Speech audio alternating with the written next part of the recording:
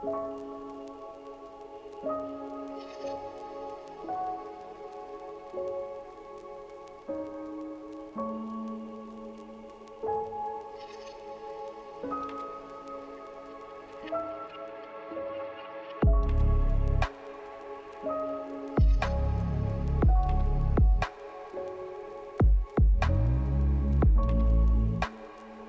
you all remember what time it is now? Time for us to perish as we try to remember what the fuck happened last week. Yes, it's time for you to perish as you try to remember what the fuck happened last session. Hey, 15 seconds to explain what happened last session. That's all you get before I cut you off. Yeah. Anyways, who'd you pick? I'm gonna pick Lyrica. Oh, Lyrica! Oh. Oh, 15 seconds. why is there so much pain? Okay. What happened in last week's episode in 15 seconds? For your right for inspiration in 3, 2, 1, go. Lots of tears, heart to heart, building, boom, fire. Got to the club, shark fight, but wait, no, not shark fight, shark race, but wait, no, not shark race, boom, key, battle. All right, that works for me. Who's going next? Current?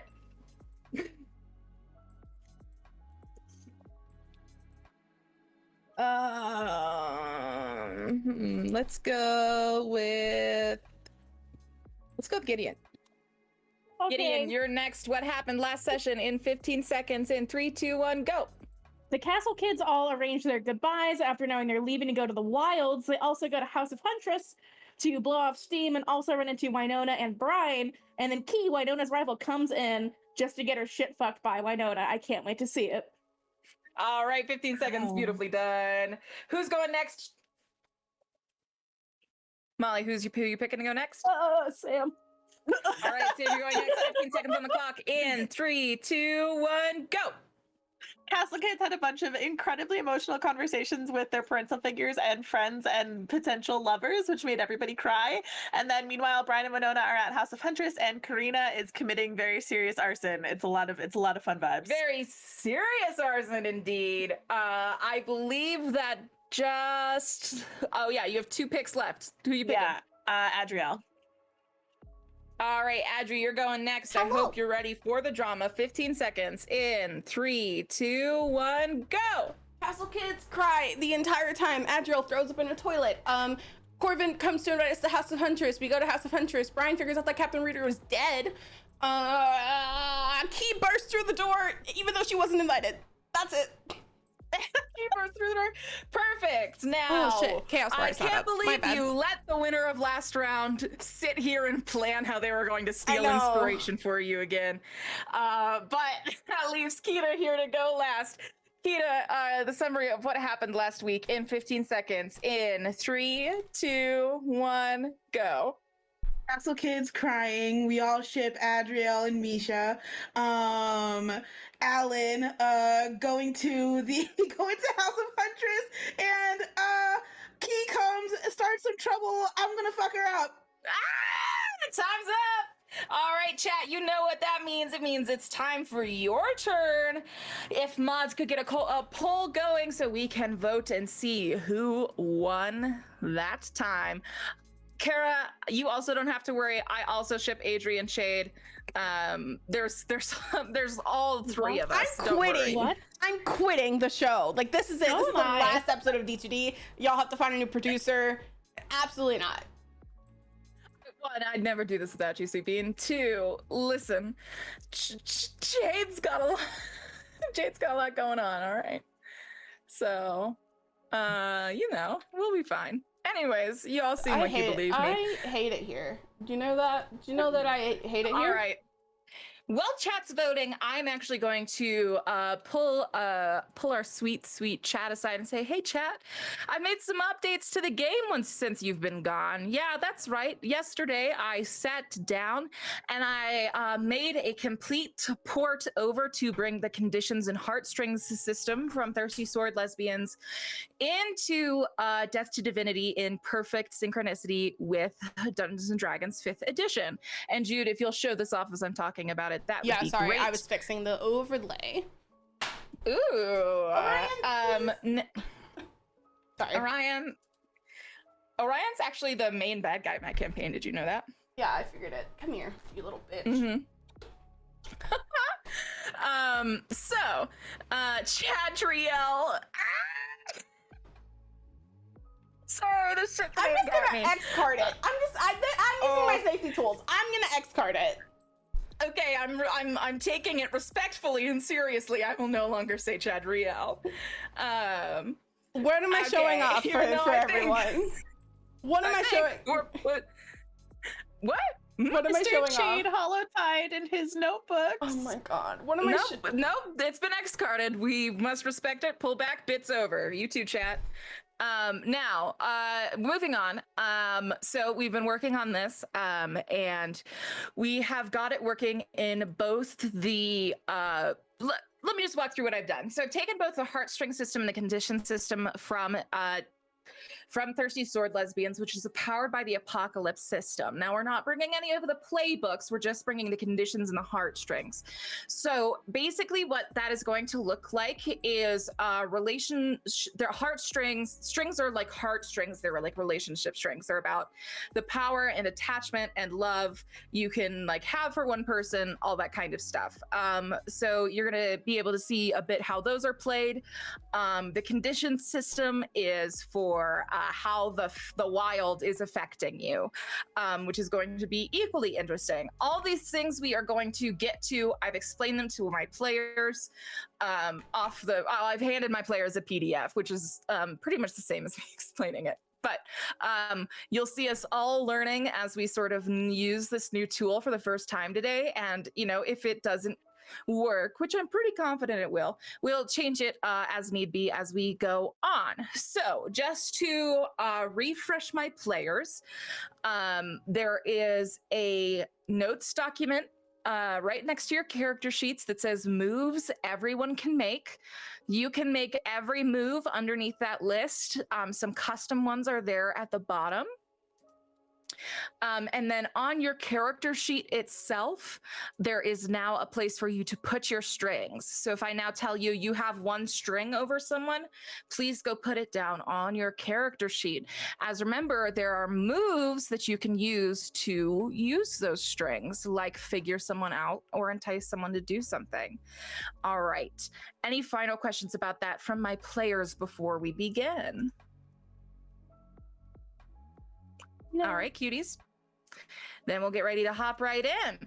So, we paused last time at the entrance to the Huntress, where a certain rival has just broken through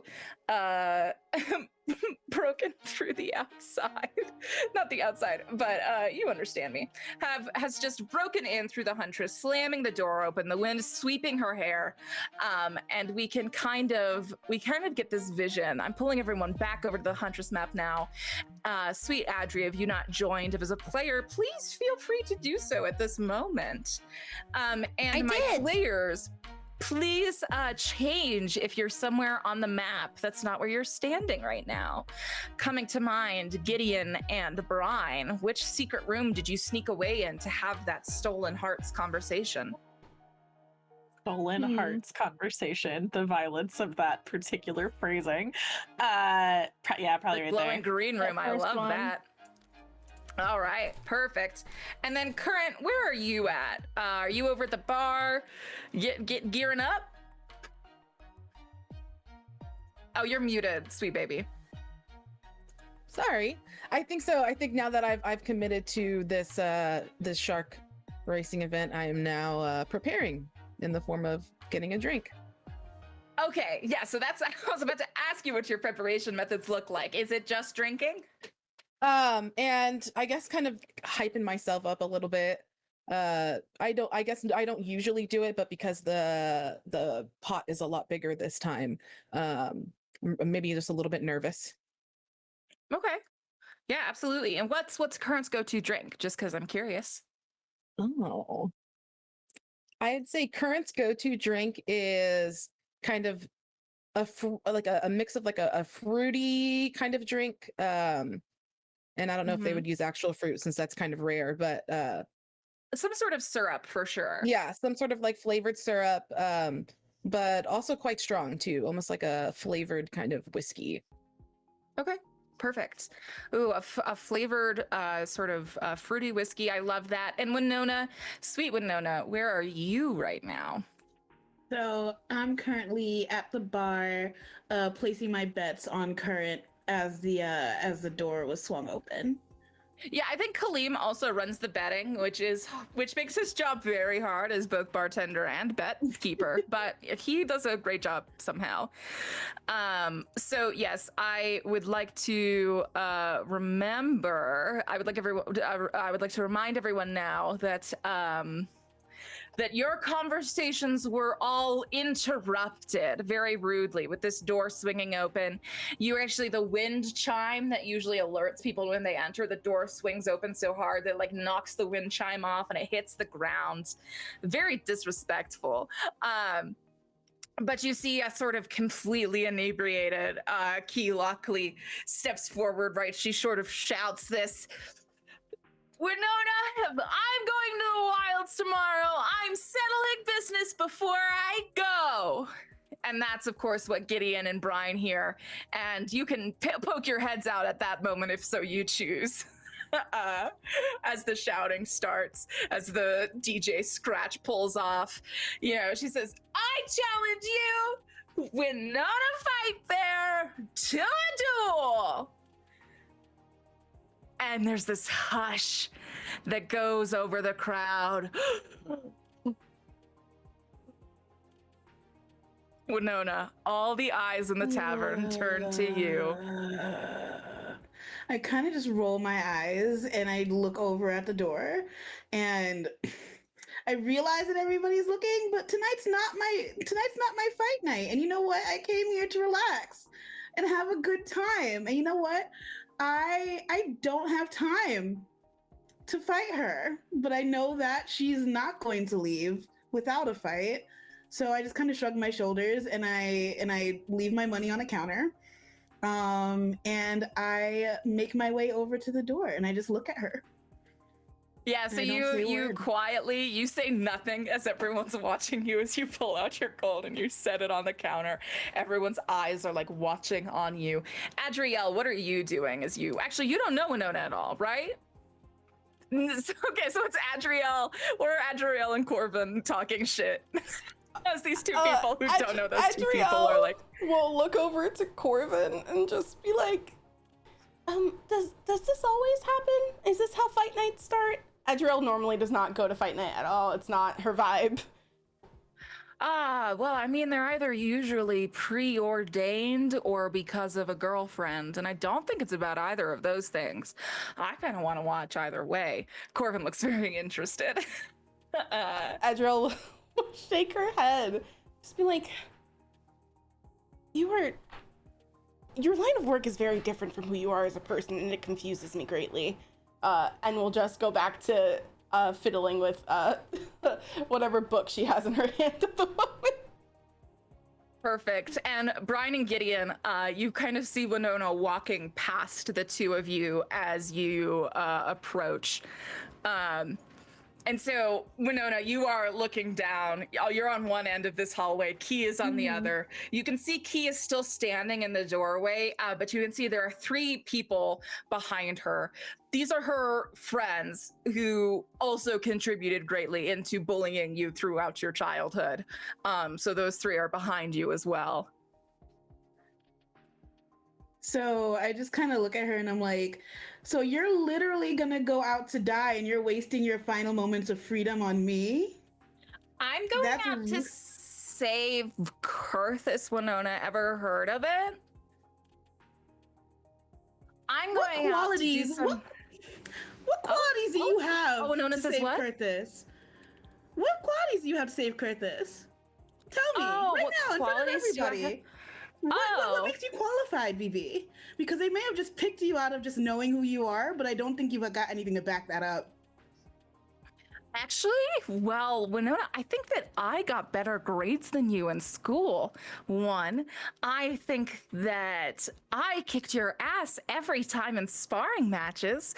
Two, three, I think that I use more brain cells in one day than you did last month. Four, wait, which number is she on? I have no brain cells. Fuck. Whatever number she was on. She goes, and four, this is mostly just for me before I go do everything for Kurthus. So, still riding on that childhood bullshit, huh? Think because you were 5 years old and you're smart and your daddy told you that you loved you every day and that you were special, that you were better than me. Hey, Bar, is this the person that you want to save Kurthus? Oh, interesting. You turn around to the bar and say, hey, Bar, is this the girl that you want to save Kurthus? Go ahead and roll me a persuasion check. Oh, God. With advantage. Yeah. Okay. How do I do with the advantage part? Go ahead and just click it, because I think Okay. we still have 2 rolls enabled for you. If not, we'll just Okay. have you click it again. Cool. So I'm gonna roll for persuasion. Let's do it. A 9 no. and an I would use that 9 and an inspiration, baby. Yeah, I would love to use that inspiration, actually. Then go ahead and roll again. Okay, cool. Gonna roll again. Saturn, please. All right, that's way better with a 17. Okay, yeah. So you turn around and you say, "Is this the girl you want?" I don't remember what actually. Is this your king? You ask the whole bar. Yep. And after a second, Adriel, actually Corvin, your friend who never shuts up, says, amongst the grumble, because there's immediately like kind of like a quiet like no, but like at that point Corvin stands up and says, no, it's Adriel who will be saving all of Kurthus, and Corvin sort of like points to Adriel with a flourish. What, Oh, I'm what does muted. Adriel do in I'm this muted. moment? Corvin looks. Adriel looks at Corvin like, bro, what the fuck? And she's just like, Corvin does not process this at all. Corvin, and then everyone, you hear sort of like a yeah, even though no one really knows who Adriel is, they just want to agree with Winona. like looks around the crowd and is like very actively looking for Current to be like, save me. Why did y'all leave me with him? Oh my god. And do you make eye contact with Adriel at this point? Yes, I think when the initial breakout happened with Key, Current damn near spit out their drink, and then recovering from that turns and looks and makes eye contact with Adriel, and it's kind of like this silent like, save me. And so I give him the nod and I grab my drink and start heading over towards Right, Adriel. You start making your way across the bar. And I think after that like grandstand like moment that Corvin has done for you, even though you didn't ask for it, Corvin says, and I'm a law mage. I can officiate your duel. Everyone goes, Adriel sits down and tries to make herself as small as possible. and then like Corvin kind of like turns and looks at you and says, come on, do you not want the drama on the night before you go? Corvin, I'm not the drama. How many times do I have to tell y'all that I'm not the drama? We're gonna make someone else the drama. These 2 people are gonna go fight. Damn.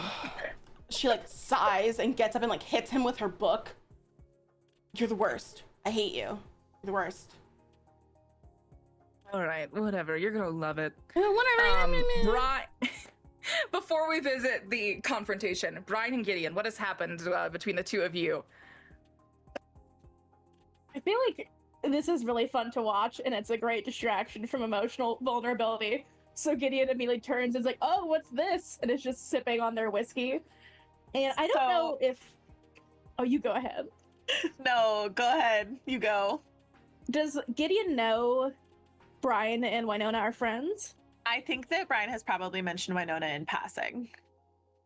But I would... Oh, so I would recognize the name. Okay. Yeah, so I think you would definitely Gideon- recognize the name. Gideon looks to Brian and goes, is that your friend?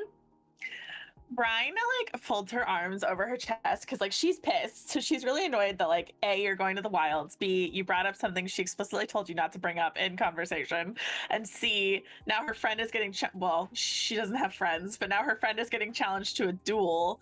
And I think confirm for me, Winona, but Brian probably knows about the rivalry with Key, right? Absolutely, yeah. Yeah, okay. So she knows who this Key person is, and she's like, and so she like folds her arms across her chest and she's like, you know, this night just keeps fucking getting worse. She's like, people are fucking dead. She's like, you're going into the fucking wilds like some kind of dumbass. She's like, Winona's getting challenged to duels. What is in the water today? What's going on? Fight juice. Let's watch it. Kick her ass, Winona! Come on, let's go get a drink. This sounds fun. This is what I want the night to be, is getting drunk and watching other people be messy. Let me get you a drink, and then we'll get a good seat to watch your friend kick someone else's ass. Because Key sucks, so this is going to be really good for me personally to watch this happen.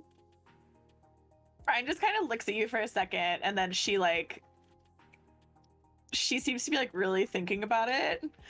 And then she says, I'm not letting you off the hook yet, but all right, you can buy me a drink. Gideon winks at Brian and goes, I'd hope you wouldn't. And then puts her hand behind Brian's back and like leads her to the bar if Brian will let her. Yeah, wow. We can do that. Sure. Sam's gonna kick your ass, but yeah, you can do that. I hate it.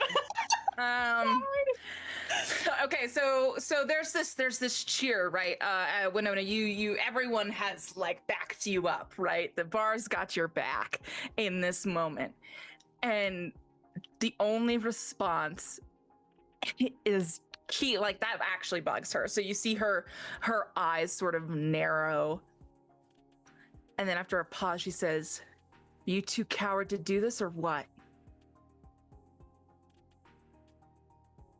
So I'm gonna go ahead and I'm gonna walk up to her, and I am just gonna go ahead and try to pick her up and throw her to the floor. You're just gonna fucking start a brawl. Let's fucking go. Okay, let's do an attack roll. Let's fucking go. Let's do it. But do you wanna? Okay, yeah, because this would be like a grapple. Because like the pet. So go ahead and roll a strength roll. Plus, so roll your d20 plus your strength modifier plus your proficiency modifier. It's basically the same as an unarmed. You're basically doing an unarmed attack because you're hoping to pick her up and use her body as the weapon as you throw her to the ground. So it's not like you're using a sword or anything. So I'm rolling strength. Yeah, go ahead and just roll a strength roll for me. Okay, so I'm rolling a strength roll. I get it. That's a strength. Okay, so that's a strength save. 27. I need you to. I need you to. Oh. I need you to click a strength roll. Oh, even though okay. those double 20s are fucking wild. Look at that 20. Okay, we'll do it again. Sorry. You do not have a plus 7. I didn't realize that was clickable. Okay. Oh yeah. It's very well hidden. So a 10 is less good for sure. Yeah. But I'm actually going to have us roll initiative now. So you are going to be the first one to roll initiative. So what you're going to do is you're going to click your token to make sure your token's highlighted, Kita. And then you are going to, in your character sheet, there is a thing that says initiative. You're going to click on that. Okay. Initiative. Oh, not 20! What are you rolling so many 20s? The fuck? This is terrifying. Okay. And then I'm gonna roll Key onto initiative as well. And we're gonna see how she does. She got an 11. She did half as good as you. All right. That's about right. So, do you want to start the fight here, knowing that this, if y'all started brawling now, is not going to be an official duel? It's you two just punching each other in the entrance of a bar. How do you... That's fair. That's fair. So what would Like we you need to can do to stop have... you can stop now, right? Okay, because I think what Okay. happens is like you come over to try and like throw her to the ground, and I think that like she's ready for you, so you don't manage to like pick her up and throw her into the ground. But I do think you manage to like shoulder check her like into the door frame, which like shakes the whole door. And I think like it's about to get intense. And I think like if you don't do something to step back, we're just gonna start the fight here outside of the rules of duels, Okay. which could be dangerous for both of you, but also means that you don't have to follow any rules. Ooh. Now let's do some rules because she's dirty. She Should do is something dirty. to- So what do you do Yeah. after you shove her to the door and she looks like she's about to kick your ass? What do you do to say like, no, wait, let's play by duel rules? I just say that let's finish what you started in the bar with actual rules and never call me a fucking coward ever again. Absolutely, I love that. And you say that you're real close to her. You're like this far away, and she's looking at you. And Corvin, always ready to be in someone else's business, kind of pokes his head down the hallway and says, "Yes, I actually believe I could sort that out for you, you two." And Corvin waves his hand, and the pool of water that is reserved for the shark fight later, you can see that it turns into ice in a single moment. And then like there's like you can see almost like an invisible person, and like this invisible sort of figure just like scratches hatch marks in it so that it's not slipper anymore. And just like a matter of moments, and you suddenly remember, man, Corvin's more powerful than maybe most of us put together. Why is he so good at his dang job? As you all, but this is now frozen over ice, Winona, and Corvin seems to be offering it to you to duel on, if so you wish. Sounds good to me. And then Key says, "Sounds good to me too. I can kick your ass anywhere." And she shoulder checks you as she strolls past. All right. Let's just get this over with.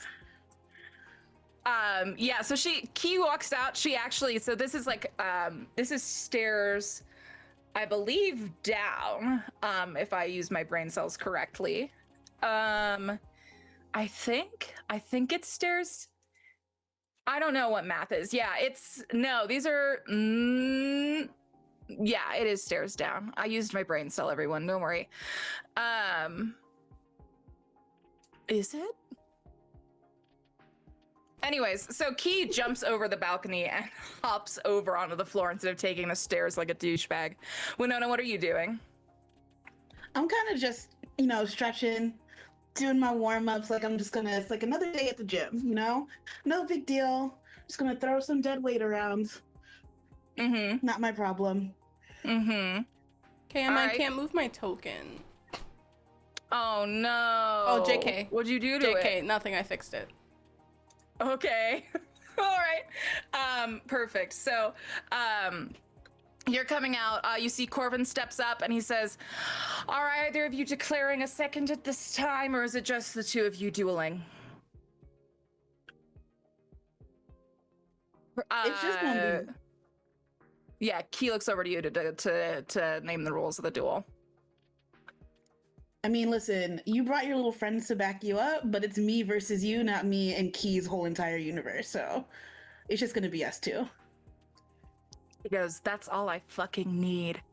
And Corvin then says, "And are we doing this to first blood or concession? What are we doing this until?"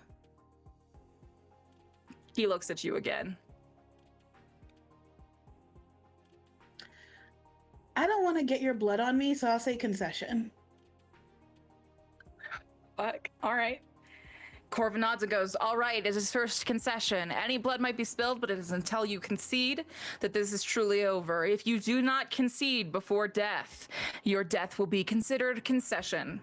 Any questions, wrong, duelist? Okay. I understood that wrong over here. Do you say that out loud? Or do No, I think kinda that. I say that under your definitely think that. I was like...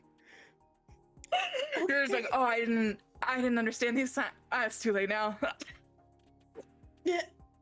Brian can hear this from where she's at the bar with Gideon. Like, how loud Yeah, is I think this? so. Oh yeah, no, Corbin's making a show of it. I think that, like, spooks her a little bit, and she kind of has this moment of just like, oh my god, no, Winona, oh no. Edriel's horrified and looks over at Gideon like, what the actual fuck? Gideon shrugs. Gideon has ordered potato skins and chicken tenders to go with his show at the bar and is waiting for their food. He looks to Brian and goes, I think your friend's about to fucking kill someone. Do you want to go help her? I'll wait here. I'll get your drink. They're busy. It'll take a minute, but I think your friend might actually kill She someone. said she doesn't Edriel want a goes to second. the I can't get bar. involved. That's not how this works. Edriel goes Does she even to the know bar. you're here? Yeah, she knows I'm here. We were just fucking talking not 10 minutes ago before you told me that you're doing whatever you're doing. Well, at least I'm not making an ass of myself this big before I go die in the wilds. And Gideon turns and looks at Edriel and kind of like just shrugs again. And then looks Rhyme? back to him. Actually, like, smacks you in the arm when you say that you're gonna go die in the wilds. Ow! She doesn't say anything. She just smacks you in the arm. I won't die. I'm not gonna. At least I won't die like this person's about to.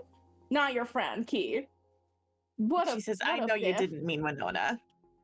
No, At this point, no. Corbin says, all right, duelists, any other attributed rules to this duel? Would you like to have it now, or would you like to declare it at a later time? He goes, I'm good for now if you are. Whatever. Let's go. Then now is fine. And the DJ is paying attention to this. DJ's like, okay. You see the DJ turn on. Oh, we don't have fight music yet. Oh no. What'll I pick instead? Politics? I feel There like we my go. bones already. I'm so tense, and I'm not even dueling. I'm Yeah, very stressed. I'm ready. So Corbin steps forward and says, all right, this is a duel intel concession from Winona, what's your last name? Fight fair? From Winona Fight Fair and Key Lockley, this is done intel concession and not first blood with no seconds or medics announced. The duel will begin in 3. Key pulls out a dagger from her sheath at her side. 2, 1. Let's go! So you've rolled initiative, Winona. It is your turn. You're going to start this duel for us. How would you like to set the tone? So I see that Key has a dagger. Am I allowed to use a weapon? Oh yeah, absolutely. Okay, cool. Cause He's a little punk ass bitch. a little punk ass bitch. So and I can't make any rules because like she's already pulled out the dagger, so she's already trying to fucking murder me. I've got a battle axe in my items. Now, Welcome to the fucking battle axe. I don't know if I want to hack at her. So you know what? You can always clarify that it's non-lethal damage. I'm not going to be like, you've Okay. killed her on accident. Her blood Okay, is on your cool. hands. That will Cool. not be. You can always specify to me whether it's lethal or non-lethal damage. Okay. So honestly, I kind of just pull out my. I know I like. It doesn't seem like I'm always carrying a battle axe. I don't got that thing on me all the times, but I pull it out from like the back of my pants. Just keep it like tucked in, and I'm just like, "Are you sure you want to use that dagger? Am I allowed to like just? Because I."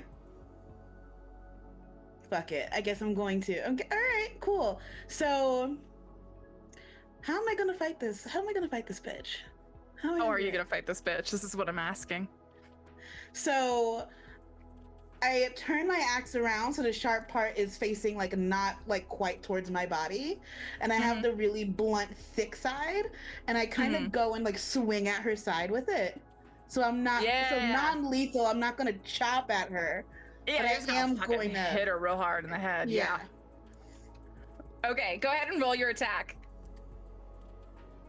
I'm gonna roll my attack. How do I? You can just click that battle axe thing. It says in your Oh. attacks. You'll just click it and it'll frickin' do it for you. There we go. Yeah, it's real nice. Hello. Hello? There's May I? There's like a thing, Kita, that says attack in that center column.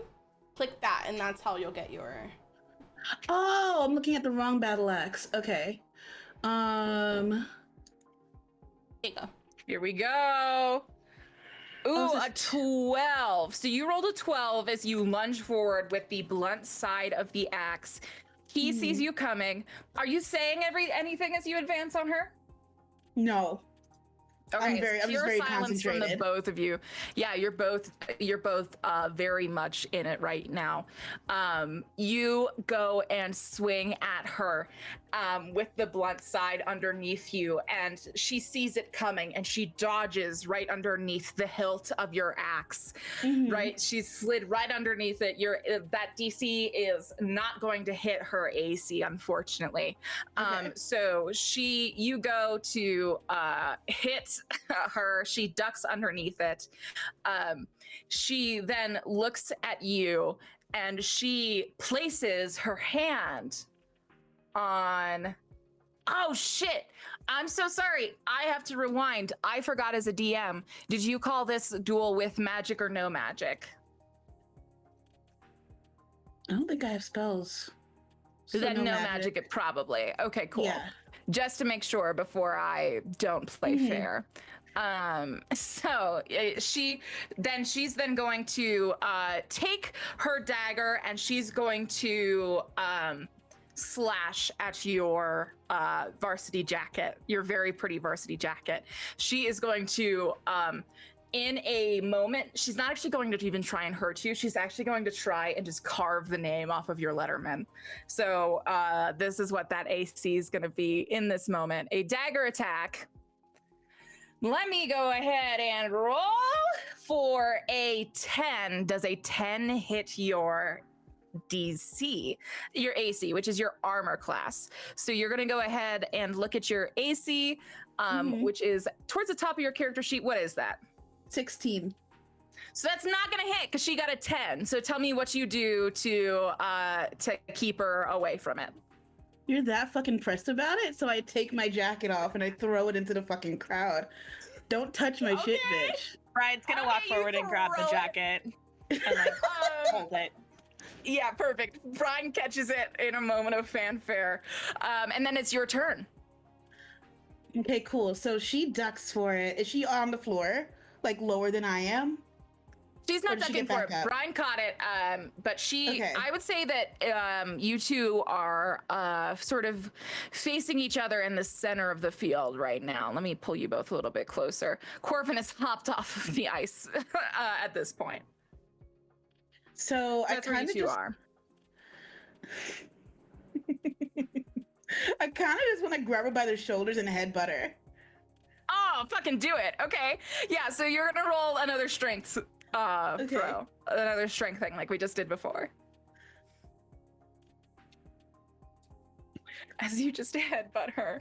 Oh, only a 10! Neither of you are hitting each other. And I think it's because you fought before, right? And so she goes to headbutt you and she slips out of the way again because like she's fucking slippery and she always has Slimy been when it ass comes to bitch. fighting you. And it's always just so annoying because you're like, if I could get my fucking hands on her, I know I could beat the shit out of her, but I just can't touch her, and it's so annoying. And so with that headbutt, she then like slips underneath you, comes up behind you, and is going to try and slice like your back, just like across your shoulder blade, is what she's gonna do. Not a huge blow, but a largely superficial one. Okay. Almost like she's playing with you at this point. She's not taking it super fucking seriously yet. I love Molly's faces, like Molly hasn't watched me duel someone in D&D before. I'm so mad for Winona, and I want. Oh my god, a critical so bad. fail! Oh my gosh. That's what you Okay. Tell me, so if this is a critical fail, tell me how Winona was like ready for this and uses it to get the upper hand during this critical fail. So if I kind of like, so she's behind me. Mm-hmm. And so I can kind of feel like the like I don't know how to explain it when somebody like swings at you, you can feel the air that's like passing by your back, especially Absolutely, now yeah. that I have my jacket off and I have my tank top on. Yeah. And I swing around and I grab her arm and I try to like fling her to the floor. Oh my gosh, yeah, let's say you do it. You grab her arm, you fling her to the floor. She's completely prone now, and it is your turn. So now Which that means I've you're got going her, to roll your attack at advantage. okay. So I'm just gonna try to get on top of her and just punch her in her shit. Oh, let's go! Okay, so that's gonna be another strength roll like we were talking about. Okay. And I'm gonna roll a strength roll and I get a 21! Oh, 21! Ah, That's going to hit. So, I'm gonna, it's a bit of a convoluted command, so do you mind if I roll your damage Yeah. for you? Mhm. Okay. 1d4 plus 3, and you all are level 5, which means your proficiency bonus is a 3 right now, so a 1d4 plus 3 plus 3. You deal 10 fucking damage to her. Oh my god! As you just like get over her, but then tell me what it looks like as you just fucking clock her in the face. Don't fucking play with me, bitch! Yeah. So much. All right, yeah, she's taking 10 damage as you punch her in the face. Oh my god, I love that for the both of you.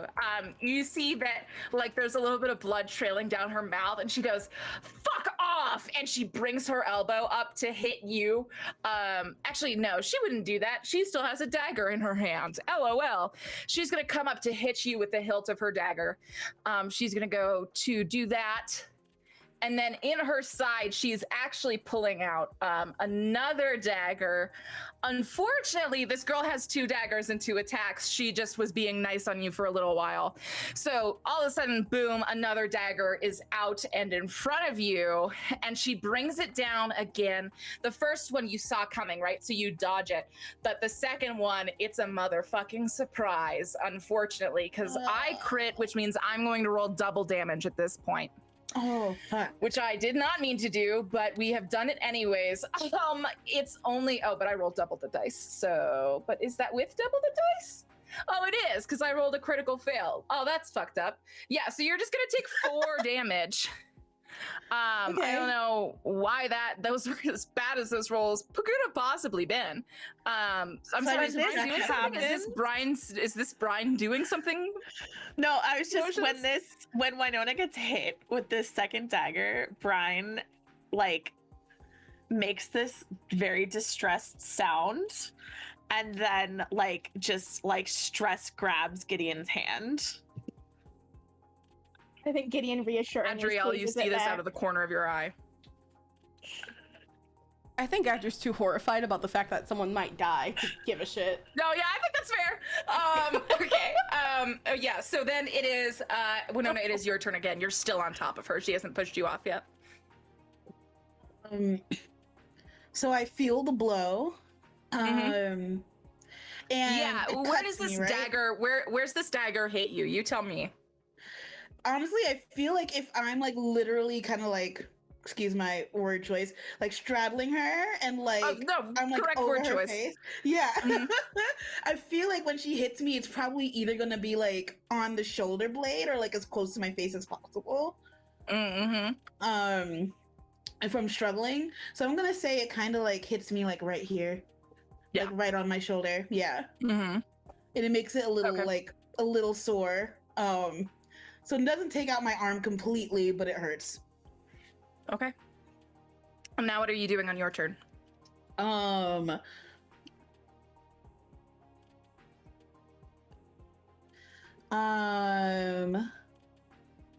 I am, so can I use any of these moves?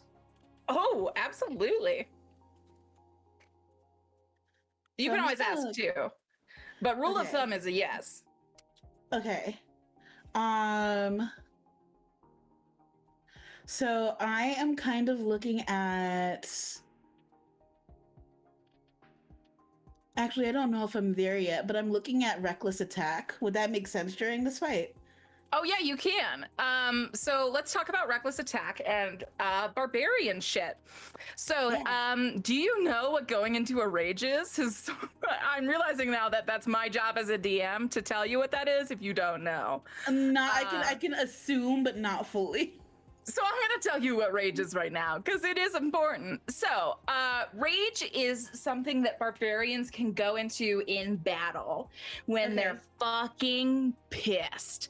And what that means is it's like, I'm so pissed, we're just going to be mad right now. And that's like the core function of the barbarian, right? Okay. And it's like, what they do is they're sort of they're like where monks is, it's like that pureness, that pure stillness that brings them their fight prowess. For barbarians, it is that pure like fight or flight adrenaline rage, right? Like my anger is what gets the job done, which is beautiful. And so that's what rages are.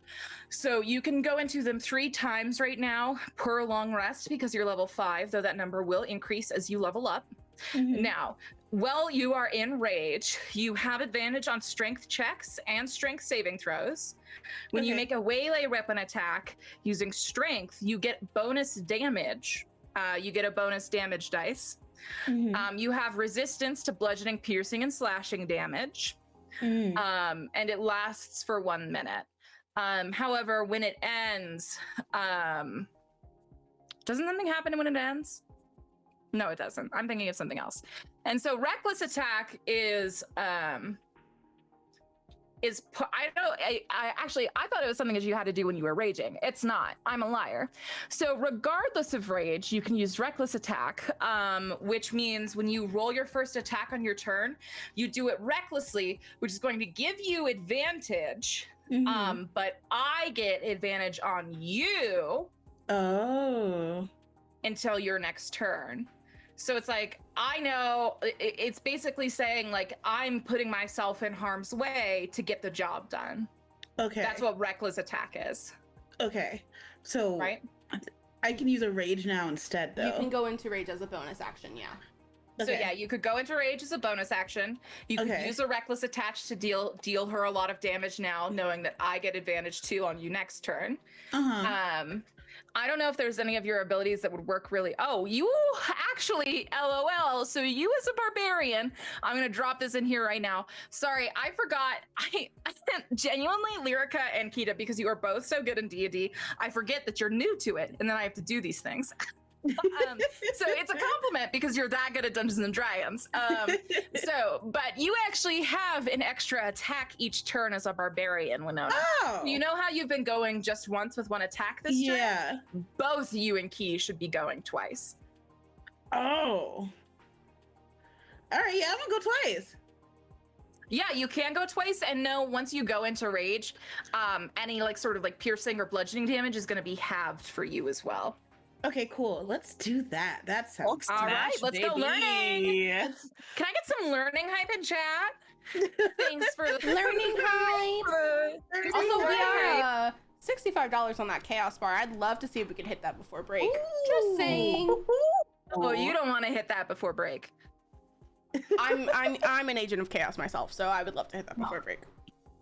Oh, okay.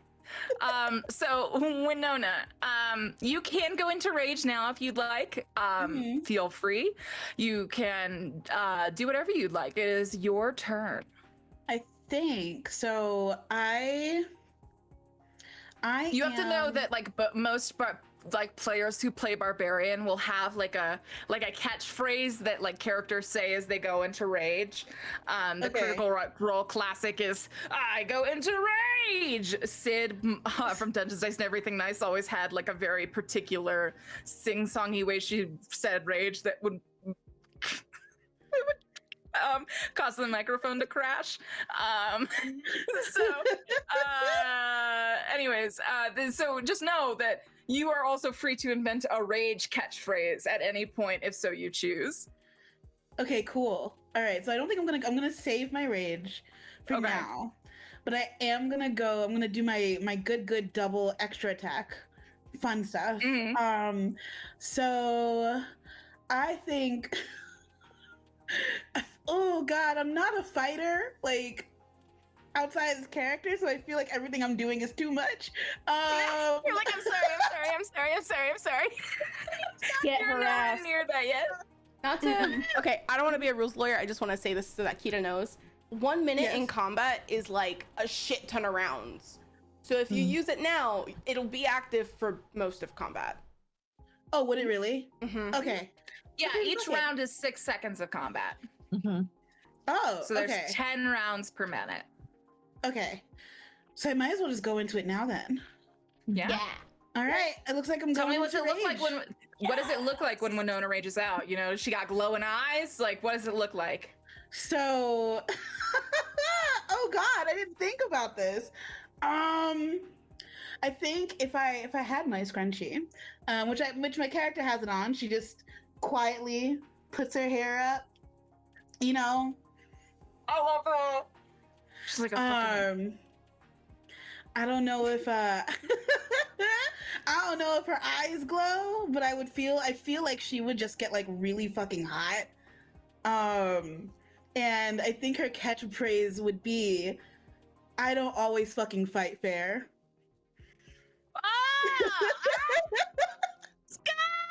So, oh my gosh, okay. You are on top of her, you quietly put your hair up and you say, I don't always fucking fight fair. What happens next? I just pick up her shoulders and smash her back into the fucking ice. Oh my god. Roll a strength roll again for me, like you did last time. Oh my goodness. I'm scandalized. Winona, do you I have got a proficiency? 16. A 16's gonna hit. Go ahead, and I'm gonna roll that damage for you again. Okay. Just because it's a whole mess, and I'll teach you how to. I'll get it in your thing next time. 1d4 plus 3 plus 3.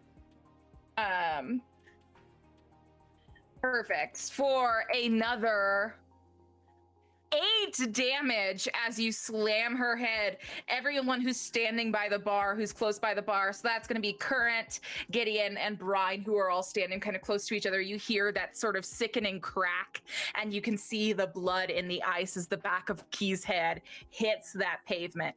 And not pavement, hits the ice. You hear Key say, I'm getting pretty fucking sick of this. And Key is going Doesn't to Winona have another attack? Sorry. Oh yeah, shit. Winona has a whole second attack. Do your second attack. God, oh God, I feel so bad. Get it out! Get it out! You don't feel bad right now. Well, yeah, that's the thing is you can tell her to concede, right? Like that if that's you fair. think that she should, tell her, right? You know You what wanna would you know if Winona feels bad that she's kicking her ass, you know, like Winona can feel bad. Then like, what does Winona do? I'm still got my full body weight on her, and I just look down. I'm like, oh, aren't you supposed to save Curtis tomorrow? Are you still sure you want to keep going?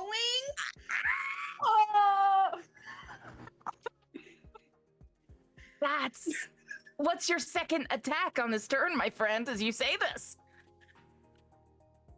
And, at this point, I think I'm just gonna put my hands around her neck. I'm gonna keep it nice and, for the most part, gentle. Roll an intimidation check for me. I'm not gonna count that as an attack. We're just gonna count that as an intimidation tactic. I think from the edge of the rink, Brine yells at That's the what he top of her says. lungs, "Give it up, Key! Just give it up!" A 26! Oh my god!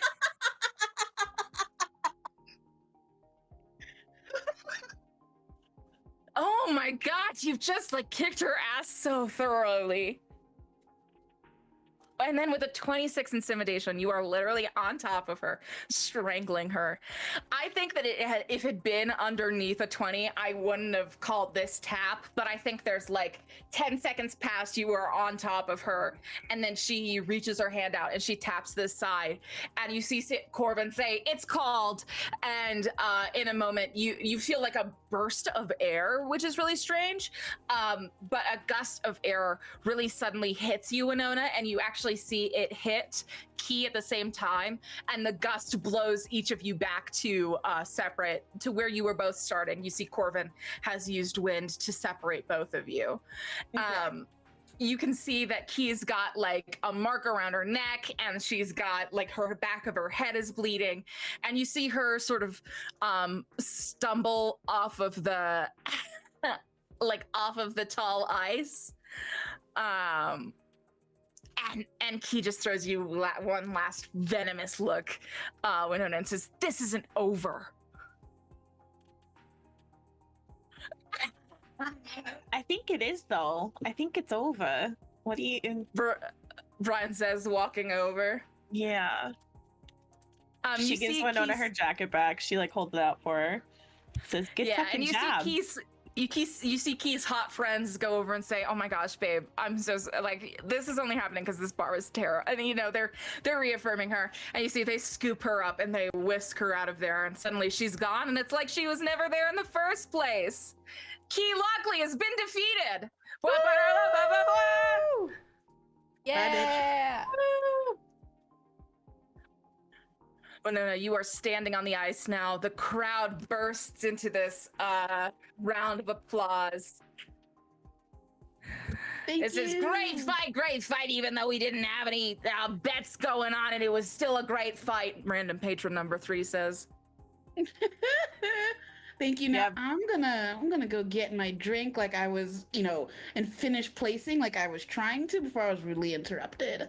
Brian gives you your jacket back, like from like the edge of like the ice, and she Thank says, "Are you okay? Do you need anything? Are you good?"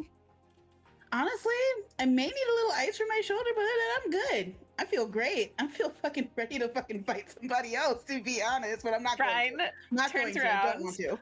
turns around and kind of puts her hand in the air. And she says, "Can we get some ice, please? Some ice for the champion." Thank Ice. you. Zeta appears out of nowhere and says, "Ice, of course."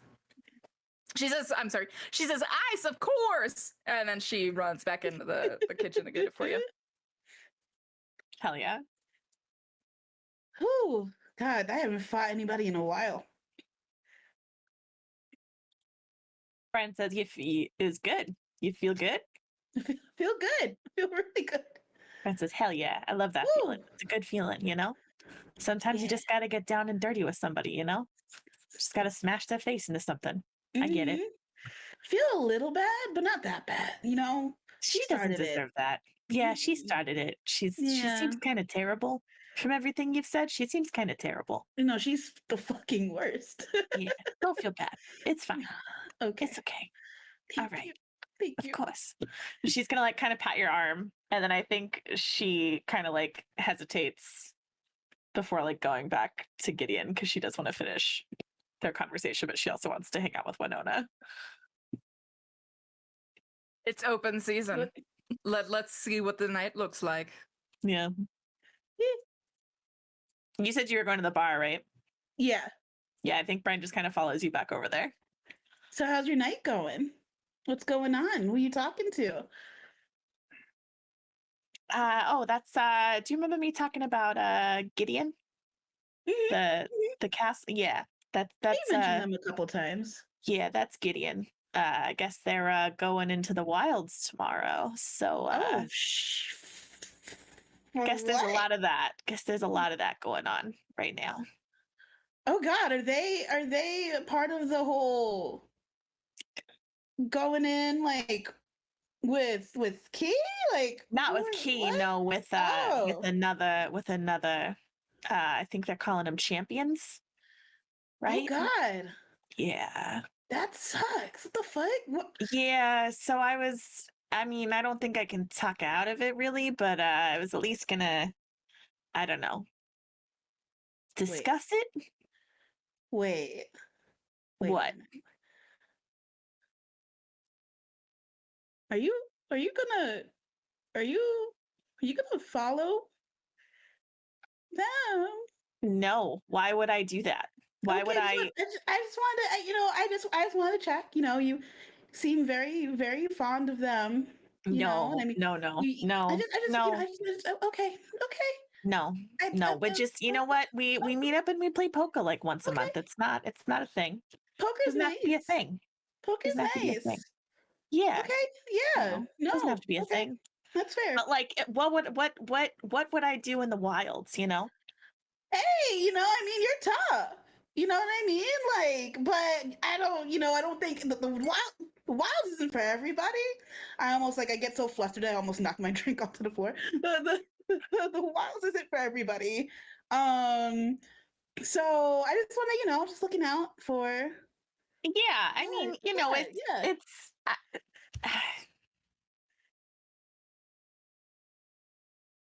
I can tell something's up.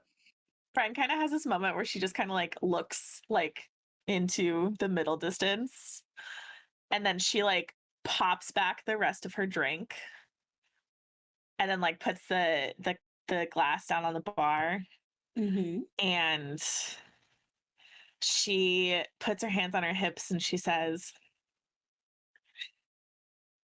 "You know, Winona, there's a reason I don't get close to people, you know? And it's because of shit like this." Yeah, people leave, huh? Yeah. They always fucking leave. Or, They- you know, I end up in a situation where this happens, and she kind of gestures vaguely to her eye. I mean, you got that from a fucked up scuffle, which I mean is still fucked up. Yeah, but like that's the thing, right? Is like it's so easy to fucking make mistakes.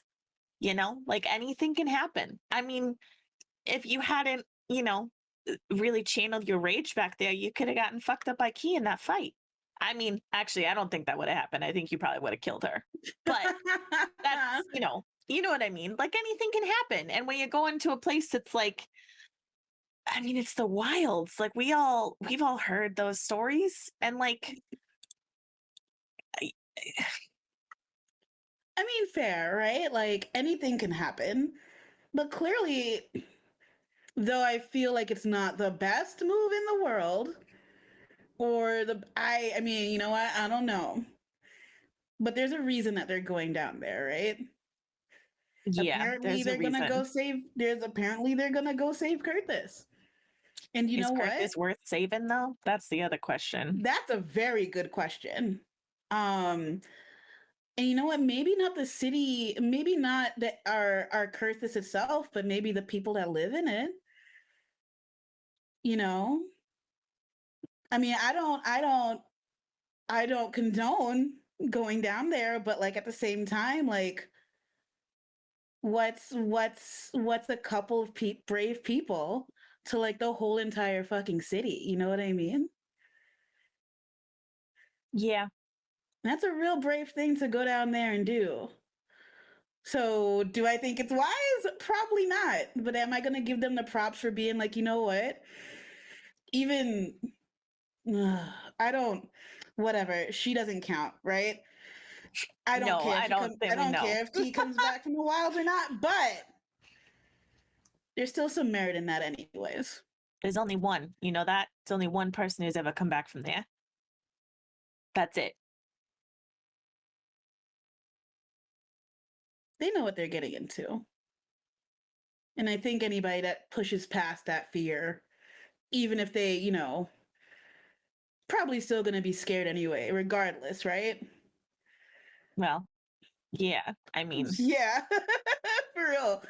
But I don't know. There's a greater purpose in going down there. And if they want to go for it, I say fuck it. Let them go for it. You can't change people's minds, fam. And if they're already dead set on it, some people don't have a choice, apparently. if that ain't the truth, I think Karina proved that today, didn't she? Yeah. Yeah. All right. Well, you're gonna watch the shock races. We're gonna. Yeah. Let's go. Are they doing races or are they doing fights tonight? I don't. Is it both? Is there a hybrid? It might be both. I don't Maybe know. both. I Alright, guess is it I'm fighting gonna... or racing tonight?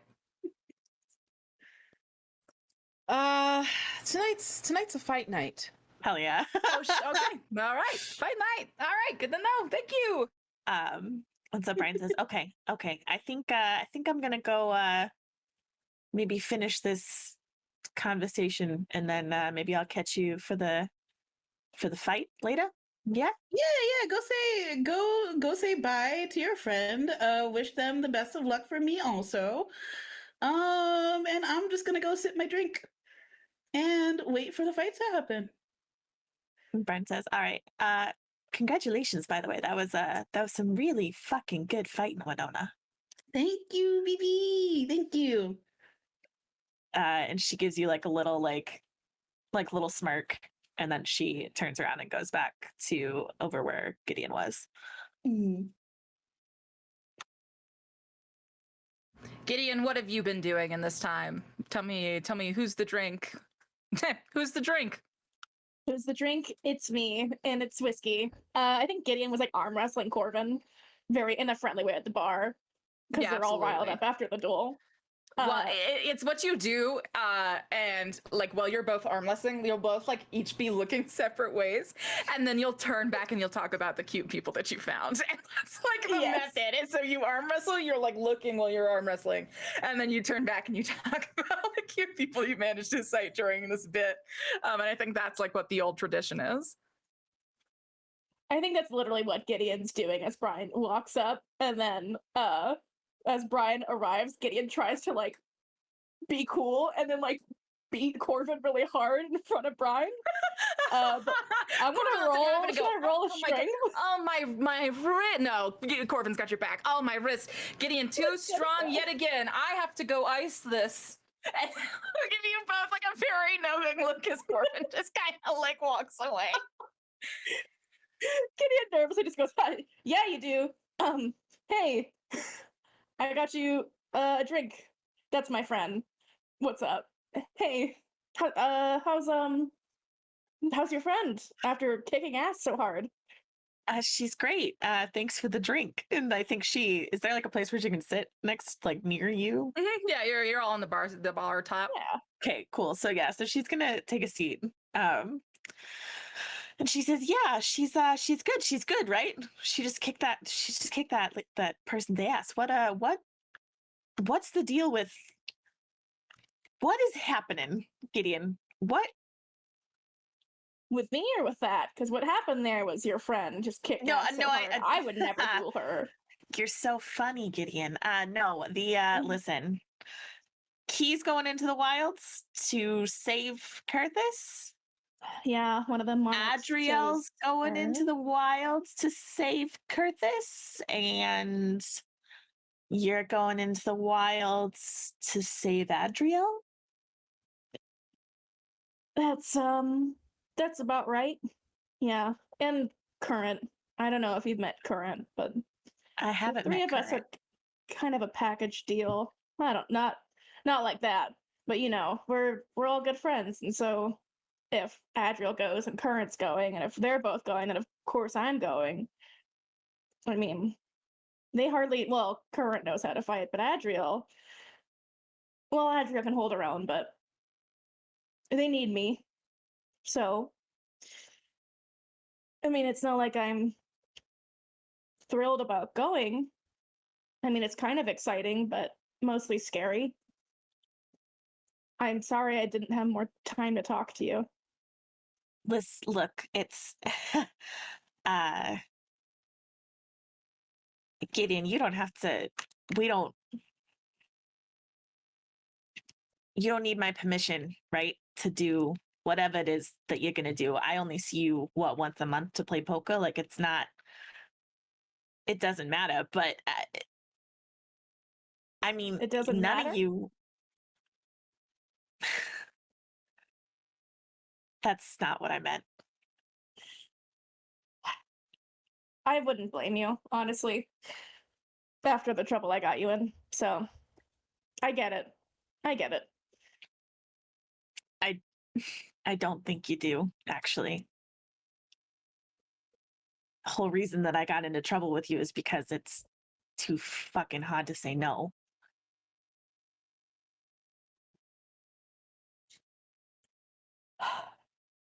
Well, hey, if when I come back, then I'll have enough clout to make sure you're out of trouble. You And can't, if you come back, Gideon, you can't.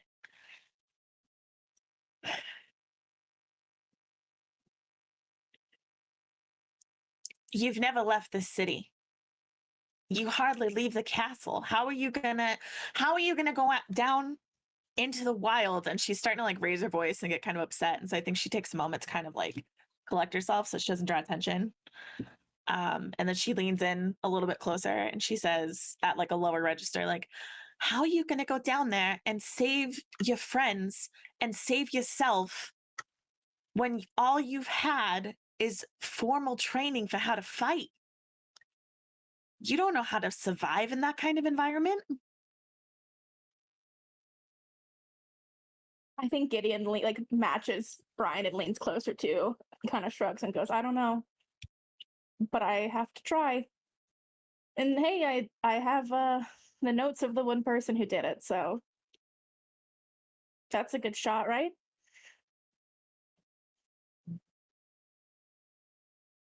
Is this some kind of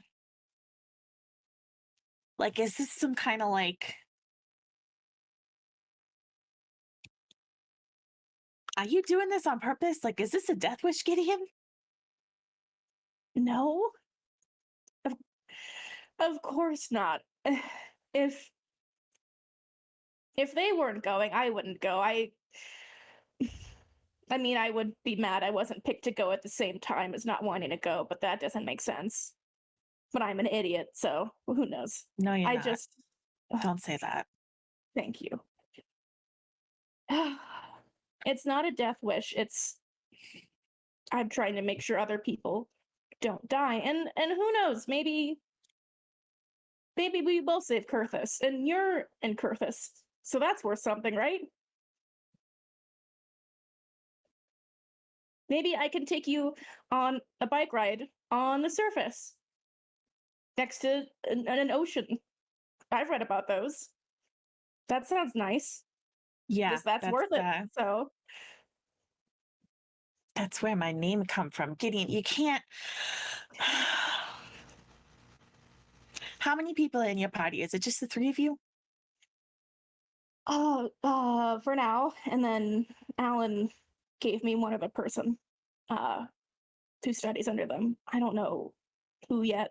Four But of if you? Alan's That's giving it? me- 4 of you. We have to 4 of find. you going into the wilds. Yeah.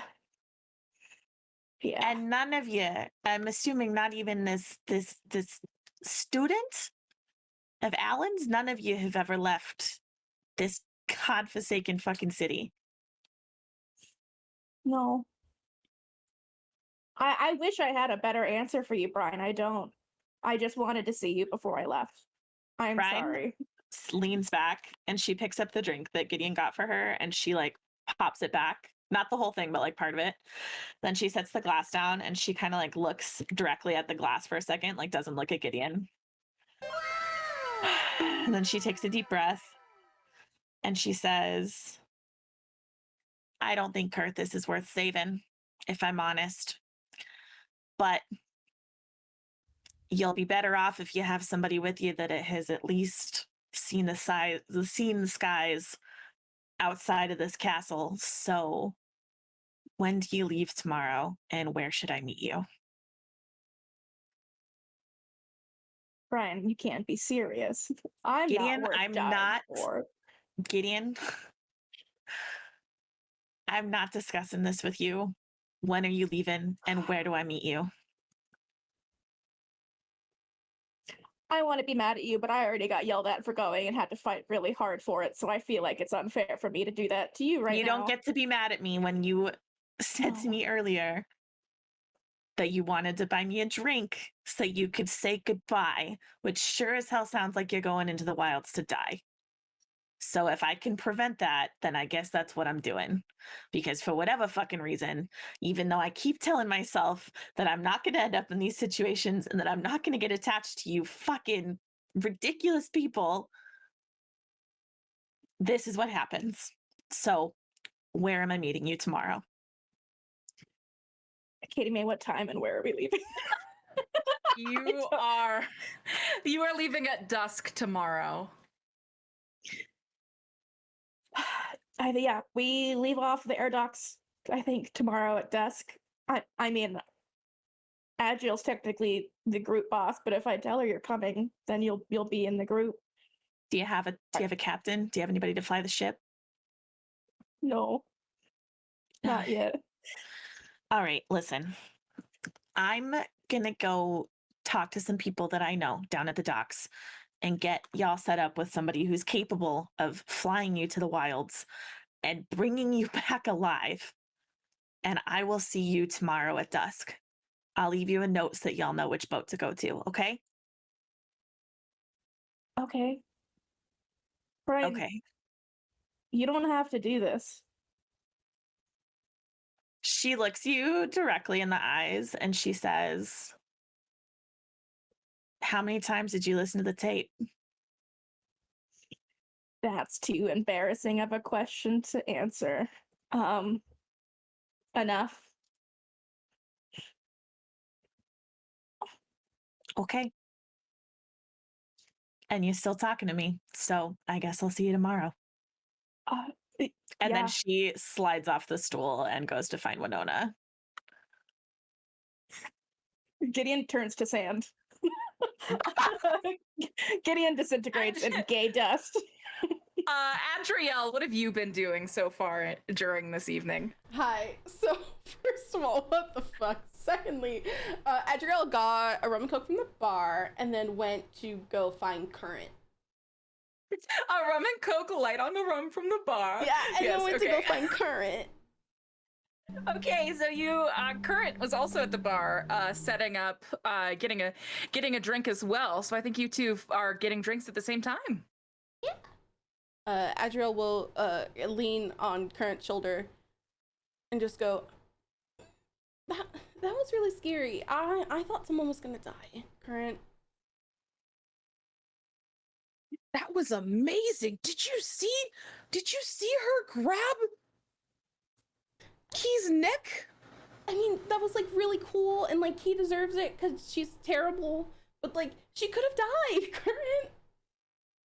I'm just saying, Adriel, we're about to go into the wilds.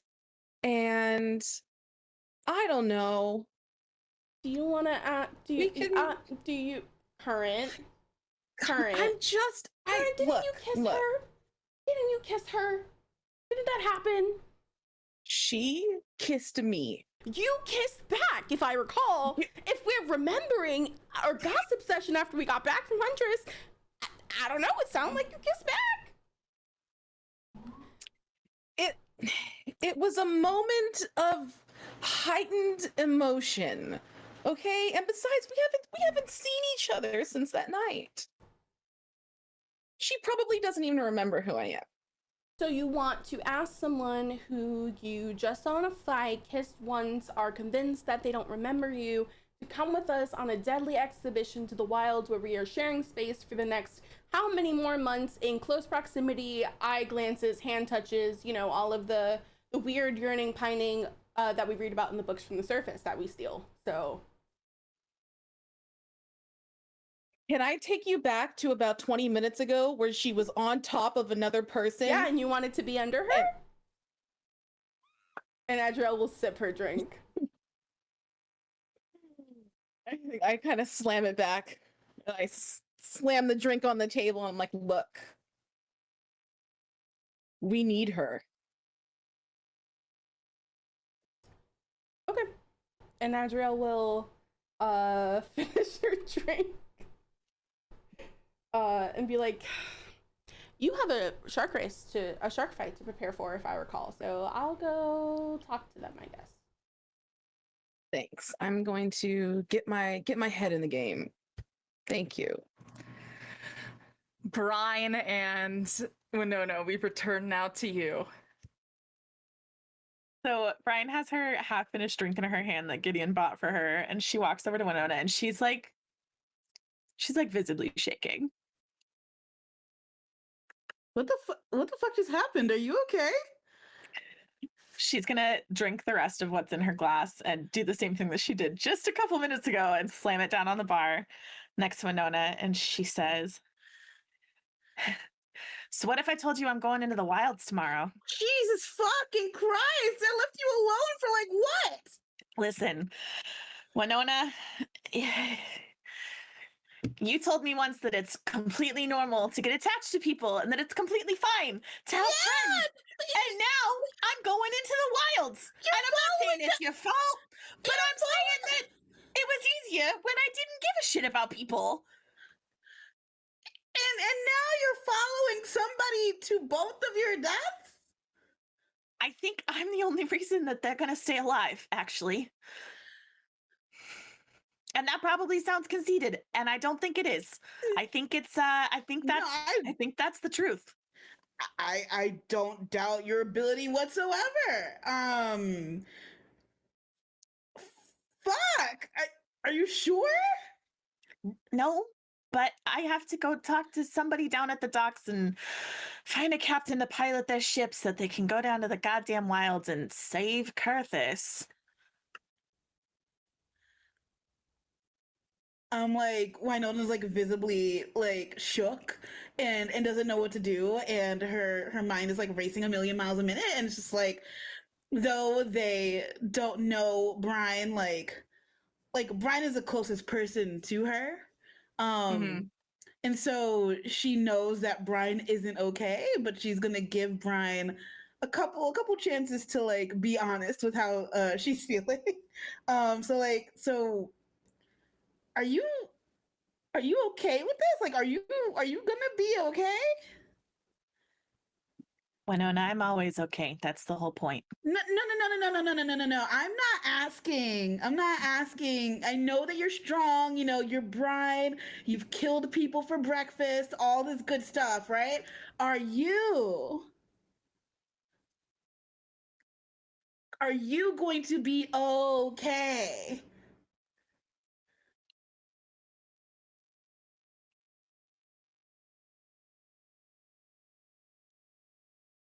I'll miss you. Motherfucker. You're not leaving me fucking here alone, are you? You're not alone. Adriel, at that point, are Karina. you wandering over towards this guy? At that point, are you wandering over towards this group? Yeah. Yeah. Andrew's Right walking after you. over. Yeah, right after that, I think Brian, because I don't think Winona recognizes Adriel at all, but Brian would. I think you can fully, I think you would very much so. You see Adriel, the chosen girl, who you are not, approach. I think Brian, when she sees Adriel, she just kind of like, she narrows her eyes a little bit, and then she says, and she like kind of waits to see if Adriel's actually going to approach them or just like walk past. But she does stop talking. Do I see? Adriel like stops Gideon's in her going to tracks. She follow. sees Brian narrow her eyes, and Adriel just stops. No, like you're too far away, Gideon. You're like across the bar. It's like a no.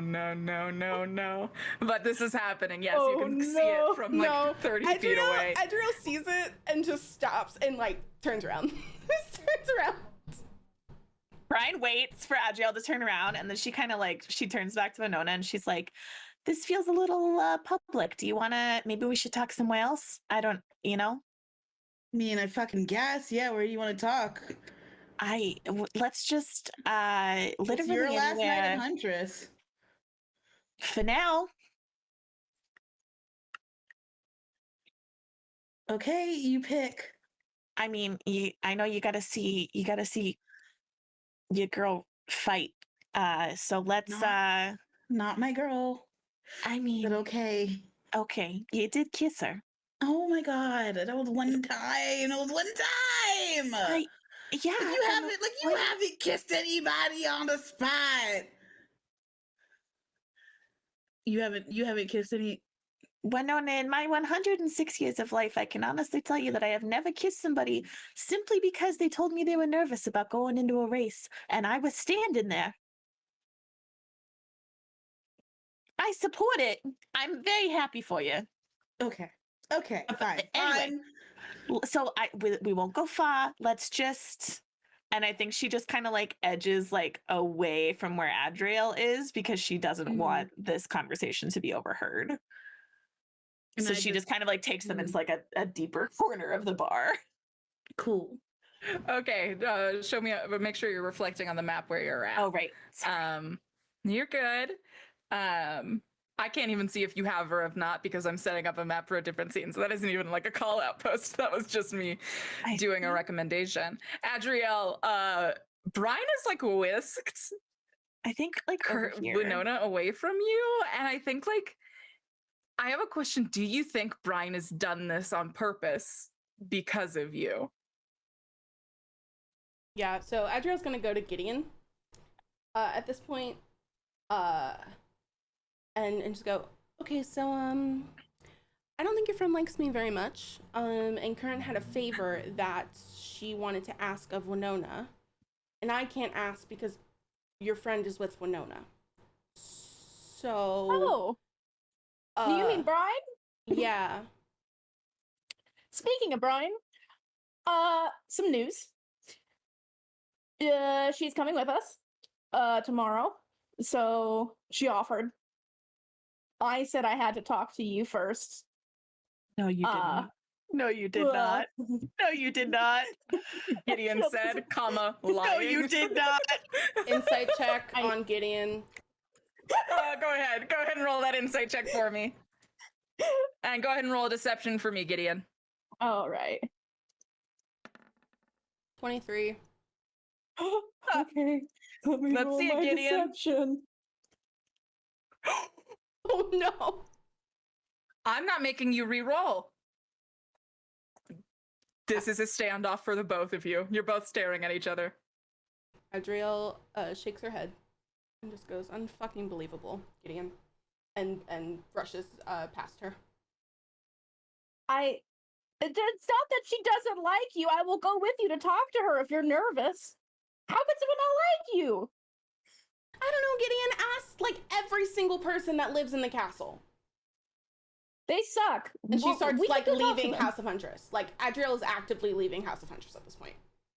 Oh no, Gideon's nervously following Adriel out. We can't, Current still has to fight. We can't leave. I mean, I won't make you stay, but I feel like we should talk to them. What's going on? What's wrong?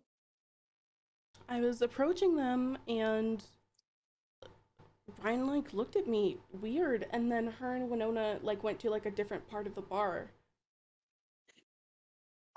And Brian is a very private person. It has nothing to do with you. you know, I don't really I'm already stressed out. And I don't necessarily need to be in close quarters with people who don't like me for the next however many months and spend time with people who I don't know if they like me or not while I'm fucking dying in the wilds, Gideon. Well, first of all, I'm not letting you die in the wild, so that part doesn't count. But I get why that would be stressful. I'm sorry. I'm not trying to put you in a bad spot. I wasn't expecting her to say she was going, but she did, and I couldn't really talk her out of it. And she is really experienced with boats and, you know, being off Kurthus, and I don't think she doesn't like you. I think maybe she's just kind of upset right now and she doesn't know you very well. And you know when you're like having a bad time and then you don't want to like Y'all be seemed, on for someone you don't know well?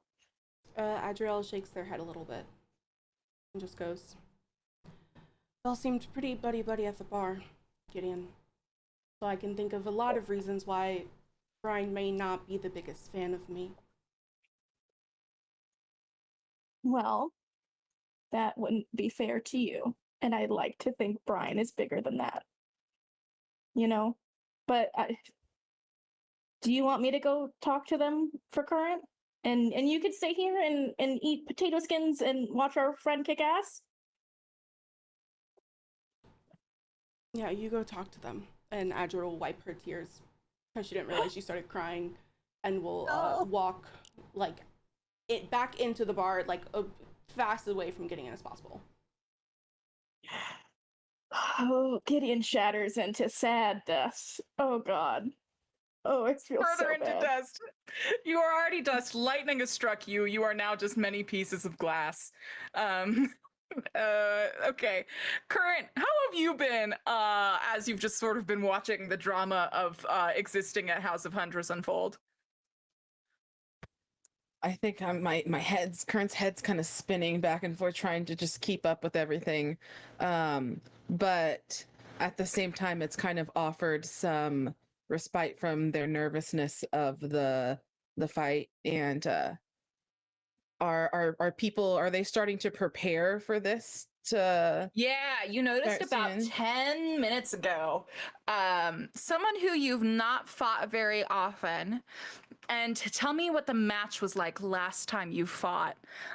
He strolls on in, and comes and orders at a bar, at the bar, and you know right away, like, that's what he's here for tonight, because he only shows up to do this. So let me drop a photo of him down here on the screen, just so we can all know him, know of him. This him. He showed up. Tell me, did you win or lose the last fight that you had with him? I won. Okay, so it's fucking rematch time. Okay, I see. And his name is, let me pull it up. Let's go. His name is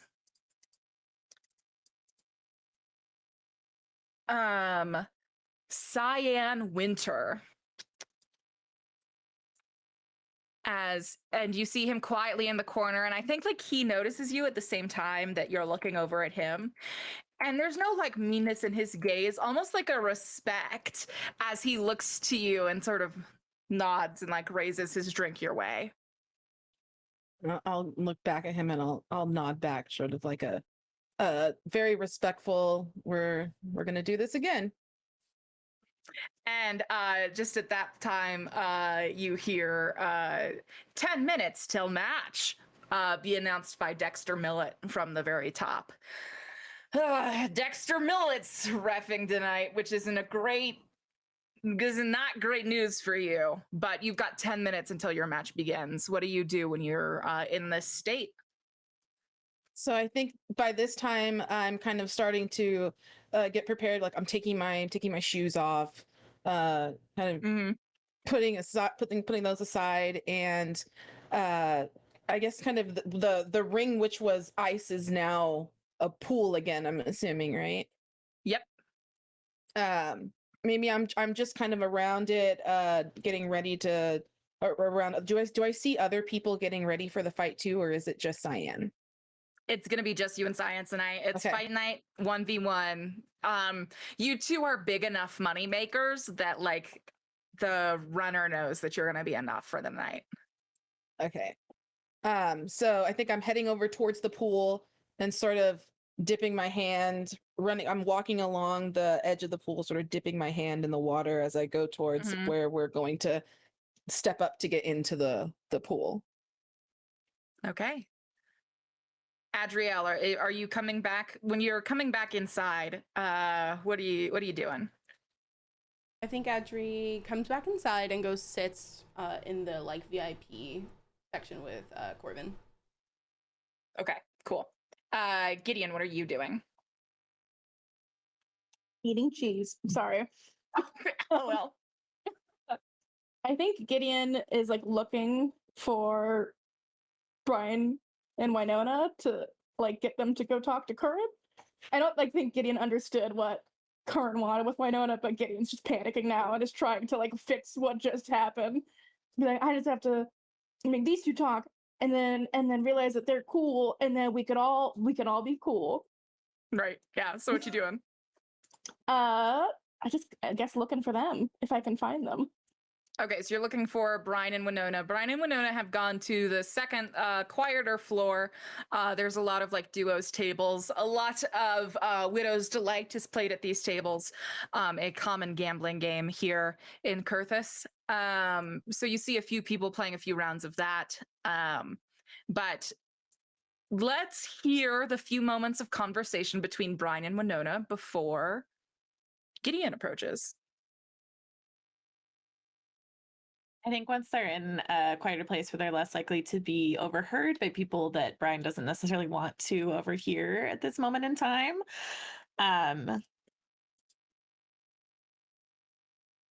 Brian says, look, I know that I should probably like talk about my feelings or whatever, but I can't. I don't have the time. There's too much to do, and I'm afraid I'll say something that I just can't take back. So Winona's kind of like staring at Brian. Like, I can't believe that you're about to fucking do this.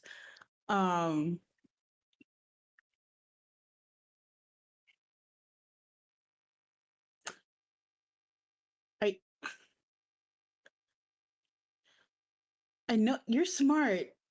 And I know that, I did that whole thing about like, like maybe Curtis is worth saving, but like, are you really?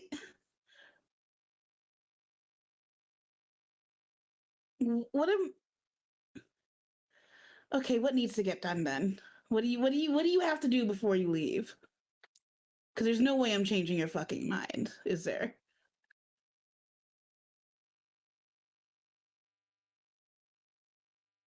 I don't think so. I think it's I don't know. It's it's I've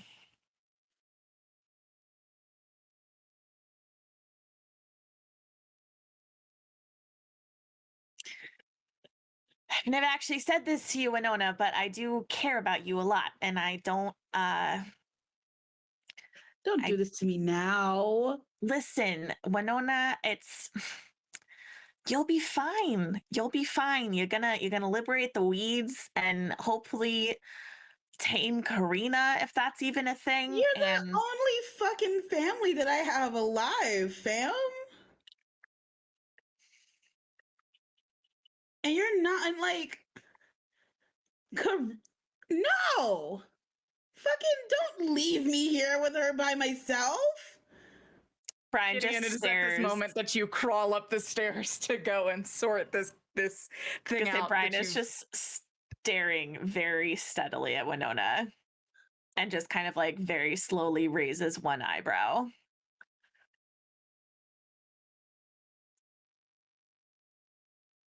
What? I mean, you said yourself you'd have to be pretty fucking brave to go into the wilds.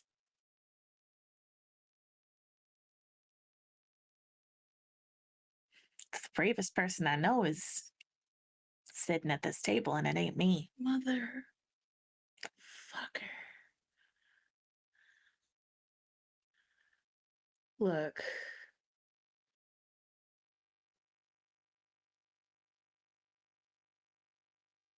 If I'm gonna die alone, You're I not might as gonna well die. I won't let you.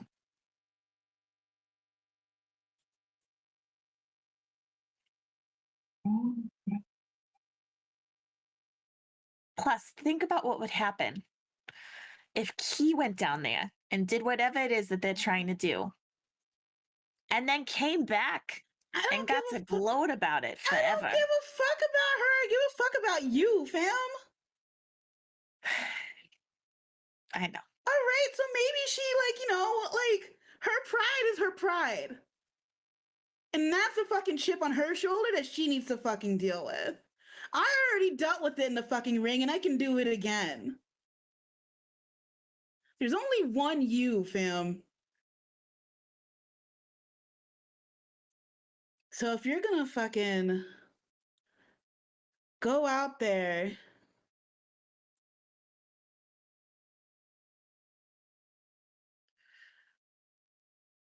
you're literally the only person I've got left, so I might as well go with you. Because there's no way I'm letting you do that and not take me with you. I don't want to ask you, but I'm not gonna inviting tell myself. You no. I'm inviting myself. Gideon, you are sort of like standing like 2 tables away, but like behind Brian, so Brian can't see. Gideon just Because- really awkwardly like. Because Brian can't see her, I think Brian kind of puts one elbow on the table and then like looks down and says quietly. So I don't know if Gideon necessarily hears this, but Winona will. She says, "You know, I don't think I've ever said it out loud, but I do love you, Winona." I love you too, motherfucker. I can't believe I'm fucking doing this. I can't. You literally are the only person I would ever, at this point, put my life on the line for. Thanks. And I don't take that lightly. Fight I night love the- begins now.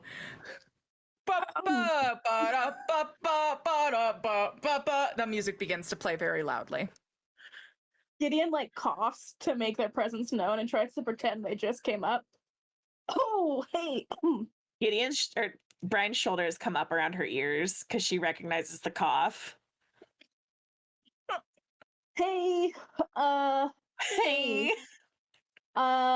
Winona, right? Yeah. Hi. Are you I says, Gideon? Gideon, how long have you been standing there? Gideon, how long have you I've been standing, I've been walking. I just was at a momentum and then I just got here. So well, first of all, good job kicking ass. That was so fun to watch. You were incredible. Thank you. Second of all, remember when I said you can come to the wilds, it's no bigs, don't even worry about it? I was wrong. I think we should go talk to Adriel and just because she is kind of in charge of the group and they're very stressed out and they don't know you. And I think they feel responsible for all of us. Our first match tonight. You hear Fight Night is being introduced. And I think Current wanted to. I don't really know. I think she wants to kiss you again before the fight or something, probably. So why don't we should go do that? If Brian you're says, yeah, I comfortable. think we should go do that. And she just like stands up. She looks so uncomfortable. She's like visibly uncomfortable, but with everything. I'm not forgiving you for that one. I'm Forgiving sorry. me for what? What? Oh, you let me did you tell today? I didn't tell Gideon shit about this person. I don't know who Current is. Who's Current? I'm friends with Current. Current, the person that you kissed, is that her name? Yeah. All you told me was it was a hot druid. She's a beautiful shark and she's about to fight and she needs you right now. Okay? Well, No, I think so. I don't know. Edna was in the middle of telling me and then she got mad about Brian and Yeah. now I'm just trying to fix it. mad about me? Why is she Somebody, mad one about me? fucking time. I don't know. I'm the one who's gonna keep your ass Yes. alive down there. What the fuck, Gideon? All right. Tell her that. I don't know. I don't know what's happening. Please just come with me. You are standing at the edge of the pool as Fight Night is beginning. So you tell me, sweet Current, how do you like a lot of people around you psyching you up before you hop in the pool? Your side has been called, so you're at this side of it, and he's standing at the other side of it. You guys are about to be asked to sort of like enter the pool. You can see that he has a girl next to him who gives him like a long enduring kiss right before he goes in. They're sort of talking to each other. You see him lightly like put her hair behind her ear and then like kiss her forehead. Who is interacting with you on your side of things? Let's see. Is everybody's upstairs? Yeah. right? Well, yeah. Brian and Winona and Gideon are upstairs, and then Adriel and Corvin are in the corner. Okay. And Corvin's trying to give Adriel a lot of booze. I think I kind of look around, and since I don't immediately, well, I possibly see Corvin and Adriel in the corner, and they're kind of doing their own thing, and I kind of just look around for a brief second. I look at Cyan and kind of just get a little discouraged that there's nobody there to immediately kiss me, just a little bit of, and then I cut it off, and I'm like, no. Well, I'm just Adriel, I'm also giving you this opportunity. If Adriel would make moves and be there in that moment, like, please do. But if you're not, let me know. Yeah, no, I think Adriel's still upset, but I think Adriel will be like on this little like table back here, just like kind of hyping Current up. Okay, cool. Yeah, what are you saying to Current? So like, you've won this the last 10 times you've done it. Like, you're the best shark fighter. You're the best fighter. We all know it. True. That's true. Like, even on like a bad day, you still won. So like, That's right. And I win. beat him before. You did beat him before. I beat him before. You're gonna beat his butt again. It's a lot of money. It's a lot of money. It is a lot of money, but like, you're gonna beat his butt again, and it'll be great. And yeah, you're gonna do it. And she pats Current on the head. And she just goes, "I love you. You're gonna win. It's gonna be great." Yeah. I love you too. We got this. Gideon, Gideon, Brian, and Winona come down the stairs at this point as well. Are you all doing anything before the fight begins, or am I getting to the fight night? Brian says, "Where's Adriel? Do we want to do this now, or do we want to do this later?" You're muted, BB. Molly, you're muted. Hello. I just said a lot of beautiful stuff, but I forgot it all. So I only saw this motion. That's Gideon barreling through the crowd to go to Current. And like fully just like moving people out of the way with her like big shoulders and just making a path for Brian and Winona and kind of like, Current! And then pointing back at Winona. Be like, I did it! Oh, and you'll just hear Adriel go, "Oh no." So like, remember Current, how I told what do you Current? Current, remember? Current, what do you say to Adriel as you see Gideon go and say, "I got her," and then point back at Winona?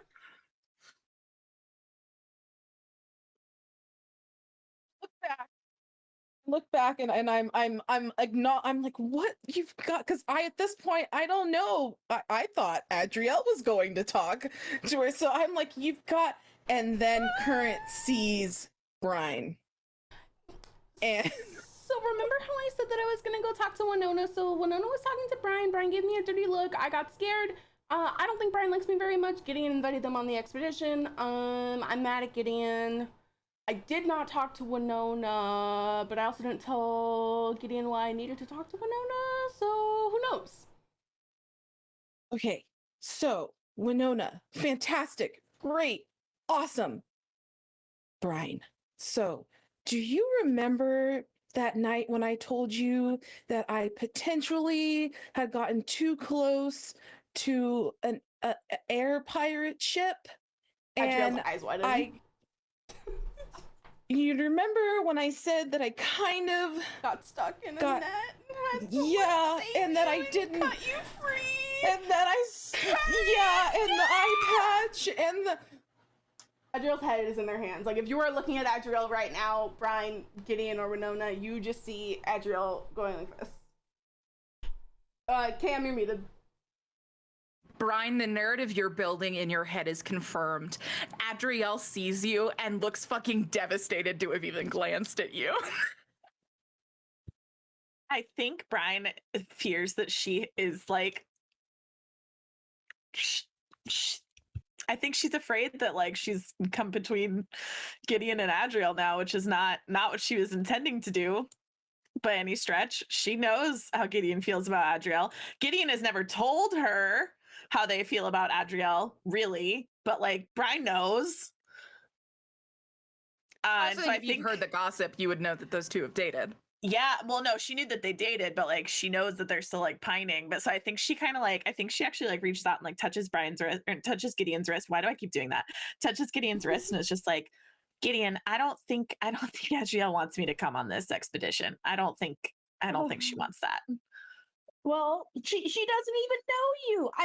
You two would get along if you just talked. You just have to do it. I swear. She's gonna wrap her fingers around Gideon's wrist and kind of like jerk her down so that they're at like a similar level so she can speak like more closely to Gideon's ear. And she says, if you think your ex-girlfriend is gonna be fine with me coming on this expedition, I think both of us have another thing coming, Gideon. And Winona, what are you doing as the group is approaching?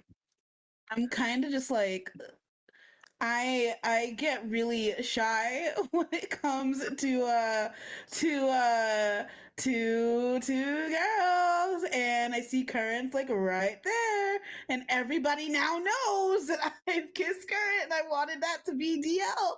So I'm just kind of like, okay, and I am not drunk enough for this, as I previously was.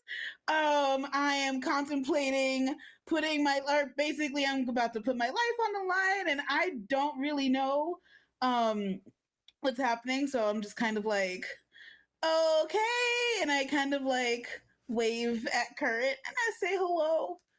It's nice to see you again. Hey, so about that secret. It's really not much of a secret anymore. I will say one thing. Nice fight earlier. I think Current still has like their almost empty drink in their hand and kind of gets closer, and I'm like, I would have offered you the same good luck kiss, but you didn't need it. And kind of just looks, waits for a reply. I just kind of stand there just like, thank you so much. I mean, you were about to go fight.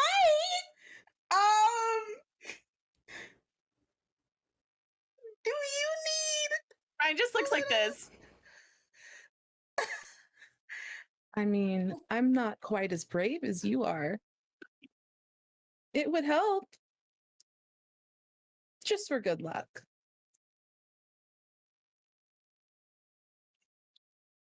Oh, so Winona's like tapping into everything that she's like, you literally, like in her head, she's just like, you literally just said that you were about to go into the motherfucking wilds if you don't go kiss this person right fucking now.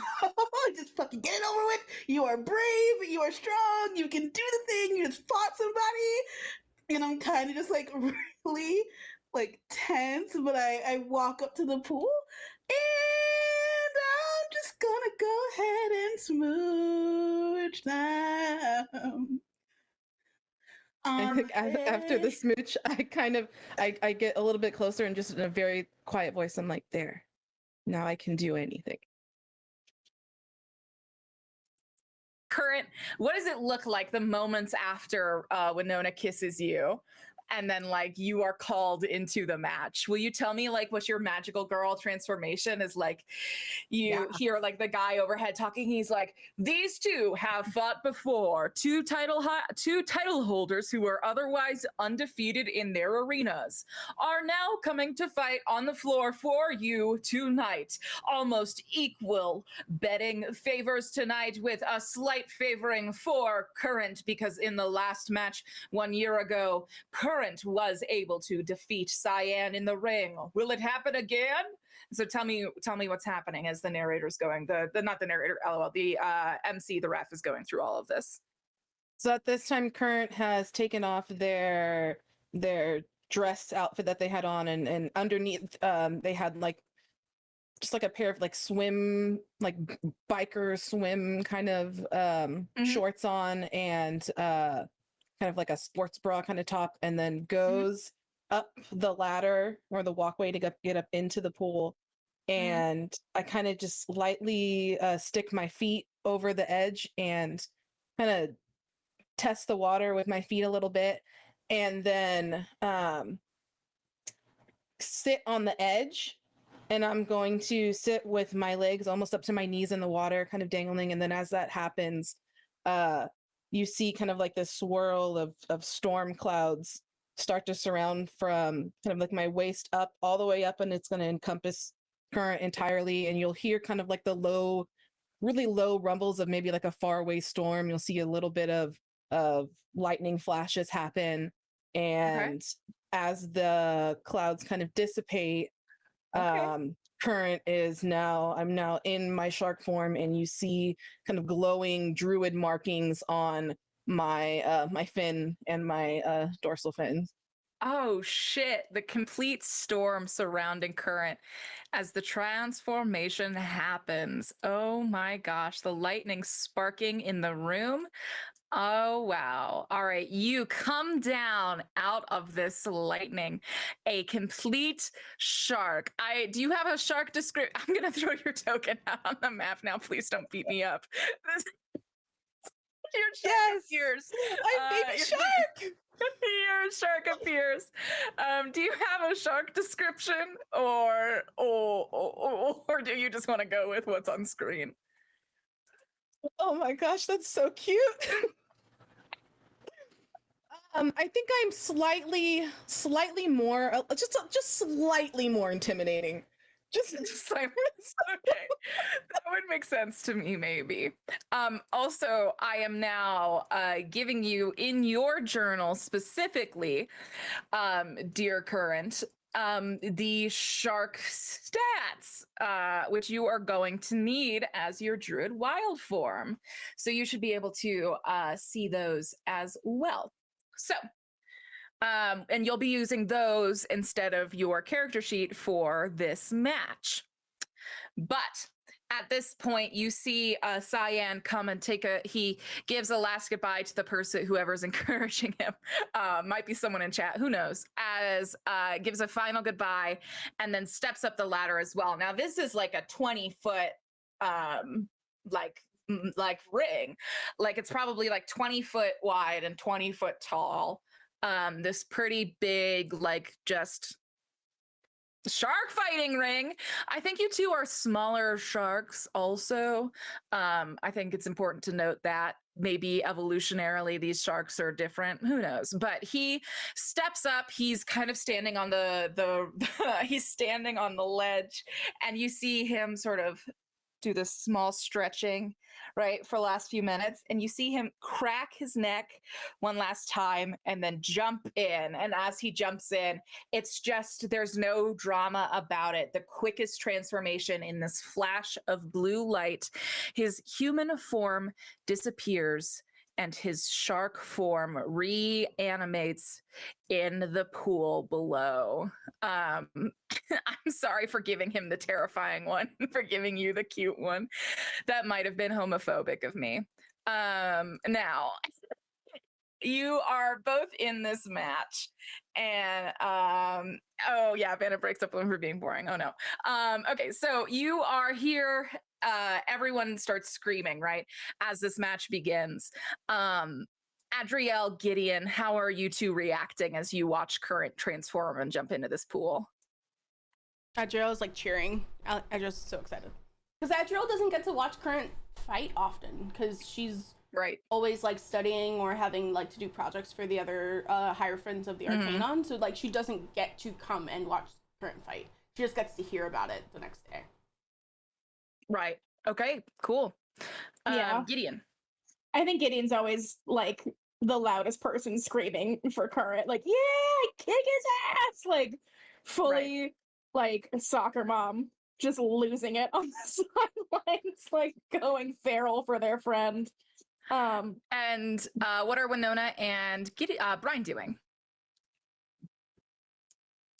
Brian's honestly taking a little moment of like everybody screaming at and like in excitement about this shark fight to just like collect herself because she's felt a lot of feelings tonight that she wasn't prepared to feel.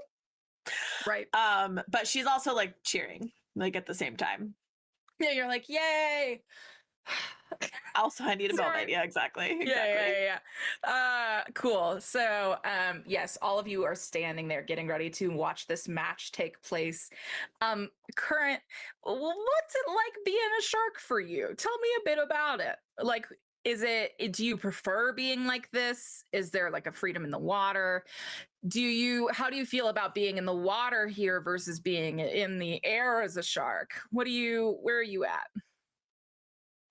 Current definitely prefers being a shark, and I would say prefers being a sky shark over a water shark, although they don't really mind being either one, because it does come with this aspect of being free, and if I want to, nobody has to know who I am. Being a sky shark allows me to sort of leave the confines of the castle, which is something that I cherish being able to do.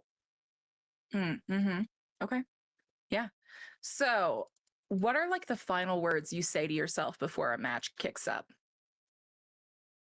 You hear the countdown sound begin to again. It's like a set of 3 tones, like that bum, bum, bum, like that sort of noise, but here in the match.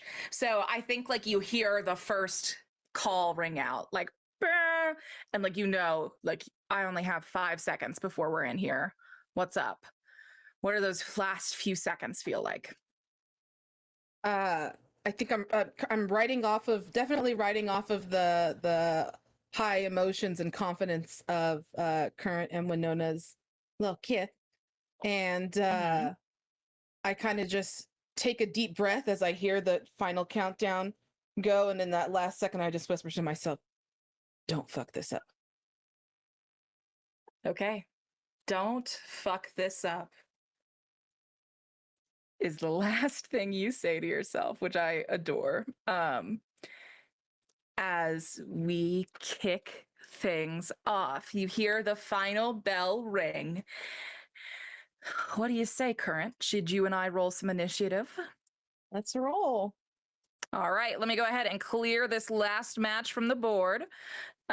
Remove all turns, clear list, and let's get you and I on here. Remember to roll with your sharky stats and not your person stats. Okay, I can. So it's just I could just click the stat right here where it says INT. Yeah, right? there should be a tiny little initiative button with the that you can press. with the D20. Yeah. Make sure you've clicked your token before you press it, though. That little sharky token. Okay. Actually, maybe you can't touch it. I can't. Yeah. You should be able to now. Click. There we go.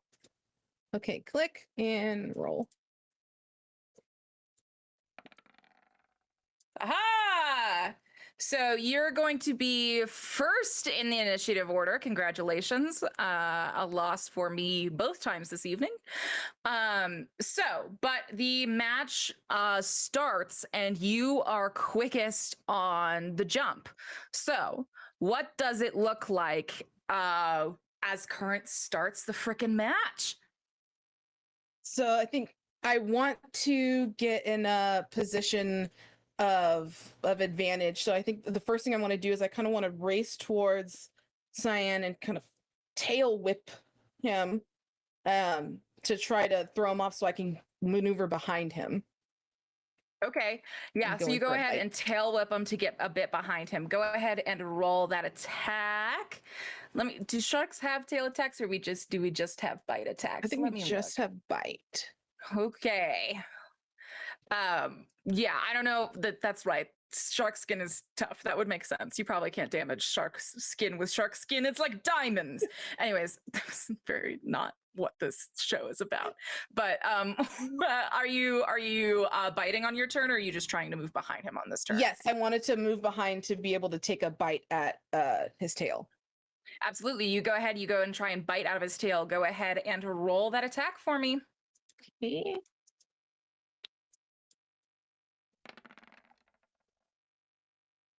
I got A a 17. 17. Wow. So yeah, you sneak up behind him and you bite him in the tail. You take out a chunk from it. And you hear the audience cheer as you land the first blow, right? I think like that rush of adrenaline hits because like you're doing it right. The other shark at this point just lashes out in your direction as some sort of vengeance. Oh, do I have the wrong shark down right now? Hold on. I want to make sure that I'm not accidentally killing you with like a shark with 100 hit points. That would be very mean of me. Okay. Whoops. Okay. Yeah, I maybe almost just killed you. But you know what? I didn't, and that's what matters. Oh shit, I gave you the wrong shark. I was supposed to get the cute shark. Oh, that's what I did. Well, you know what? You can keep the mean shark. I'll just grab a meaner shark. Don't worry about it, bestie. So, yeah, I guess we're two very cute sharks. My bad. Two cute sharks are staring at each other. He's so big. I didn't mean for him to be that big. I'm sorry. I don't know why this happened. I fucked up. Okay, so two cute sharks. He lunges at you in return. In this moment, let me go ahead and roll. And while I am rolling, so you have the wrong amount of hit points on your sheet. You as current can't you have 22 hit points because your shark is a reef shark. So just know that you have 22 hit points before you're going to fall out of your shark form. So I'm going to actually go ahead and put that on your little shark in the green. Okay, so now if you click on your token, you can see the little green circle. It'll pop up. That's 22. That's your hit points. Now, this shark is going to try and diminish those points very greatly. So let's see how this shark does as he lunges out towards you in a single fluid and calm motion. Let's see how he does. A 14.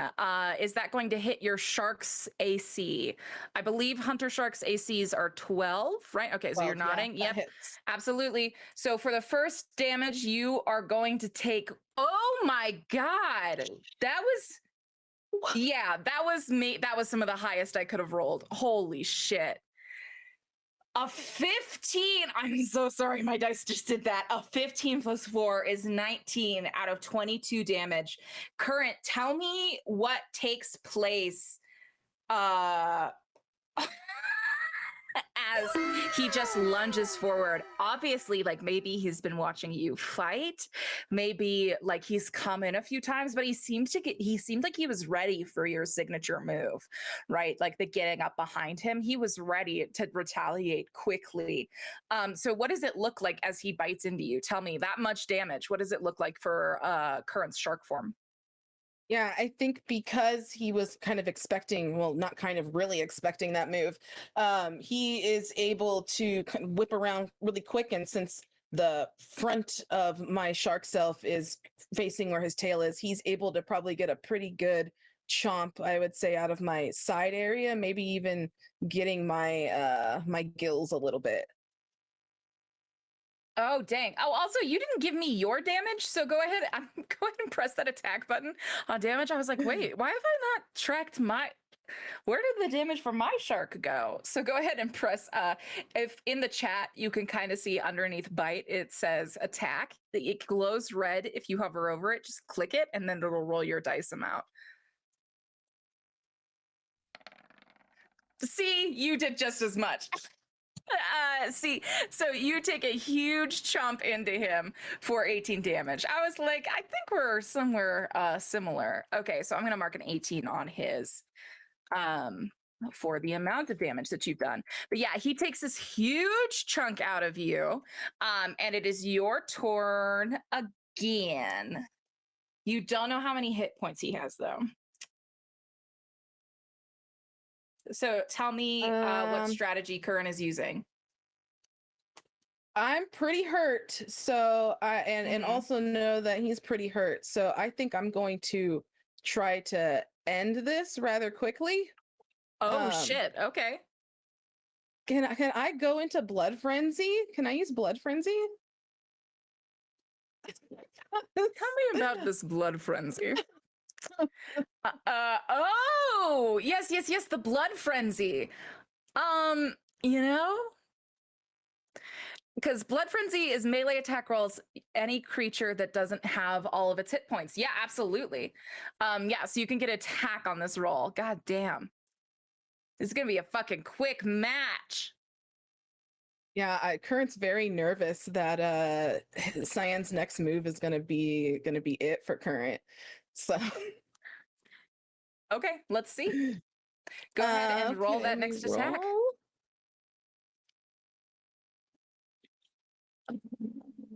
Hello, attack.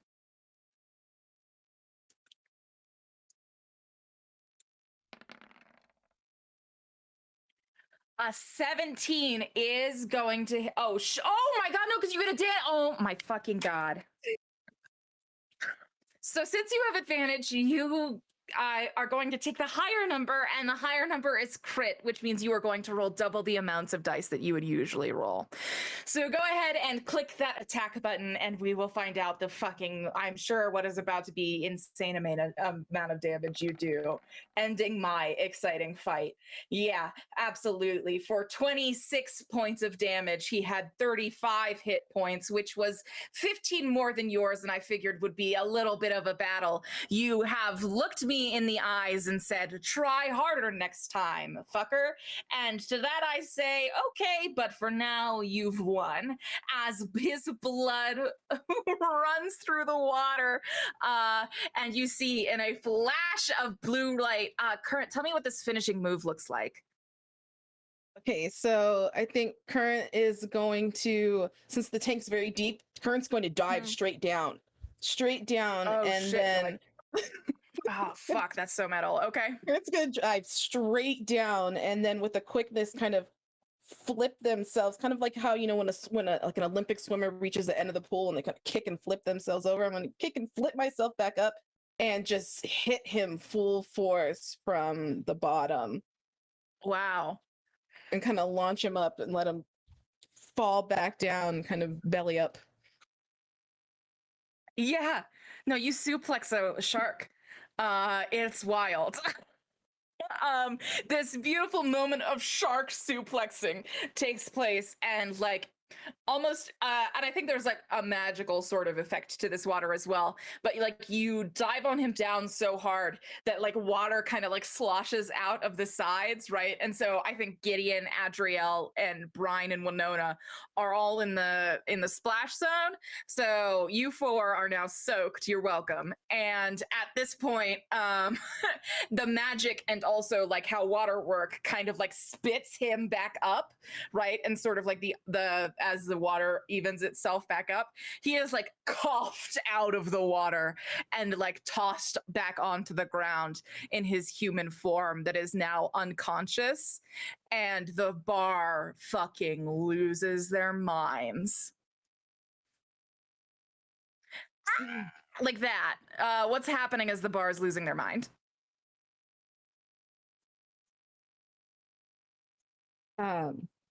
So I think I'm hearing the roars of everybody, and I think I'm am I still in my shark form at this point? Yeah, I absolutely. think, yeah. So and I'm kind of just maybe I'm doing victory laps on the inside, kind of jumping out. Oh, you're showing off. The You're doing a little- equivalent of little- yeah, okay. just doing little, and there's I mean like the water's all bloody. Jesus But Current doesn't care. Christ. Current's in it right now. Current kicked some ass. So yeah, they're just doing some victory laps and delighting in the glow of knowing not only is the bar going wild, but we also just won a lot of gold. Hell yeah. And how's the rest of the party reacting? I think because they got splashed, Gideon like shrugs off their leather jacket, so they're just wearing that like harness on top now, but they're also like swinging their jacket around and screaming for Current. Like, yeah, Yeah, I think fucking Adriel's get just his like ass, it's so screaming good. and like slapping her thighs to like make more noise. Kind of like a drum roll. And what about Winona and Brian? I think Brian's like wooing and clapping, but she's still like low key, like in her own mind a little bit. I'm like jumping up and down and like cheering, and then I like catch myself and compose myself, and I just start like clapping really excitedly. It's like, yay. Oh my goodness, beautiful. So yeah, so you hear the MC above call it, right? Like the quickest match we've ever had, a raging defeat from Current. Like the crowd is losing it, and you're yet undefeated, which is wild. And everyone is clapping for you as you sort of emerge Current. And the floor is yours to treat this win how you'd like it. How do you sort of take, like, what energy do you infuse with the bar? Everyone's eyes are on you as you sort of poke your head back up. So I'm gonna get out, and maybe someone that's cheering, or somebody, maybe the bartender that I also know sort of tosses me a towel. Kaleem. Yeah, Kaleem tosses you a towel. Me Absolutely. a towel, and I'm drying my hair off and everything, and I kind of walk down. I walk over by where Winona is, and I just lean in and I'm like, told you it would work. And then I go over to join up with Adriel. Brian gives Winona a little nudge. A little nudge. Adriel, 2 for 2. Adriel will like grab Current's shoulders and like shake her and be like, I told you you'd win. I told you you'd kick his butt. See, you did it. You're right. And she'll like again pat Current on the head because she just thinks it's really cute. And then go, are you hungry? Do you want something to eat? I think Gideon said something about them having food. I'm starving. Yes. God, please. And Adriel will start to walk toward the bar, but like knows that they have to walk in front of like Gideon, Brian, and Winona to get there.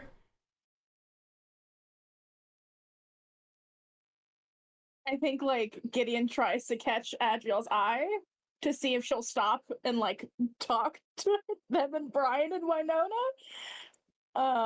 Adriel but will... I don't think Gideon wants to upset them more. Adriel will tell Current to go ahead and then stop walking. Okay, I'll meet up with you in just a little bit. Can you get me potato skins, please? Absolutely, bestie. Current, you're perfect. Okay, so who's going with Current and who's staying back with Adriel and Gideon? I'm asking specifically Brian and Winona. Where are you two at in this situation? I'm staying. Okay, so you're hanging back with Adriel and Gideon. Winona, where are you going? I'm torn because I kind of want to figure out more That's why about. I asked. I know. Brian's gonna reach out and shove Winona lightly on the hip. Okay. Yep, I'm gonna follow Current. Oh hell yeah! All right, well let's stay with Current. Let's stay with Gideon, Adriel, and Brian. Let's stay there, shall we? Mm-hmm. I think Gideon kind of looks nervous and then goes, Brian, Adriel, Brian. Well,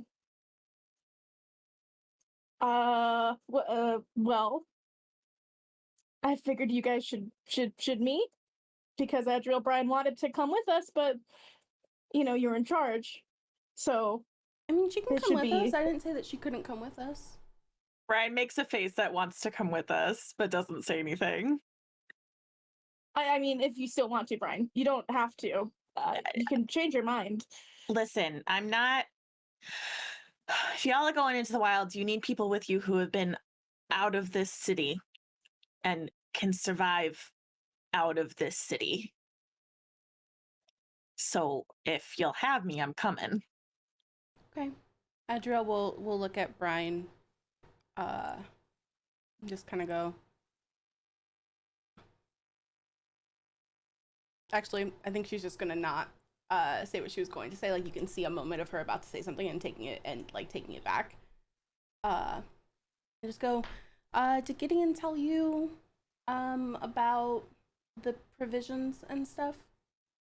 And she's like, she puts her hands in like her skirt pockets or her jean pockets, and she's like kind of rocking a little bit back and forth on her heels, like clearly very nervous by Brian's presence. Brian says, no, she just said that y'all don't have a captain yet, so I was gonna go down to the docks after this and talk to some of my connections, get you somebody that can actually pilot a ship to the wilds and back with everybody alive. Yeah, that'd be preferable. Thank you. I know you don't have to do that, and you don't have to go out of your way to protect a bunch of castle kids. So I appreciate it. Adriel, I know we haven't actually met, but Gideon's talked about you a lot. So if you're going and Gideon's going because you're going, then I guess I'm going too. Okay. So they said that we could have 7 people on our team, plus a captain. Me, Current, Gideon, and Adra will look at Gideon. Did you ask Winona, like I told you to? It's 7 people, including the captain. Oh yeah, 7 people, including the captain. Adra will look at Gideon and be like, did you ask Winona like I was going to? You were gonna ask Winona to come with? Winona volunteered. Well, Current wanted to ask Winona.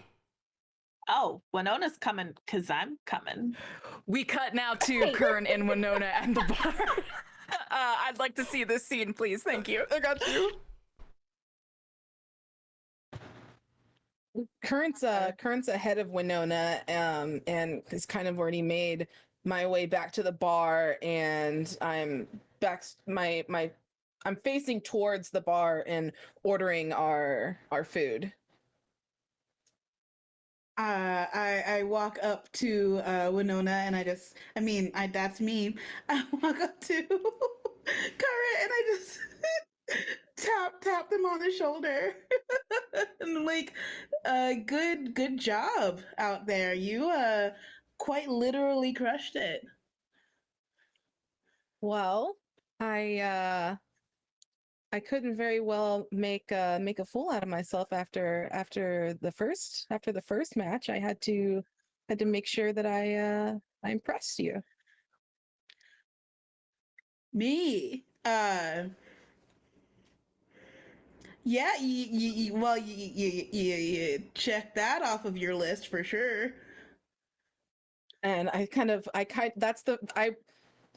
although Current is smooth, I don't think Current was expecting to get that reciprocate back. So there's like just a light blushing that comes across my face just a little bit, and then fades off, and then kind of try to play it off and play confident again. And I just say, you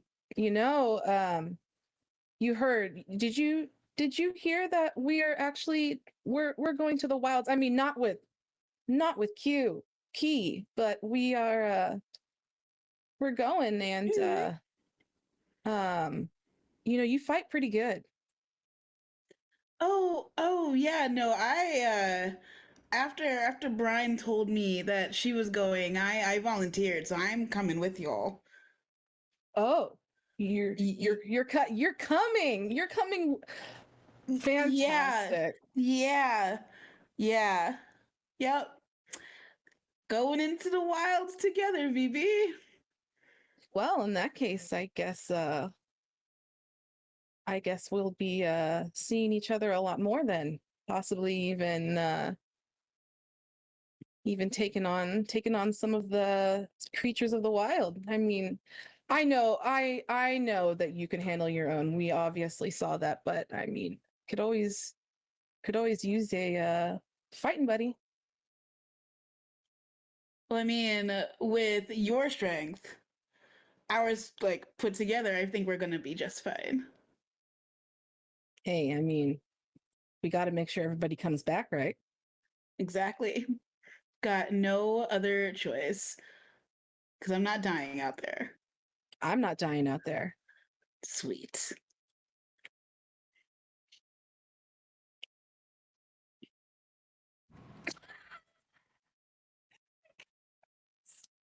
Silence. Or we sit in it, and then we cut back to Adriel, Brian, and Gideon. I think Gideon is just watching them talk politely to each other like it's a house of cards that could collapse at any moment. And they're so anxious, they're just not saying anything and letting them quietly try to get along. So Gideon's just standing there watching them both talk about stuff. Kind of like, see? They're not so scary, right? Mine is so small. It's like, it's so funny to me that she's so terrifying because, like, she's so little. Like, Adriel, you've got like 2 feet on her. I know, but Adriel is so conflict avoidant and doesn't fight that, like, she's just like, oh, they looked at me weird. I don't want to be here anymore. I don't want it. No, thank you. Right. Adriel will just kind of say, so the castle said that we can ask for anything we want, and they may or may not get it to us in time, but we could ask, and I have to send a scroll to Misha before I go to bed tonight with provisions on it. At that point, Brian, you're like, oh, classic castle kid. To just call Misha, like, Misha, without being like their majesty or like their reverence or like with no sort of formality to it, like, is gobsmacking to anyone who's not a castle kid. And I think Adriel catches that and just goes, oh, I'm so sorry. Their majesty said that we could ask for provisions. And we'll kind of like look away at this point because she's kind of embarrassed that like she called Misha out of their name, out of their royal title. Because Adriel's just so used to calling Misha by Misha's name. Brian kind of takes a second to like process that, I think, and then says, can we get some cat food for my cat? You have a cat? You're Adriel's bringing eyes cat? light up. Adriel's eyes light up more than you've seen their eyes light up in like months, Gideon. Like, Adriel is so excited. Wait, you have Brian a cat? says, yeah, I think they're probably back at the place that we're staying, but yeah, I have a little cat. It followed me off a boat once, and it's just kind of been with me ever since. So Yeah, I mean, I'm sure that the castle has some kind of cat food that we could ask for. I mean, they promised sustenance for us, so I'm sure if I said that you have a cat, that they could provide that. Well, we'll need a cat tree and toys, and we'll use the crown's money Yeah, to get this cat everything, right? where am I gonna put a cat tree, In the Gideon? We're ship. going to the We'll fucking make wild. room. in the ship. Oh, well, yeah, okay, all right, yeah, that'd be nice. I think Cat would like that. Yeah, What kind of Do we cat are wanna- they? Adriel's so excited. I'm so sorry. they're gray. They're gray. Okay. I don't know. They're gray. I don't know what kind of cat they are, but they're gray. Okay. Do you need anything from me? I know we're leaving. I know Gideon probably told you we're leaving at dusk tomorrow, and Adriel's like stumbling over their words because that's just who they are as a person. And the castle is providing us with chips. Okay. Yeah. I'm gonna go talk to one of the captains that I know. Mhm. Probably capable. When you say the castle's providing us with ships, who built these ships? Adriel looks at Gideon. Would Gideon know? Either of you can roll a history check, history or intelligence. History, Let's probably, just to, see. yeah, it's history. I know rules. Okay. 22. All Six. right. Okay, yeah, no, Gideon, you do not. Man, you cannot say for sure, Adriel, but you're really thinking like, man, like, who is making the ship? That's a really good question. And it kind of like hits you like, oh, Figlass Industries has been super vague about a super important project for the last like year. Okay. You have a gut feeling that that's probably going to be your best lead. Great. So Adriel will kind of like lean down a little bit because they figured this is kind of like secret information. And we'll just go. So Figlass Industries has been working on a secret project for some time now. I've heard some whispers from the Hierophants and also from Their Majesty. So I figure that this is the secret project that they've been working on because they said that they would send us out with brand new ships. Brian gives a low whistle and says, "Okay, well, I can think of at least 2 captains who'd want to fly one of those vessels. Is there anything else that you need from me, Adriel?" So like I don't want to. Gideon, can you leave for a second? I'd be happy to. Great. Gideon kind of like sighs and just shuffles No, off that's to the not my bar. nightmare. Yeah, I'll leave. Yeah. I think this is Gideon's very used to feeling like they are in trouble for something all the time. So this is a very Right. familiar, like, all right, someone's mad at me, I'll just leave. It's for the best if I'm gone. Yeah. So like, I just want to like clear the air because like I am a very anxious human person. I'm not human.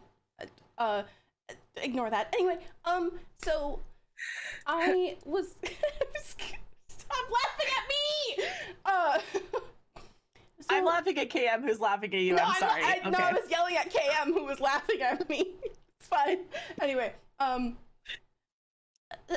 so I know that you saw me earlier, going to approach you and Winona, and then turning around, and I don't know, like we don't know each other, so I just want to like make sure that we are on like a civil page, like they're she's trying very hard to get to the point of like, do you not like me? On a very general level, and it's taking a very long time to get there, essentially. I think Brian kind of cuts in and says, did I give you some kind of look? I don't even... Pedro will nod. Pedro will nod. I don't know if Gideon's told you this, Adriel, but I'm, listen.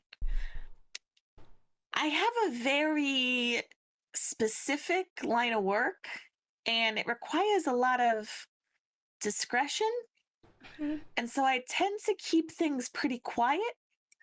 And this isn't a reflection on you, but anytime I'm talking about stuff with somebody in a public location and somebody gets close to me, I tend to react.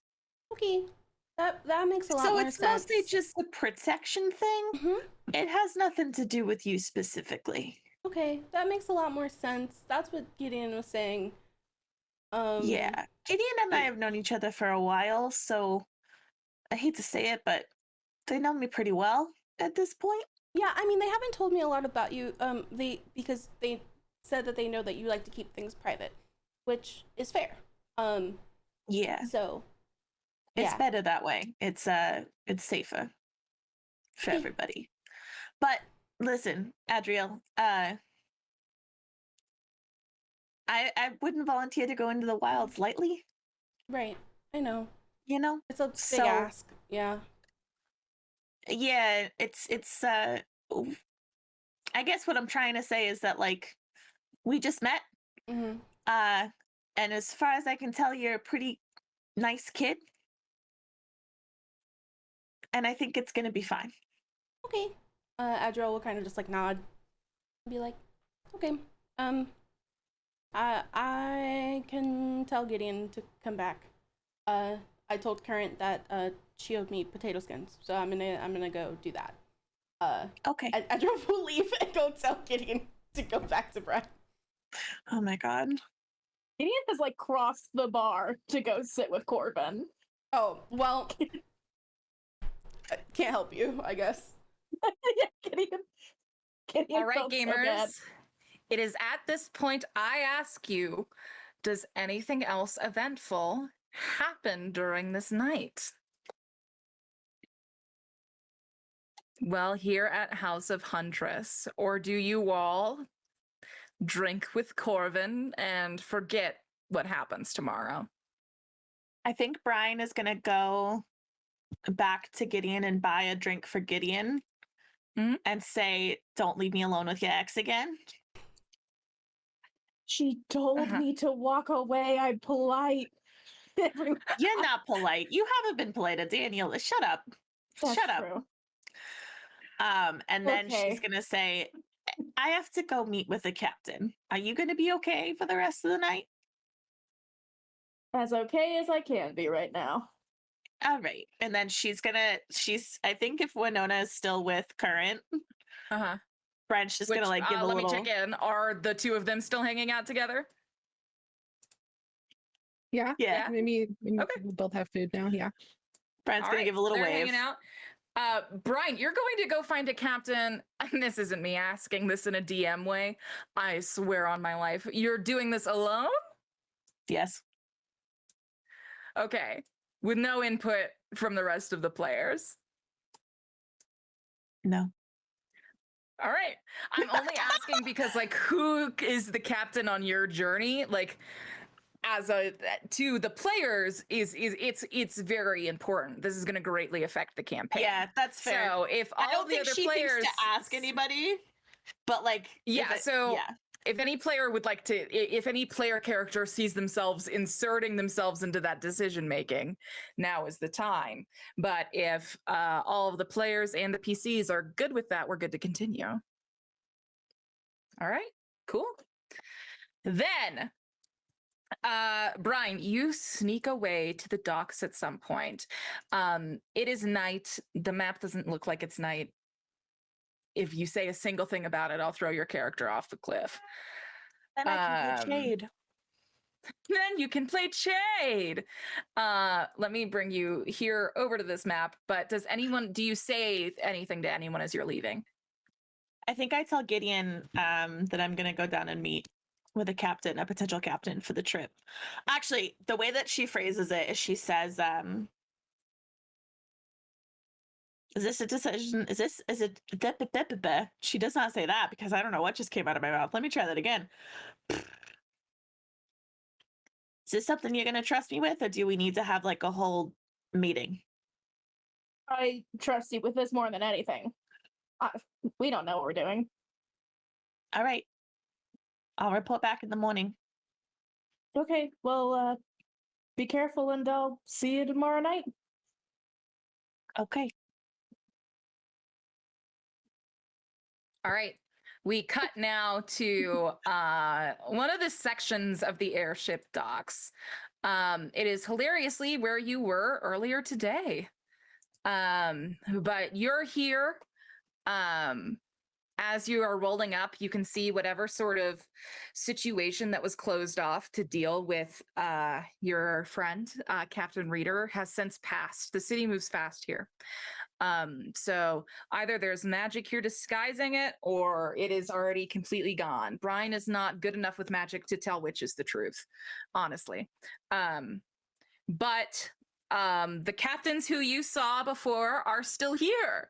To remind you, those captains are Gemma Vario, they bit of a pirate queen herself. Acrisio Rini, the half-orc man who runs a tight ship and does the majority of agricultural back and forth, who you agreed to do your latest gig with. And Ghislaine Marconi and Leon Jeaning, I believe is what I said, the lesbian scientists who lie about what they're doing all the time. Yeah, so because I've already committed to doing this like job with Acrisio, I don't know if she would go to Acrisio again so soon. And I think considering like the skills, what do I know about what the lesbian couple are actually doing? Yeah. So Ghislaine and Leonie, they are from Tundra. So they used to do like high profile science and rune work. in there. And then they were like, you know what? I don't love making money. What I do like doing is breaking the law with my hot girlfriend and making the world better one step at a time. And so that's what they do. Well, they still do science shit. They are actually, you would know, they're actually the only ones who have said, who there are rumors about, who have made successful touchdown on like in the wilds, because they'll go down for like, they'll spend like 6 weeks being like, we're gonna scout for landing for 15 minutes to grab this single flower that we can see on the ground and going back up. But they'll plan for 6 weeks just to do that small thing without fucking dying, right? And so that's a lot of the work that they do. Gemavario is going to be like, I keep us, Gemavario is going to be like, oh yeah, I'm very good at keeping people alive. Right, like that's her thing, right? She's a pirate queen, so she's good at fending off people and staying alive at any cost, right? So you've got people who are maybe used to the deadliness of the wilds. You've got Gemma, who is going to be really good at keeping people alive. And then you've got Acrecio, who's going to be the best at like sailing through difficult situations, through creating order on a ship, right? To, very strong authority figure.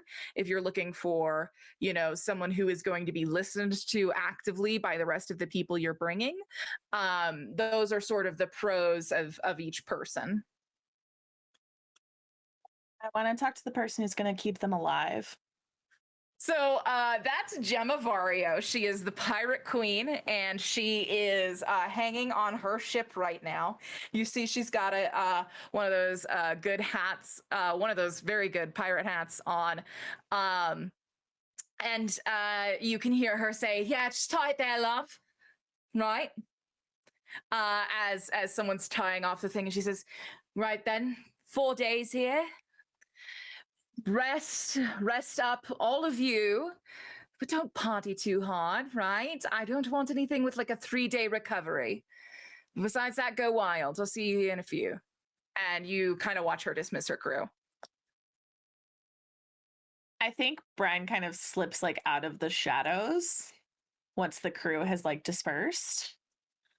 And is there she sees you right away, and she's kind of turned away from you at this point. She says, I don't know anything about Captain Rita, if that's what you're coming to ask about.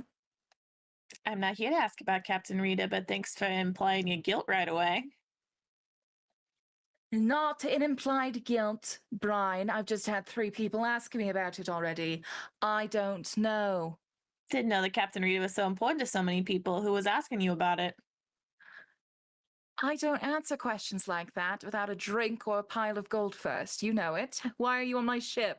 That's why I like you. So I have an interesting proposition for you.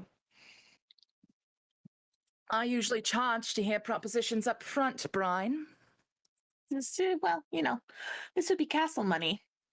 So good money, I would assume. Castle money usually comes with things like, I don't know, castle ashes and life insurance payouts. How about 3, well, I guess 4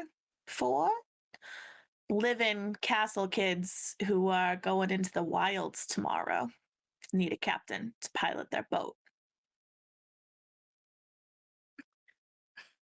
I know. I know.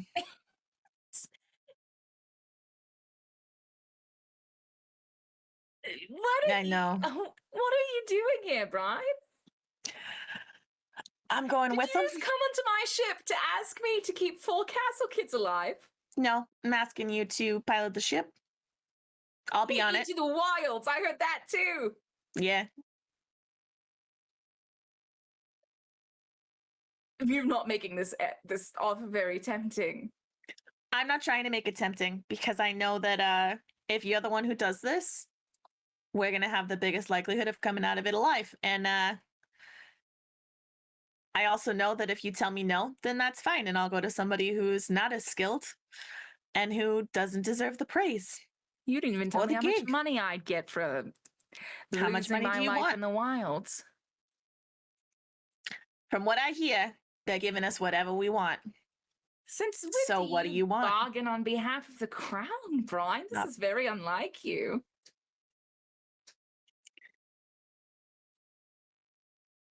You remember that night that we, and things got a little, I remember. and I mentioned that girl?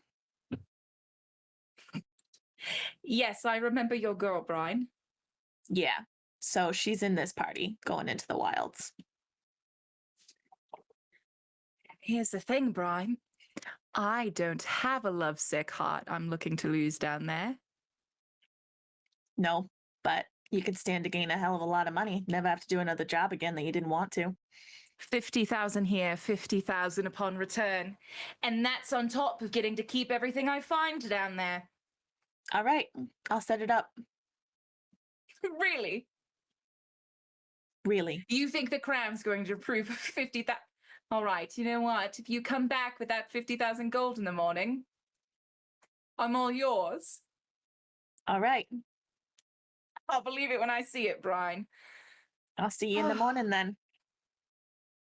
All Should I right, find you good luck. here or should I track you down at the bar? No, you just had me talk to my men. I'm being good this week.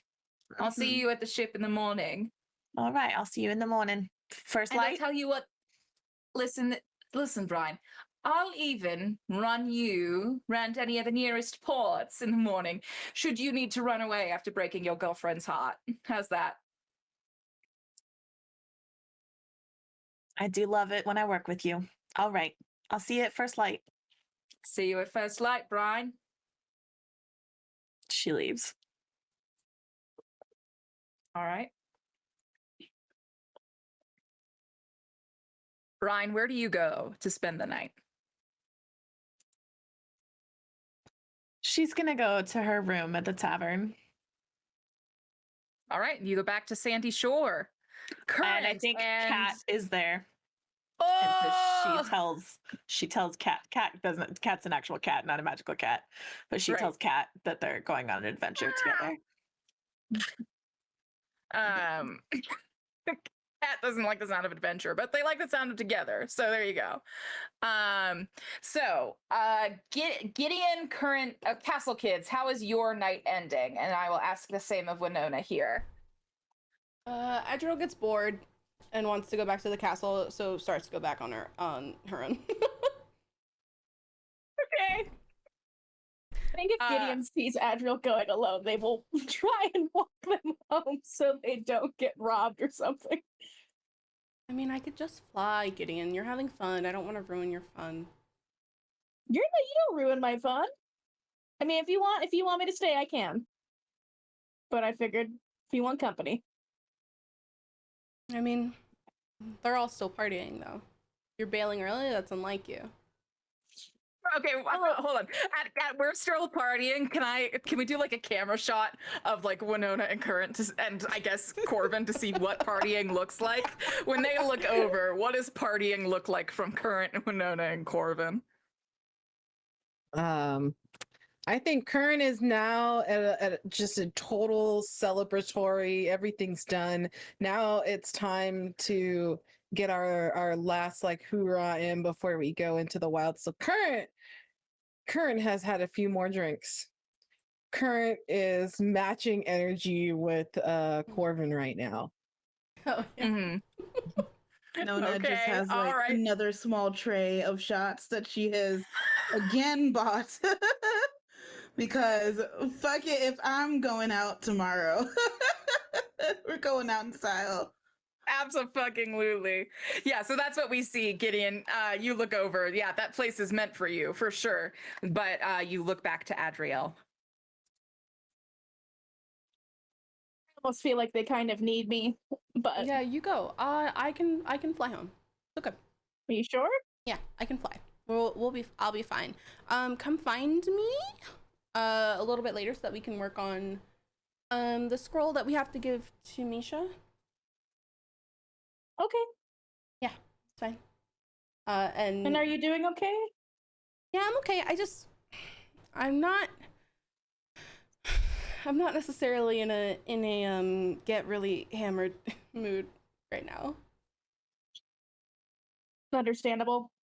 Are you okay? You're the best of us, so. Are you okay? Oh, whoa. Yes, of course. Don't I seem good? No. Hmm. No. Well, I have to make it to breakfast with Alan tomorrow at the very least, so if anything, I will make sure Curran gets home safe. For sure. And Adriel will transform into their Asmar form. So they have these neon incorporeal wings that sprout from their back that are white and then kind of drip into this blue, purple, pink, like watercolor-esque vision toward the bottom, and go, Brian's really pretty, Gideon, and we'll fly back to the castle. Gideon, you watch this girl become an angel in your eyes and then fly off. What do you do? I think Gideon just watches her fly away and puts her hands in her pockets. And goes, wow. Well, that sucked. I mean, it was great, but I don't know how to feel about it. Adriel wants to land in the garden in Alpenople, just in case. Oh. Landing in the Garden of Alpenople. It is as empty as you were dreading it would be. For sure. That's what I expected. I just wanted to check. Adriel will kind of just sigh and make the trudge back to the dormitory hallways. Now, Gideon and Current, I ask, do you two stay sober enough to return to Adriel to work on that scroll? Or do the two of you accidentally get too drunk to be helpful? I think Gideon does not want to be more of a shithead tonight. So they're gonna be responsible for like the first time ever and not get shit-faced. What about you, Current? Current is in no way responsible tonight. Yeah. Current's gonna Get sloshed. Okay. Do you guys want to do the scene where you build out the scroll? Would you guys like to do that? Or would you like to do that as players during your off hours? I mean, we started it on Sunday as players, so I feel like we don't have to You did necessarily... start on Sunday as players. I feel like we Okay, don't have so- to necessarily resolve it in show. Okay, perfect. So, and Winona, well, I guess I'll ask this. Gideon, Winona, and Current, how do the three of your nights end?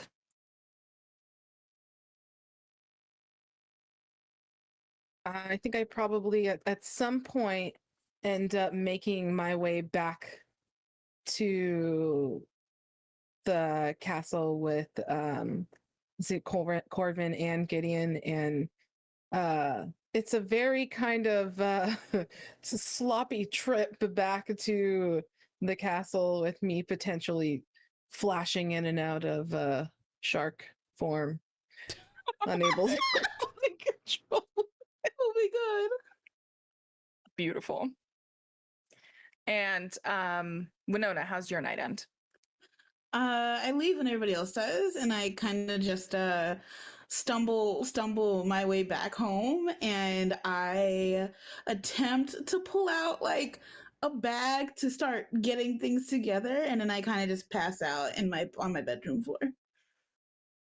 Okay. Oh my Passed out on God. the bedroom floor. Beautiful.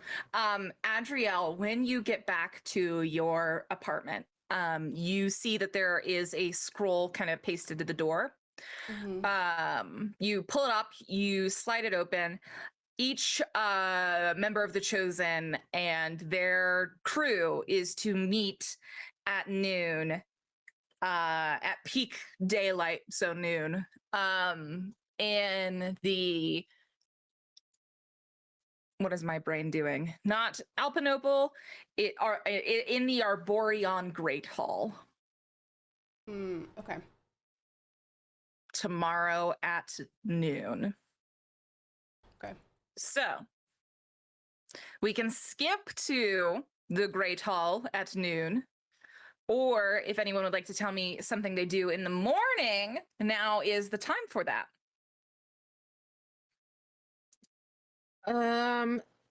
Do we know when Misha was supposed to have a meeting with Current's dad? Yeah, so you get, there is also a message waiting on your door current, and it is from Misha saying that your father was not present at his meeting. And I assume I didn't see any trace of him coming in last night, or I haven't seen him. Unfortunately not. Yeah. Misha has given an offer to like put guards, like put manpower towards finding your father, has like made that offer to you in this letter. So you can take them up on it at any time you choose, but that is what the current situation is. I think I will try to take them up on that as soon as possible. I think at this point, I'm worried. It's not like him at all. Usually he would be asking where I'm at and keeping on top of me. So I think right away I want to figure out Current feels something's not right. Absolutely. And so you get that message sent off to Misha, and Misha like confirms it like spooky fast. Like you get a message back right away. That's like, okay, men are on it. Done. Scary. It is. So I think I go about my morning and kind of making peace with saying goodbye to my space. But with that thought in the back of my mind, I think that thought is kind of gonna be eating at me because it's my dad and I have no idea where he's at. Or why Misha wants guards. Why Misha's being so prompt about it. Well, Misha has a, and I think you know this, like a very deep fondness for you.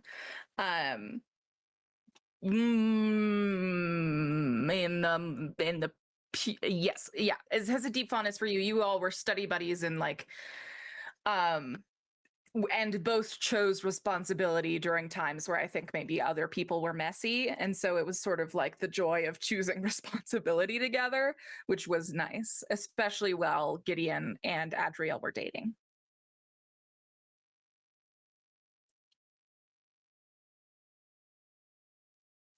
Is anyone else doing anything this morning? Did I get approved for my 100,000 whatever the currency How are is? you handling that? you tell me. So I think, okay, I know what I want to do. Okay. What time did they get back to the castle? Last night, like 3, 4 in the morning. What time did Gideon have breakfast with Alan? I know in my head, Gideon just 9 drove a.m.? into Alan's house in the night and then slept on the couch in their room. And then when Alan woke up, Gideon woke up and had breakfast with them. Oh, that's so cute. Yeah, so I guess early. So Gideon's off at breakfast now. Okay, so I think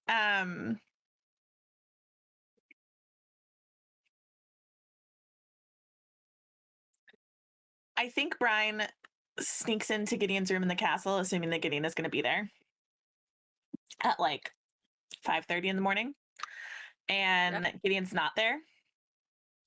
So Brian sneaks into Adriel's room, assuming that Gideon is there. Okay. And what time of morning is this at? Like 5:30? At 5:30 in the morning, Adriel. Adriel's up packing. Do you want me to roll like stealth check? Please do. Please scare the shit out of roll my a stealth baby. check, and I'm gonna roll. Okay. I'm gonna ask Adriel to roll a perception check for me. Okay.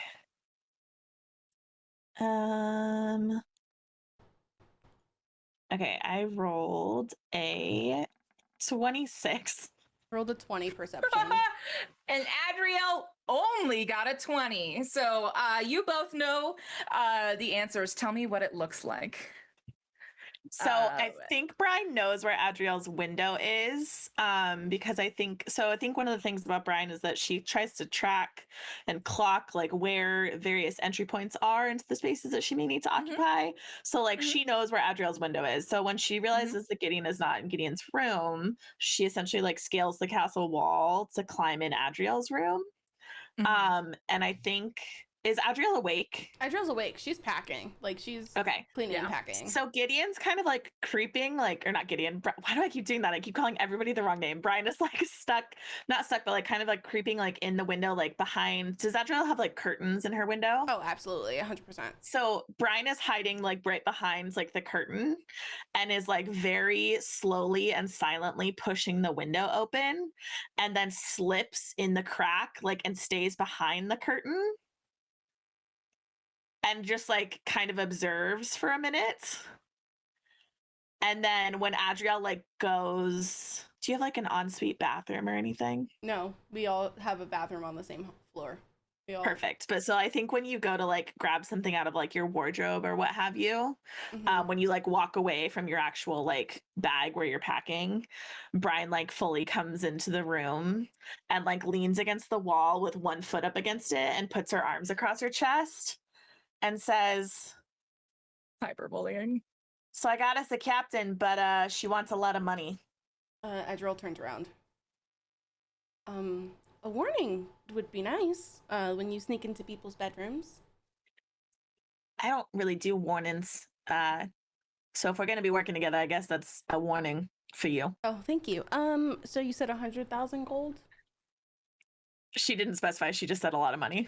How much is a lot of money? 50,000 up front, 50,000 when we come back. Anything else? Just to have a castle kid be like, yeah, anything else? Well, Probably I think Adriel just wants to have all the information because that's who she is. Right. Yeah. No. And I said it wouldn't be a problem, which apparently it's not. So I mean, I don't know if it's a problem, Brian. I haven't asked, but I'll try. You said that that Majesty will give you anything you asked for. That's what they said. They said the world. And so if it helps, I think the only way any of us is coming back alive from this trip is if this particular captain is dealing with the ship. Adriel nods and just goes, fuck. And that's the first time Brian's ever heard her curse. I think she just raises her eyebrows just a little bit. I've already had a conversation with Misha today, and I don't know if I'm emotionally prepared to have another one, but I guess that's what we have to do. And Adriel will... It's 5:30 in the morning. You've already talked to this person? I've already talked to Misha last night before we went to House of Huntress. Oh, okay, well. And Adriel will zip the bag as she finishes packing whatever it is that she was packing. I think Brad kind of looks at the bag and then says, what all you bringing? Books. We might need them. We might. A lot of them. We're gonna need a lot. A lot of them are from Gideon's godfather's research and stuff like that. Oh, speaking of, if you were looking for Gideon, I think they're probably at Alan's house.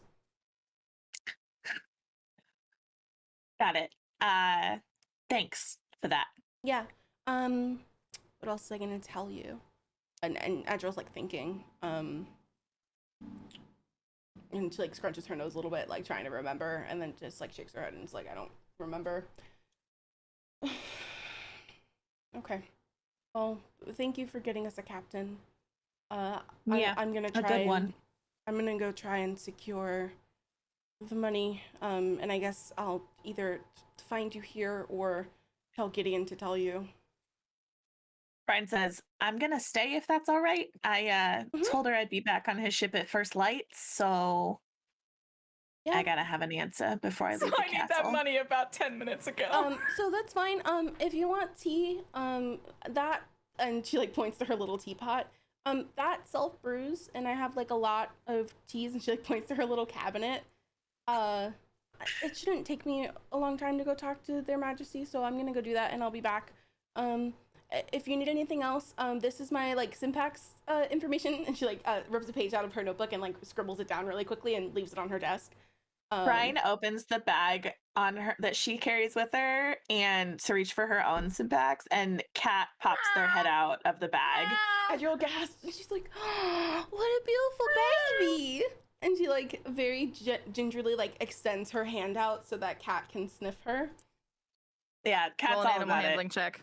Okay. Cat's Cat's all about it. Cat loves affection. Sans worm. Sorry, Sans worm. I'm gonna cancel the Sans animal worms handling. win. Sam's Yeah, worms Cat win. loves affection. And Adriel will very Cat loves gently affection. pet Cat. He just goes, Very good. you're so handsome or pretty or I don't know, gender's fake. Anyway, I'm gonna go talk to Misha. I'll be back. And she you. leaves to go to the castle proper. I guess Brian's just gonna chill in Adriel's bedroom with Cat. Perfect. Cool. At one point, does Gideon walk into the bedroom hoping to find Adriel and finding you instead? Sure. Probably like, I brought some books. Oh. But let's hop back up to that Misha scene. Let's cut right to it. Right, you're let in by the guard who reminds you to go find a dragon, right? Mhm. And then suddenly you're right outside their door. Adriel knocks. Misha swings it open very quickly. It says, "Good morning." Good morning. I have something to ask of you. Of course, I've been waiting. Yeah, what is it? Can I come in? Yes. Yes. Okay, Have you had a good last breakfast? Is there anything? Oh, I'm not really hungry right now. But thank you. And she'll like look very nervously because like as she's not in the anxious state from yesterday where she's like hyper focused, she's just like, oh no, we are alone in this room. That's Right. real thought Yes. process right now. So Yeah, I think there is like a look of surprise as like Misha like looks behind you and neither of them are there, right? And they're like, oh, okay. You know. So Gideon secured us someone who has ties in with captains. Gideon's friend who's coming with us on this trip has secured a captain that has, according to them, brought people back alive. They're asking for a lot of money, Misha. I've not heard of a captain who's come back from the wilds alive. Who is it? I don't remember their name. Brian didn't tell me their name. I didn't ask. You don't know their name. Oh, yeah. This is why Brian thinks you're gonna die in the wilds. You don't even ask basic questions. Sorry. I'm sorry. I didn't. Adriel gets like flustered, realizing that she didn't ask. I mean, don't worry. Don't worry, Adri. I'm sure it's not that much. How much is it? 50,000 on departure and That is a 50,000 lot. on return. And another 50,000 on return? Yeah. I mean, that is a lot of money, Adri, but it's pennies to me if it means your life. Give me a moment. And Adriel will sit in that silence for a second because Misha's never called Adriel Adri before. And so Adriel's just kind of sitting in that because it happened twice in the span of 10 seconds. There's a lot of like frantic energy to Misha right now. Yeah. No, for sure. And I think Adriel's just sitting in that. Yeah. And you hear sort of like, just stay here. I'm going to the treasury. I'll be right back. Watch Misha like, you watch Misha like disappear, but like through a bookcase that has a door that you did not even realize like was a door. I have to ask them about that. That's really cool. And they just like vanish, and you are left like alone in Misha's palatial suite for quite a few minutes. In that span of silence, Winona, what's your morning looking like?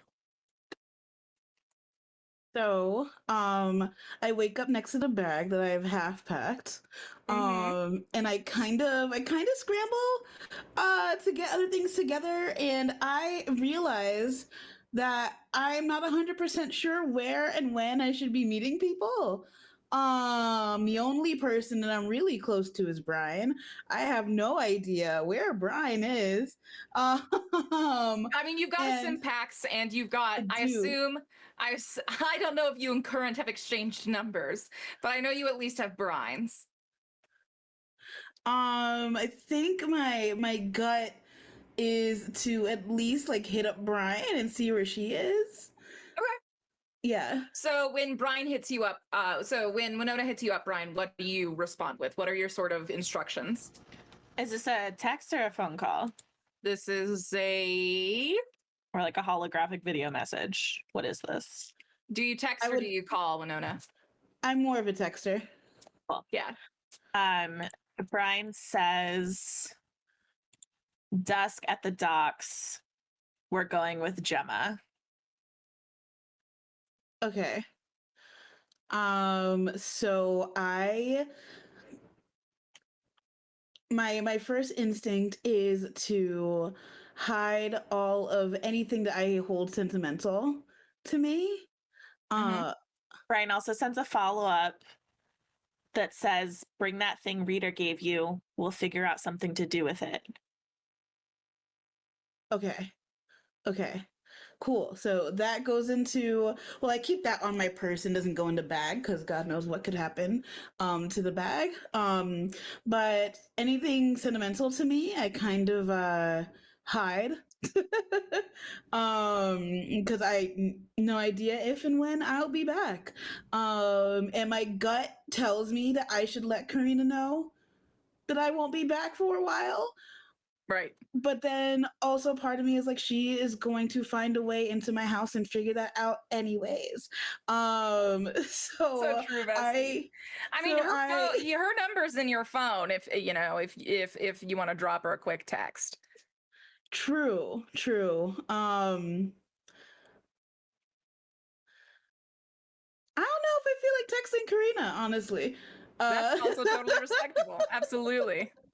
So I kind of write a note and I leave it on my kitchen table. Karina has some stuff that some of her art supplies and like protesty kind of things that we've left in our war room that I called it before. And I kind of just leave her a little note and a little envelope and I head for the docks. All right, you head for the docks. You're just gonna hang out at the docks. There's like a bar right next to the docks. So if you want to go hang out at that bar all day until you see people working, yeah, you know, the party starting, then you can hop on in. That sounds good. Cool. Yeah. All right. We cut back to Misha returning a few minutes later.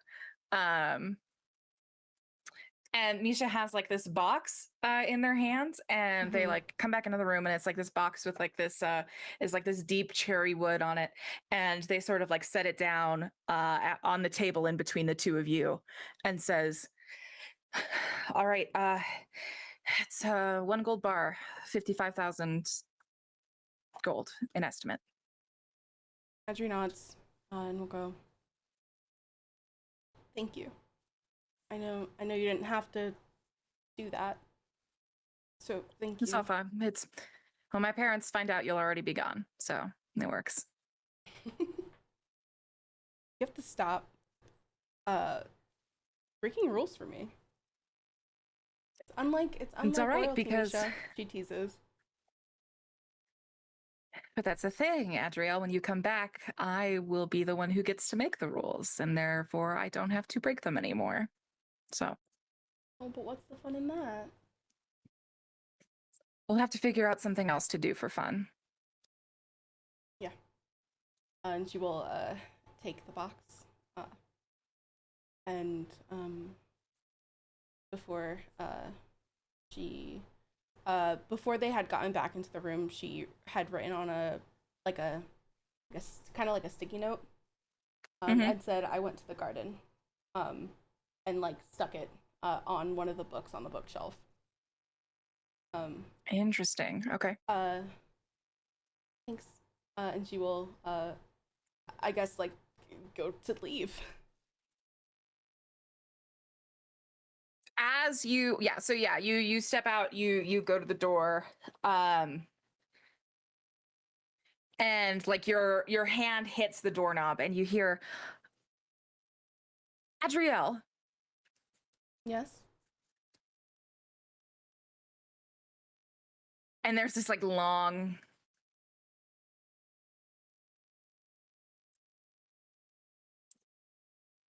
I'll be at the docks to say goodbye. I'll see you there. Misha, what were you gonna say? Adriel press. That was it. That. And she like looks at them.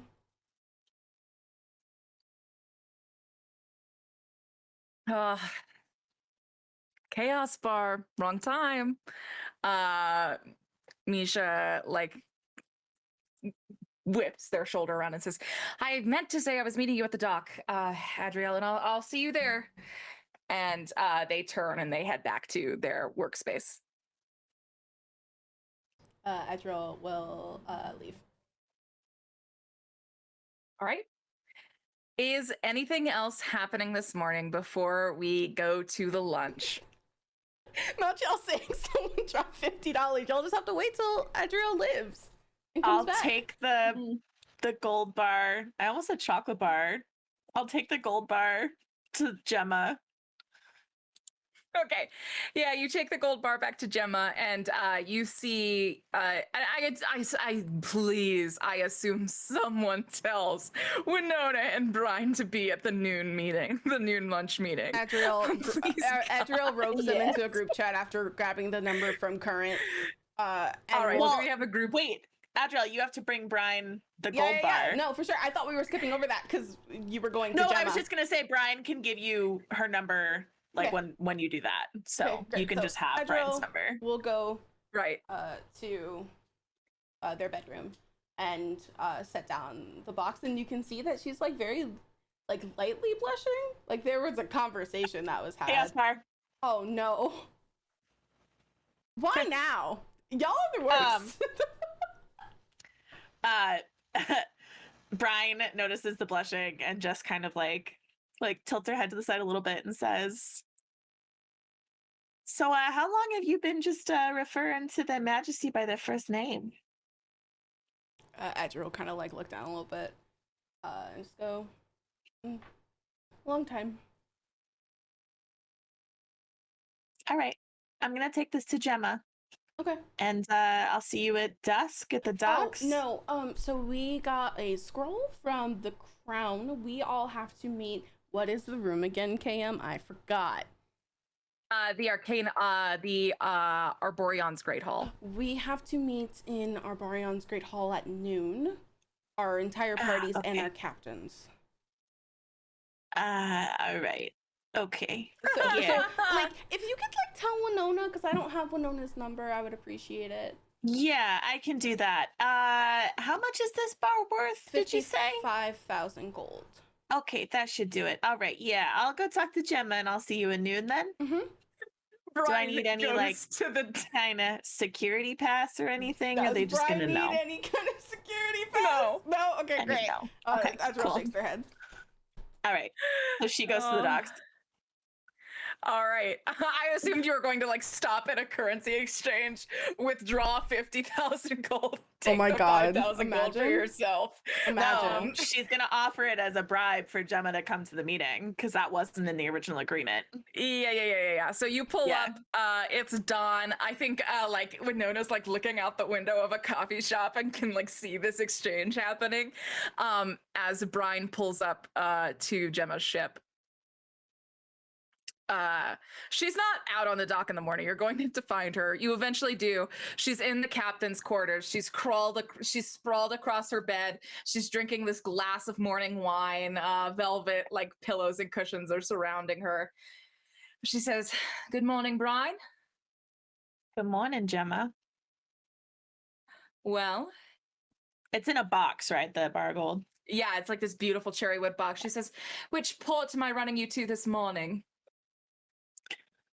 You're not, but I'm throwing in a little extra because apparently we're needed in a meeting at the castle at noon.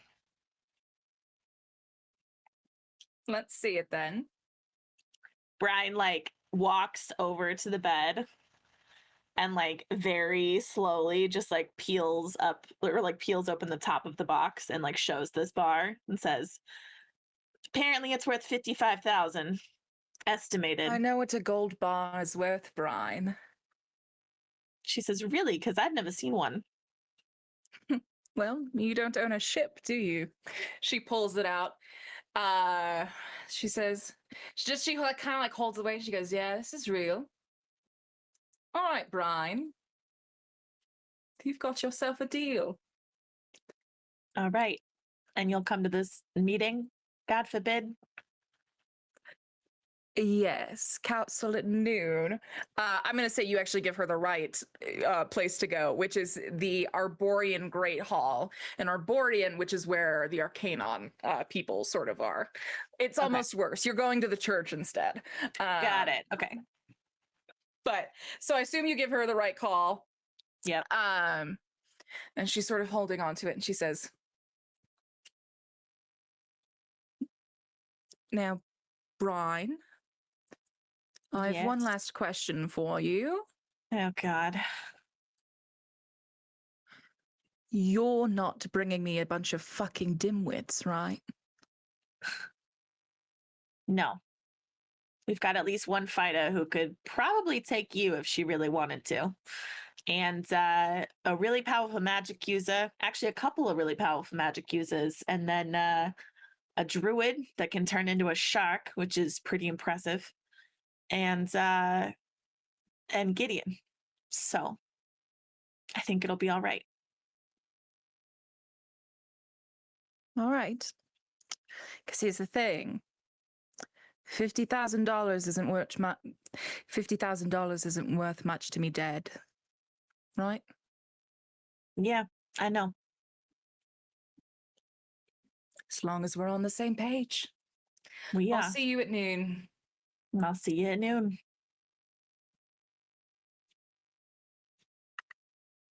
And she just kind of like rolls back over in bed. She puts the gold bar on a pillow next to her, finishes off her wine, and sets it down on the counter. And it's sort of your cue to go. I think Brian kind of has a moment where she just stands there and watches her. Mm-hmm. And then seems to like almost hesitate, but she does leave before she gets told to leave. Smart call. Mhm. Anything else happening before the noon meeting? And I will text Winona to tell her about the meeting. Oh, sorry.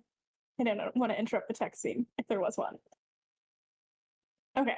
I was going to say it doesn't have to be a whole scene, but I think Gideon just has a nice breakfast with Alan. I think it's like a truly a beautiful breakfast, and you guys are laughing and having fun. And then like Alan tries not to cry a bunch. Yeah. Yeah, I think both sides for sure. And I think when it ends, Alan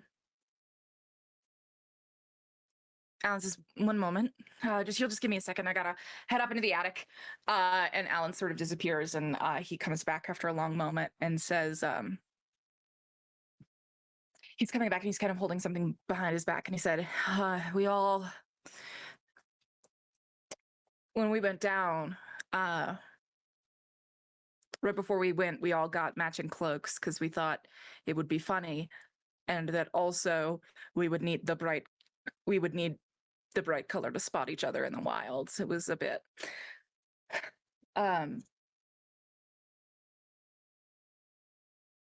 but it kept me safe, and I think it'll keep you safe too. And he holds out this cape, his cape, and you know that like the other 2 matches of this set are on your parents. I think Gideon is trying really hard not to cry already. And like takes it, and their hands are kind of shaking, and they like immediately like swish it around and like clasp it over their shoulders. They just go, "Thanks, Alan. I feel like I look a lot cooler than you in this already." Like making jokes and trying to not cry more. What does it look like? Is it like, You tell me. they said it's bright. Mm-hmm. I think it is like a bright red. Like a very beautiful deep red with like the Osmond family like sigil on it too. Whatever that is. I haven't decided yet. And then the inside is like black velvet. And it's got little pockets on the inside too. And With, we like- will walk through the magical abilities that cape has at a separate time. Oh, Current, the noon meeting is approaching. You first and foremost get a messenger knocking on your door. Oh, I'll kind of. I think at this point, my I'm very stressed and like waiting for news here, so I can run up to the door real fast and just swing it open. You say, you see a small like 18-year-old saying, "Hello, messenger service," and like hand a thing forward.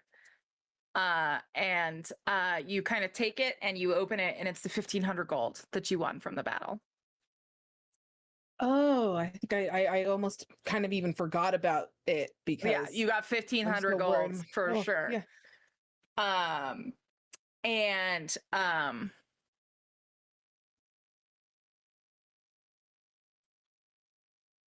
he says, "Oh, and another thing. I had 2 people looking for something to give you. Here you go." Did they say who it was And from? hands you this thin metal sort of stone, not any bigger than like a makeup palette. And it just says, there's a small note attached to it, and it says, "Take care. Love you, kiddo."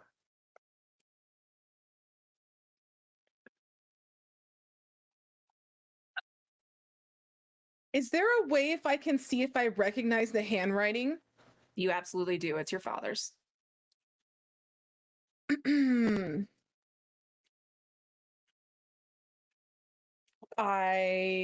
Current is speechless. I think Current immediately takes out their Sympax and starts frantically texting, just hoping for an answer from their dad.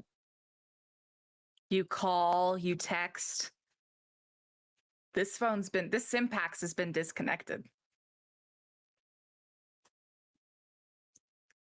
I think in that moment, my mind flashes to Merrick, who I don't really know much of anything, and I'll take out my Sympax and I'll look at this item, and I think my hand is shaking holding this thing, and I pull up the number that has no name attached to it, but I know that it's Merrick's, and I begin to type out that I have this thing, and then I shut it and I put my Sympax back in my pocket, and I pack this item along with my other items and decide to continue packing to get ready to meet everybody at the luncheon.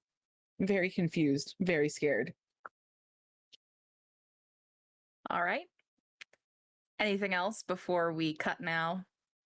Does Winona have the stone? Winona also has her stone, yes. Now, chat, I'm going to let you know that, like, I take that $250 very, very seriously. And this was a very important episode. You could have redeemed that $250. I've known what that $250 reward for this episode has been since the first episode. However, it's so important that it can't wait, that it has to wait until the end. And for that, I apologize, but I also promise you it'll be 150% worth it. So,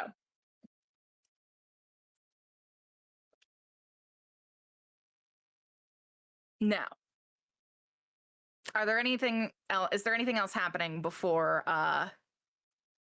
the lunch meeting? One thing that Winona wanted to do really quickly was kind of take like a nice personal tour around the weeds one last time. Oh, yeah, it's so beautiful there. It is. And I think like you see a lot of people setting up for like a firefly festival. And there are no like fireflies here, but I think that there are a lot of mechanic and rune mancers from the weeds who get together. And what they do is they make little mechanical fireflies. And so they spend the whole year just like doing it in their off time, making these little mechanical fireflies. And like they save them up for like this night. And then it's like a whole thing where like they release these fireflies and the kids in the wilds go around with little jars trying to catch them. And like that's what today is. And so you see a bunch of people like getting ready for that. They're like selling cute little nets. You know, there are like little like firefly like little necklaces and pendants that you can wear that'll like light up themselves. So the wilds is just like bustling. It's full of this beautiful action right now. Oh damn. I just kind of like, I guess, take it all in. And now that I know that, I kind of want to get a little firefly pendant to take with me. And I make my way to wherever I have to, because this is a place that like I knew and grew up in, and I don't know anything else really. And these are my people, and these are who I fight for. And if I'm gonna go and protect them, I want to say goodbye to them one last time. So that's what I'm doing, and that's all. That's all I wanted to do. I think you do. I think at some point, like, you know, the guy who would like sell you like a coffee, you know, every morning, you know, gives you one for free and says like, it's because the festival, Winona, just enjoy yourself, right? And it's all of those like perfect small moments that you're like, oh man, if I can do that for these people, maybe it'd be worth it. Mm-hmm. Yep. All right. Current, Brine, Winona, Gideon, Adrielle. Do you all just show up at this great hall at the same time? Brian is very early, but she stays out of sight until everybody else is there. I think Adriel was also Classic. very early. Great. So all of you were early and hiding in separate corners until you all emerged from your separate Well, I don't think corners Adriel of- was hiding. I think she was just early. Oh, okay. Perfect. Brian hides because All that's how she does things. Right. Cool. So, all right. Cool. So it's about time. It's about 5 minutes until the meeting. You're seeing a bunch of other teams start filing in. Are you all going in as a team together, or are you all just kind of like showing up one by one? Brian doesn't know these people. She's gonna wait until she has backup. Okay. Are you waiting for your people outside or inside, Adrielle? Outside. All right. So then I think everyone kind of like shows up like 3 minutes before everyone's supposed to get together, and is looking at one another. Should we go in? Is Gemma here? Yeah, just as you start being like, oh God, is Gemma here? I think everyone but Brian kind of sees this moment of like this docks like pirate queen come strolling down Arboreon, which is something you never fucking see, right?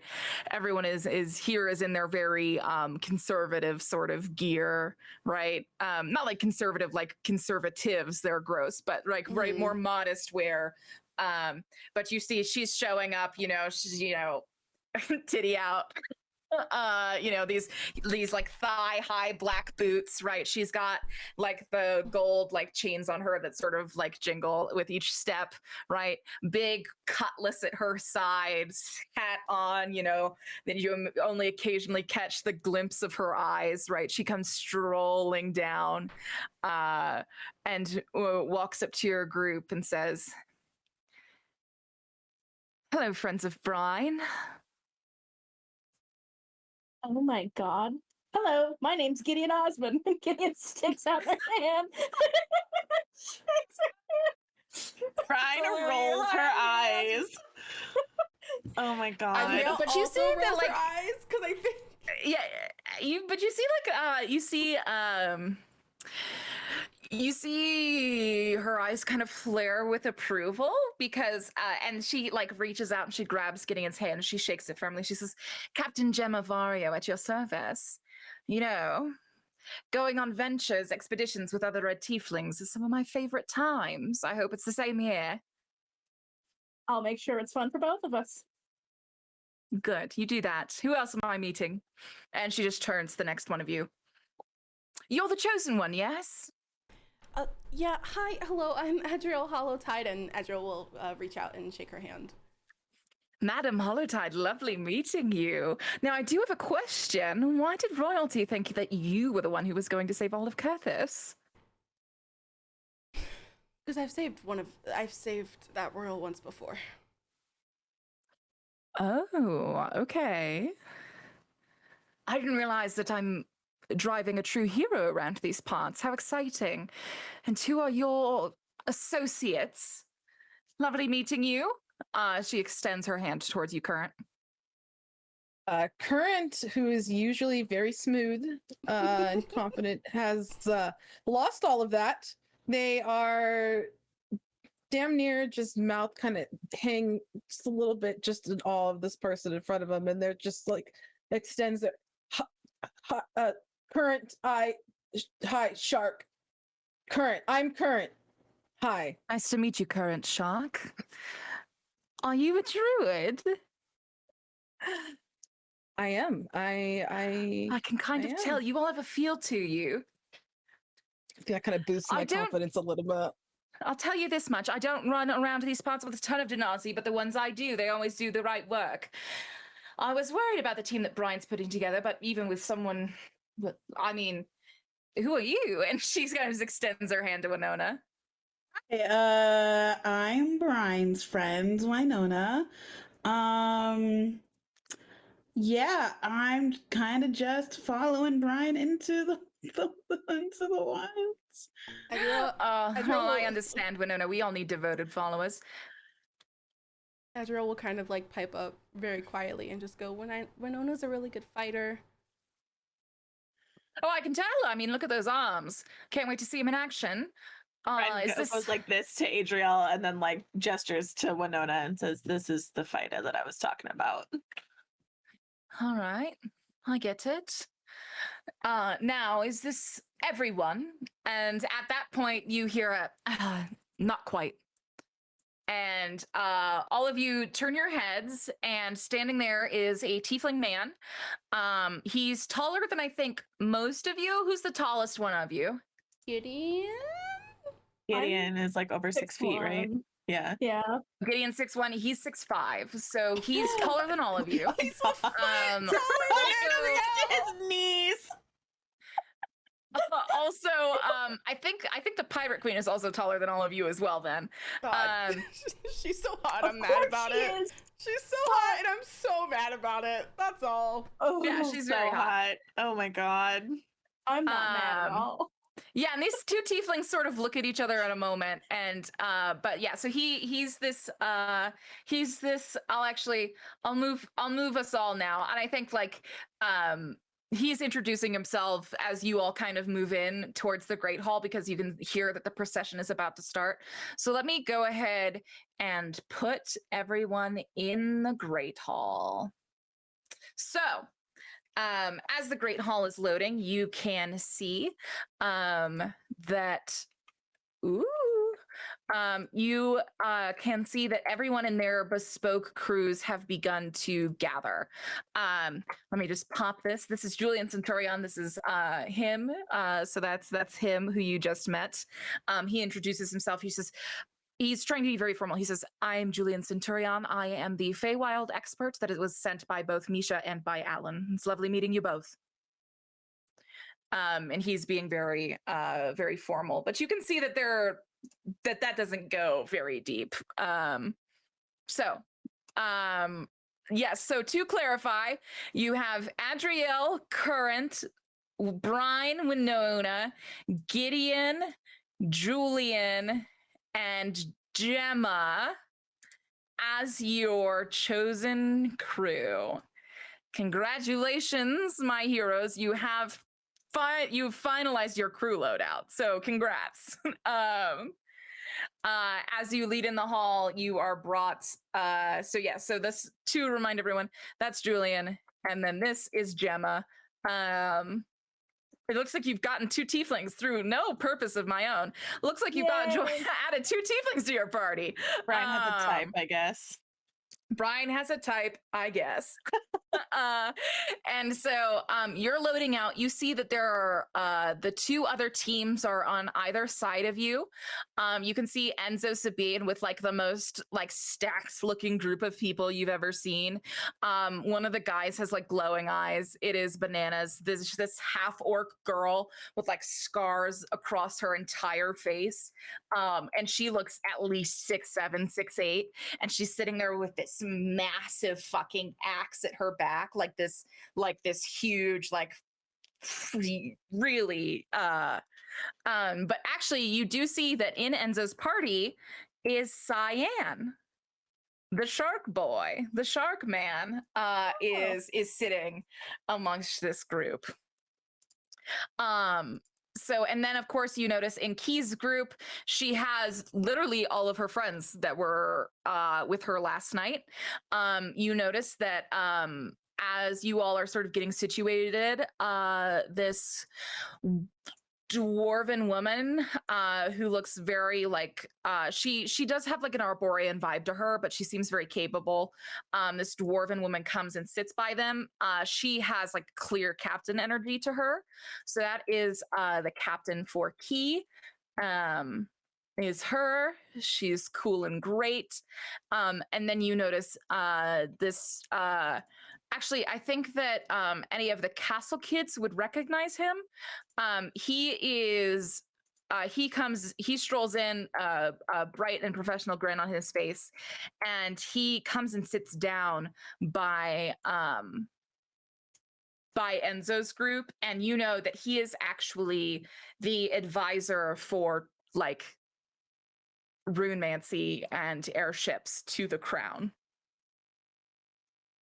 He is a captain that retired about 5 years ago, who's apparently coming out of retirement for this gig. And you actually see, like, when he steps out, Gideon, you're the one who's sitting next to Gemma. You hear her let out sort of like a low whistle when she sees him. Is he impressive? Unfortunately. Yeah, she looks back and she says, unfortunately. And then you see there's like this 5th table and no one's like sitting at the front. And these people are sitting in little like clusters of 3, and they're kind of quietly talking amongst themselves, but they're all wearing like the same look, which is like this dark blue workers jumpsuit. They're all in them, just sort of talking amongst themselves. And there is a small time where the Hierophants who have been sitting at the head table up here, staring at the 4 of you, staring at all of the teams, watching you all entrance, the 4 of them, and they've been in pretty clear silence. They're all watching you sort of get in here and get settled. So what does that look like for the 5 of you? I think Adriel... Brian's gonna sit, go ahead. if possible, in between Winona and Gemma. Okay. You sit in between Winona and Gemma. Yeah, you all can arrange yourselves how you sit here. Let me know if it's incorrect. / if you don't have control, but I think you do. I cannot close out of this captain's token. Oh, you should just be able to click on one side of it to click out of it. I cannot. I'll refresh. Refresh your page. I'm so sorry. Adriel in true Adriel fashion is sitting at the very, very front of the table and has like a little tiny like pocket journal out with a pen. Yeah, I figured. All of the chosen ones are kind of sitting at their respective heads of their tables for sure. There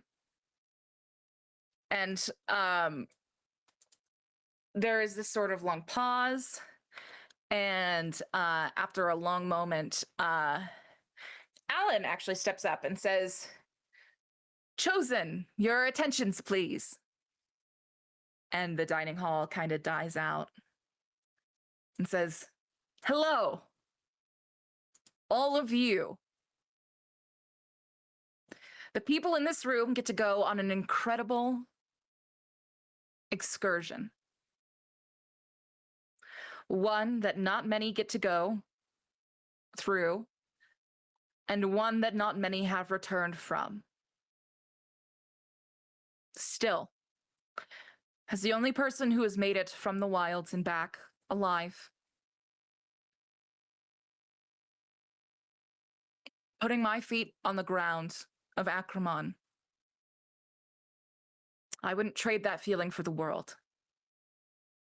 And knowing that you get to do that here is incredible. Now, the Hierophants have been preparing for this journey for the greater part of a year. We have known and been preparing for the Divine's will this whole time. And as part of that journey, we enlisted Figglass Industries, one of the most devout factions in all of Tundra, to create the new era of airship. 3 of the best airships the Crown could afford. You see Gemma kind of like lean in. She's like, oh, okay. All right. Now she's listening. And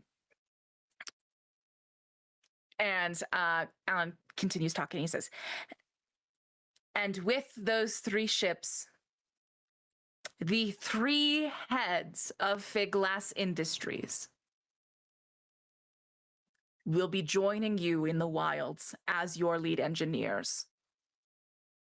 And that's like shocking news. That's like hearing that like Hannah Montana's coming with you, right? It's like Elon Musk is coming. Right, like that's the you know, I would like to say that comparing Hannah Montana and Elon Musk feels like violence. Yeah, I don't know how I feel about that comparison. I gotta be honest. I'm sorry. I'm sorry.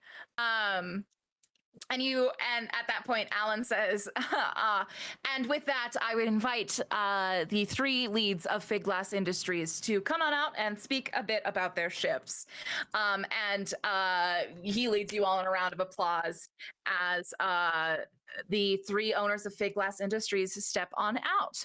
Now, who here keeps an eye on ship development, gossip, and lingo, and drama and that kind of stuff? Oh, Brian? Anyone else? All right, so Brian, you know these 3 people. This is, and I'm actually going to pull us all over to this part right here. These are the shipwrights. So these are the ship creators, and the 3 leads of Figglass Industries, run by 2 brothers, Lane and Lorian Figglass. Petra Figglass eventually married in to this leadership gig when she married Lane. So these 3 are some of the most brilliant minds in all of Kurthus. If you have not heard of them directly, you probably read one of their papers as a child, right? Like their exposure is nearly unavoidable living in Kurthus. They are some of the brightest minds. And I think you even hear some like whispers of profound excitement when these people appear. Brian, what is your reaction to this? I think she actually makes eye contact with Gemma and kind of raises her eyebrows. Yeah, I think Gemma looks at you and she's kind of got like, she doesn't quite know how to feel about this, right? Mm-hmm. She's thrilled about driving this airship, but she's like, ooh, but that looks like somebody who's going to tell me how to drive it. Right. Mm-hmm. And so she's got like a sort of a narrowed eye, but there's like a huge gleam of excitement behind it. So Makes at sense. this point, Lane, Petra, and Lorian step forward. Petra being this human woman with this beautiful this like orange red hair that's tied up and bright freckles all over her face, these big doe eyes. She's won like every Person of the Year award that you could possibly get here in Kurthus. Lane and Lorian are less so public figures, but she's really popular. And the three of them step forward, and Petra says, "Hi, everyone. I am very excited to be seeing you all here today and truly be looking into the face of people who will usher forward a new era of Kurthus. I mean it with all of my heart when I say that Figglass Industries have spent the last year and a half making sure that this mission is a success for you. Which means that the ship development and the things that we've made, well, they're the most advanced things that Kurthus has ever made. They're the most advanced things Kurthus has ever made, and, well, they're our best chance at life. So, and I think she gets kind of choked up a little bit, and then she like looks over to Lane and Lorian, and then she looks back and she says, "And that's why we're all coming with you, is because the three of us and all of Figglass Industries deeply believes that this mission will be a success. And if we didn't believe that it was going to be a success, why would we put our lives on the line? So, we wanted to make it as fair as possible for all of you. All of our ships are identical, but we figure, well, the only fair way would be for you to get to choose which of us will go with you as your lead engineer." So, and then Petra kind of like unclips this small velvet bag from the side and says, "Well, we're going to let each of you draw marbles. And the one with the white marble gets to pick first. So, and she reaches her hand out to each of the chosen ones. Adriel, roll 1d3 for me."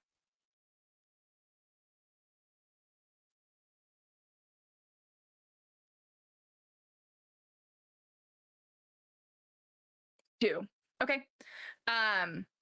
So I think Key reaches in first and she pulls out the white one, right? She pulls out the white marble and like her whole crew is like, yeah! And then Adriel, you reach in, you pull out blue, which marks number 2. And then Enzo reaches in, pulls the red one. He's going to go third. So at this point, sorry, I'm making sure I have the names of the ships pulled up. She says, "All right, Key, you'll be picking first now." And I'm going to move us all back to the Great Hall screen. She says, "Now, you may pick first, but first I'll tell you who's the engineer for which ship, because who you pick the engineer, why, that's what ship you'll get. Now, I am Petra Figglass, if you don't know me, and I am the engineer for the Coral Poet." And at that point, Lorian says, "I'm Lorian. I'm one of the co-lead engineers on this project, and the project lead. And I'm the engineer for the Copper Veil." And then Lane Figglass, he is an elf just like his brother, whereas Lorian seems more stern. And he's got kind of like a sunken eye, Benedict Cumberbatch mopey vibe to him, whereas Lane has got more of a Chris Pine, like charming protagonist energy to him. And he says, "Hello, everyone. I am Lane Figglass. I'm the rune master for this project. I am Petra's beloved husband, and I am the captain for the Briar Horizon." And so Key gets to pick first. And so Key is looking for, is looking around, looks all of them and says, "You know what? We're going to take Lane and the Briar Horizon, please." And so Key has selected the engineer Lane Figglass and the ship Briar Horizon. Adriel, all eyes turn to you. Lorian Figglass, Lane's brother, the co-lead engineer and the project lead, and Petra, head of Figglass Innovations, co-lead engineer and wife of Lane, are both standing there. Lorian being the captain of the Copper Veil, and Petra being not captain, the engineer of the Copper Veil, and Petra being the engineer on the Coral Poet. I think Adriel, in learning that the Hierophants knew about this for a year in advance, and so did Figglass Industries, is so just done with everyone's shit right now. And it is going to pick the person who is the most opposite of all of the elders of the Arcanon, which in this instance is Lorian. Petra reminds Adriel too much of Ninth and all of the other elders. Okay, so what's it look like as you pick Lorian? Adriel will stand up and just go, I select Lorian Figglass as our engineer. Interesting. Lorian sort of nods at you. Perfect. So please now, you can write down if you want, you are going to be sailing on the Copper Veil, which is delicious. So you see Lorian nod and then come sit at your table with all of you. And that means that Petra goes with the rest of the protagonists, I guess, over at Enzo Sabine's table. So you with all of these arranged, the four Hierophants stand up and says, the Alan of the four Hierophants stands up and says, all right, you have your crew now. Each member of the engineers has a crew of 3 who will be going with you. Each of them has a chef. Well, let me read these roles correctly. 3 crew members will be sent with each engineer. The first one is a gunner and the first one is a gunner and a cartographer. The second one is a first mate and a quartermaster. And the third one is a chef and medic. These 4 are coming with you not to go on ground missions, but to make sure that you are safe in air. Now, with all of your jobs assigned, please go ahead and take this lunch to enjoy your food, meet your crew, and get ready to head out. We will go on a tour of the ship after this and then deliver the dossier for each chosen one.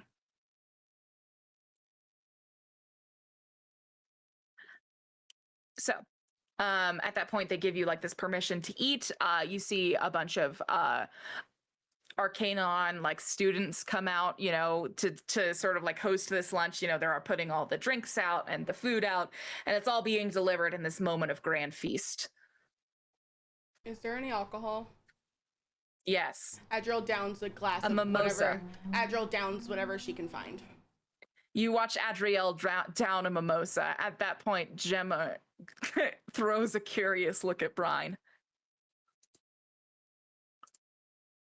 Brine picks up her own glass and just kind of like gives a little like tip of it to Gemma and like takes a sip, and then like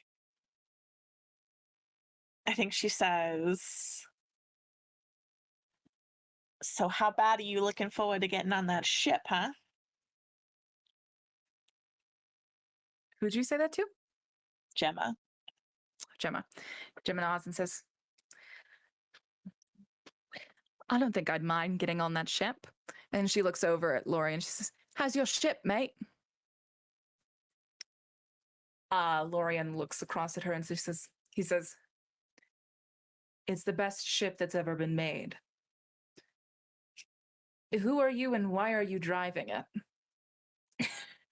And at that point, Gemma leans forward and says, well, lucky for you, mate. I'm Gemma Vario, Captain Gemma Vario, one of the best fret captains in Acramon, and happy captain of your new ship.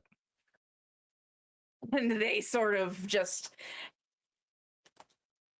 eyes narrow at each other for a long moment. It's going to be a contentious time to see if these two will get along. Winona, Current, Gideon, what are the three of you doing? I think Gideon's pouring a mimosa for Julian. Is his name? Yeah, Julian is his name. They're like, I'm Yeah, so he's happy sitting in it was between you and Adriel. They kind of like elbow him. I assume they know each other. Absolutely. They're like, well, I'm glad it's you. How are you feeling? I'm pretty good, Gideon. It's not every day that I get asked to throw my life away in an hour, but not bad. Oh, well, if I do my job right, you won't be. And they like clink glasses with him. You living through the wilds. Throwback. And then I think Gideon's just watching Adriel have a hard time and just puts cream cheese on a bagel and slides it towards them. Adriel nods and eats the bagel. Perfect. Does anything else happen during this lunch? Yes, I think since Current is like the closest to I think, to Adriel, I kind of lean over, and there was the writing that came along with this object that I got. It was on a piece of paper attached to the object, right? Mm-hmm. Okay, so I think that Curran is very frantic and reaches over the table and totally not even aware that this is probably something that I should have done quieter, but I just reach out with a shaking hand and take the note that was on it and slam it down on the table in front of Adriel and push it and wait to see if either if Adriel recognizes the handwriting as well, or if she doesn't, then I just burst out, this is, my dad wrote this. Adriel would recognize it, I think, as some, like, because of, like, how they do messages in the castle, correct? Mm-hmm. Mm-hmm. Wait. Kern, when did you get this? Was this morning? It was this morning. A courier came by and brought by the money for the fight last night, and then went back in his bag and said that somebody else was looking for me and handed me this note, and he handed me this too, and I kind of pull it out, but I want to try to kind of position my body to where the Hierophants and everybody sitting up front kind of can't see. Adriel sees Could her. have hand check, please. Winona's right next to you. I think I don't mind if Winona sees. I just don't want the Hierophants to see. I'm so clenched. Oh my god. Why would we do this? Okay, and I need to roll sleight of hand. Mm-hmm. Okay.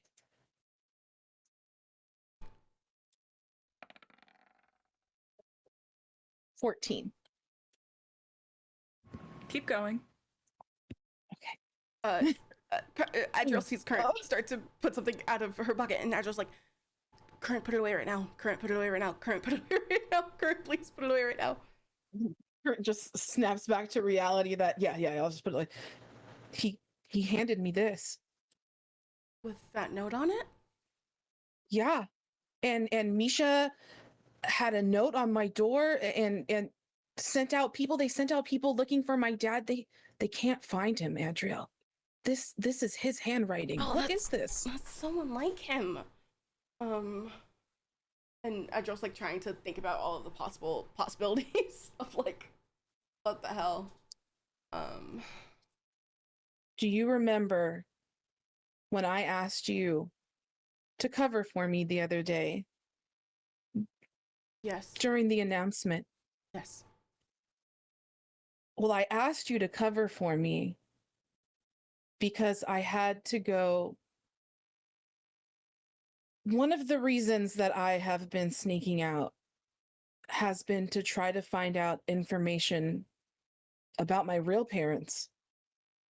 Nobody ever wants to talk about them. Something just, I have to know. I have to know, Adri.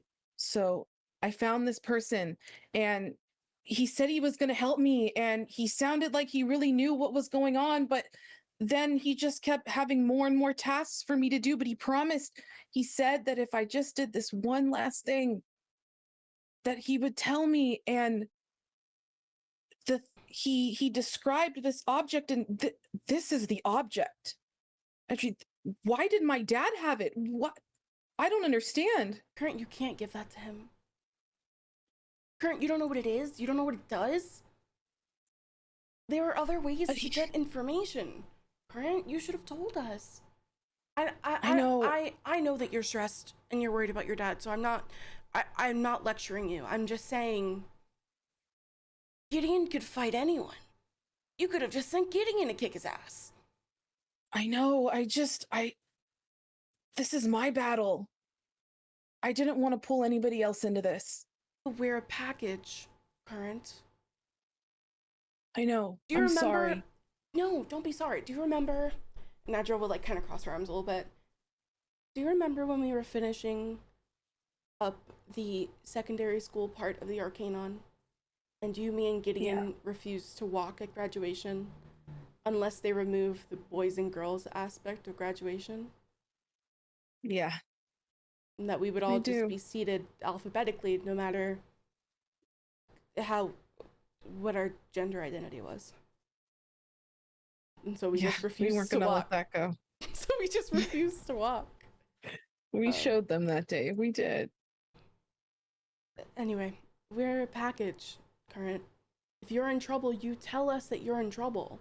You don't just try to hide it and do it on your own. I know you want to do things for yourself, and you still can. Asking for help doesn't make you weaker, Current. You suplexed a full shark last night. Let's just think about that. You suplexed a full shark last night.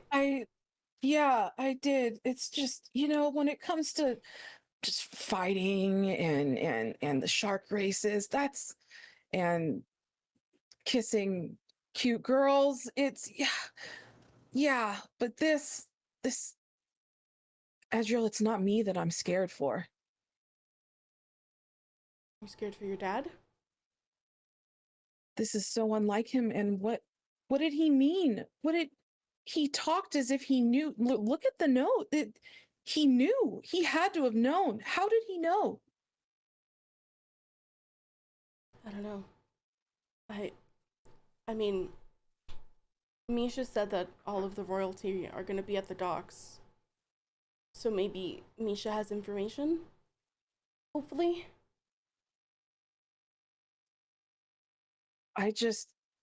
I have to know before we leave. I know. I just have to know he's okay.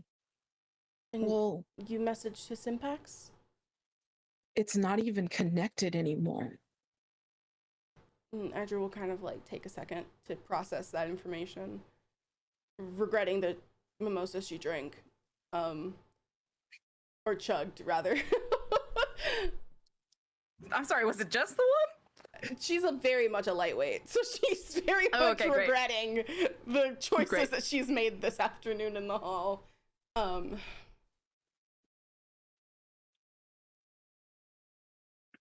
don't know what you need to do, but I do know that you can't give him that. It's staying with me. We'll take it, and if you don't want to hold on to it, we'll chuck it into the wild somewhere. Whatever this thing is, my dad already knew it existed. It's coming with us. Okay. And Adriel will reach over the table and squeeze Current's hand. And I'll reciprocate it back, and I'll squeeze back and I think maybe Adriel and the castle kids are used to Current being kind of strong in that aspect, and that was a time where I really could feel fear in my grip. And Adriel will squeeze again, and just make eye contact with Current and just go, "We're gonna be okay. I got you. Gideon's got you.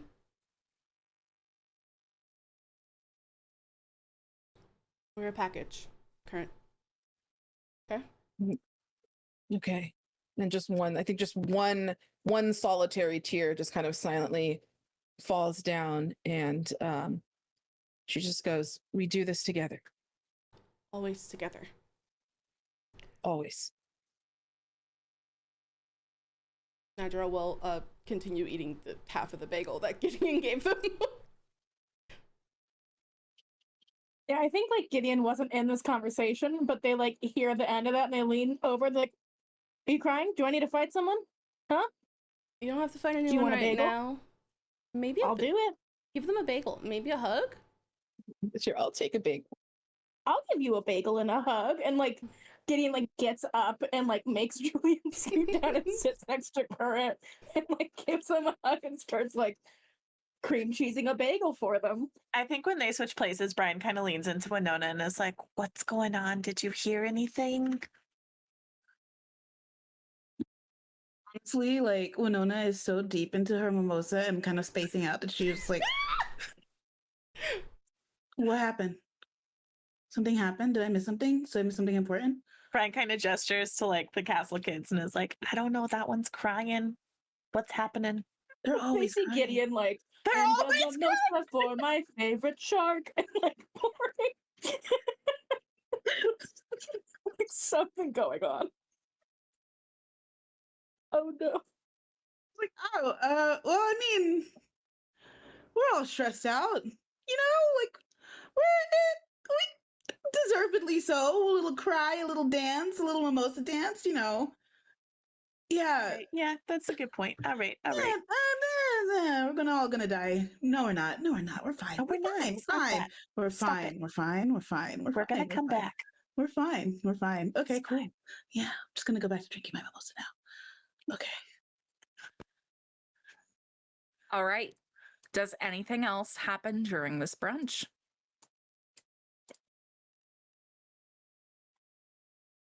All right. Towards the end of it, the Hierophants stand up one more time. At this point, one of them says, "All right.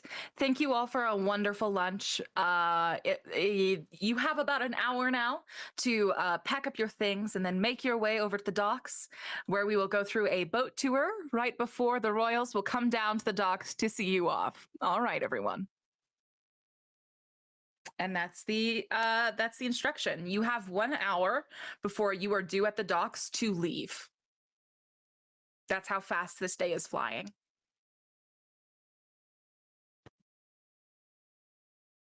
Adriel will kind of stand up and like look around and go, "I'm gonna start walking to the docks. I don't want to be in here anymore." Brian already has all her stuff together, so she's also gonna head down to the docks. Okay. Yeah, I also have all my stuff on me, so I'm gonna follow as well. Yes, we can all walk together. Walking down to the docks then. Adriel will nod. Yeah, Come on, I group, guess so. little group mind building trip. Love these. Gemma puts her arm around Winona on one side and Gideon on the other. Love these sort of group walking trips. You both can tell me your life stories as we make our way over there.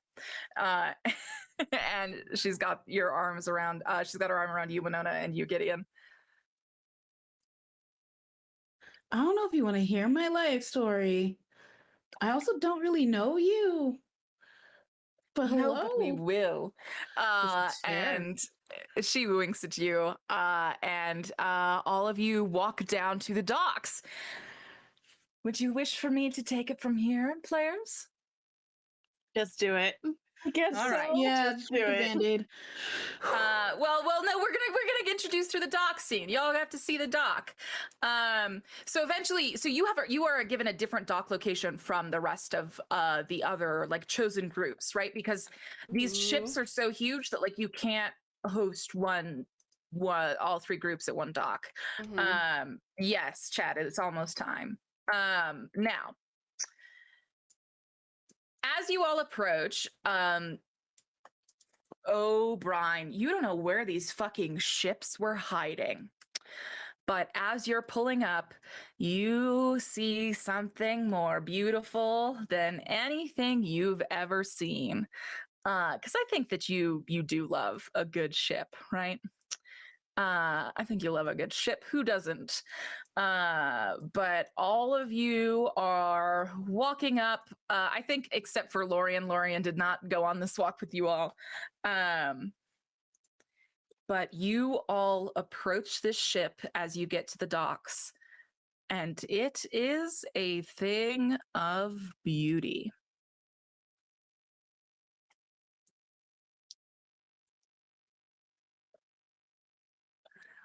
Is that a fountain? Where? On the Cam, can you bottom, on move the the left? map to like slightly more right in Roll20 if possible?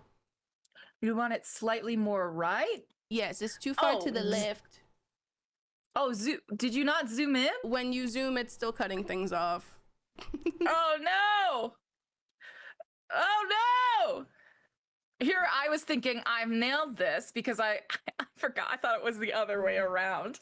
I was like, yes, this side of the map doesn't matter. I said, covering up the part of the map that does matter. Okay, 1 second. Let me fix this for everyone. But please give me your reaction to the ship while I do this. Anyway, it's really pretty. It's really pretty. It's a very pretty ship. It's a very, very pretty ship. Thank you. Yeah, I'm so mad I'm doing this live. I'm so sorry. No, you're fine. Do love the silence where I said, "Stop for me. Tell me your thoughts on this ship." There's And music they all playing went, "It's outside, pretty." so I'm quiet. I like the colors. Much colors. Good job coloring. I love it. Thank I've you. seen the Thank ship you for the because much Cam color. showed it to me, but I really like these little I think I helped fountain pick these, things. if I remember correctly. This is gorgeous. Maybe you did. Maybe you I did. love it. It is very big. Are these Damn. plants here under this like Yeah. catapult situation? Yeah. So those are all hydroponic Ooh. plants Ooh. that are on the ship. Watch me turn everyone's tokens upside down because I'm too lazy to do it the right way. And party. yes, suddenly you are all approaching the ship. You've drank so many mimosas it feels like you're upside down. Anyways, so you are all approaching this beautiful blue-green airship. You can see, you're looking at the top of it right now, these beautiful sails. You see that there is a some sort of runemancy electronic orb that almost looks like your necklace, Adriel, that's spinning and powering up the ship in the back. And this is your sort of first glance as you're rolling up, and you see Lorian is somehow like already there at the dock, which is weird because you left before him, but he's already there. So wild. But as you're sort of walking up the dock ledge, Gemma says, I could get used to calling this ship mine, as all of you roll up. Now, I imagine that Lorian gives this to her, but I'm going to give it now for my players. So, imagine Lorian doing this in character. Thank you. So here's the ship. This is your top layer. You can notice over here is the control room where the captain is going to be, right? That kind of stuff's running. And over here is that power nodule, the power node, as you might hear Lorian call it. A layer beneath that, you see how the map just changed? This is the next layer of the ship. You can see over here is the war table and meeting room. That's going to be where you plan all your shit. Over here is different little meeting tables in a small little pool thing that has a bunch of live fish in it. In the layer below that, we go now to what is right below the war table, which is your quarters. You can kind of see this arrangement of these beds here in the dark, here in the bottom corner. That is where all of you are staying. And then that collection of 4 ships up there, that's where the 4 crew is staying. Right? Okay. And then below that, you are going to have the sort of the mess hall layer. where you can kind of see that going on. You can see there is food tables. You can see that there is a whole like beautiful area over there. However, this is clear right now. What this actually looks like is just boxes and boxes of materials, right? And then there is the mess hall and the kitchen right there. You can see that. And then at the very bottom of the ship, the final ship layer is, whoops, wrong one. Is the bottommost layer, which is the engineering layer. And that looks a little something like this.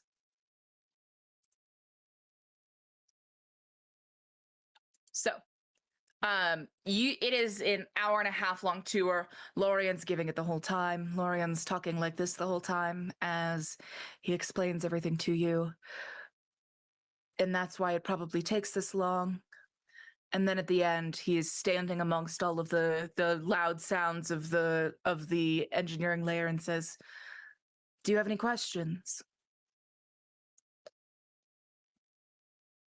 Edril looks to Brian and Gemma.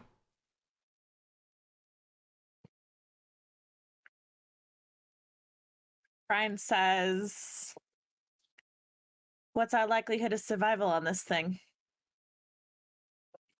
We've engineered it for survival. She does not. At that point, Gemma goes, "How fast does it go, though?" And then he says, "As fast as you need it to." And then Gemma says, "Oh, we'll see about that."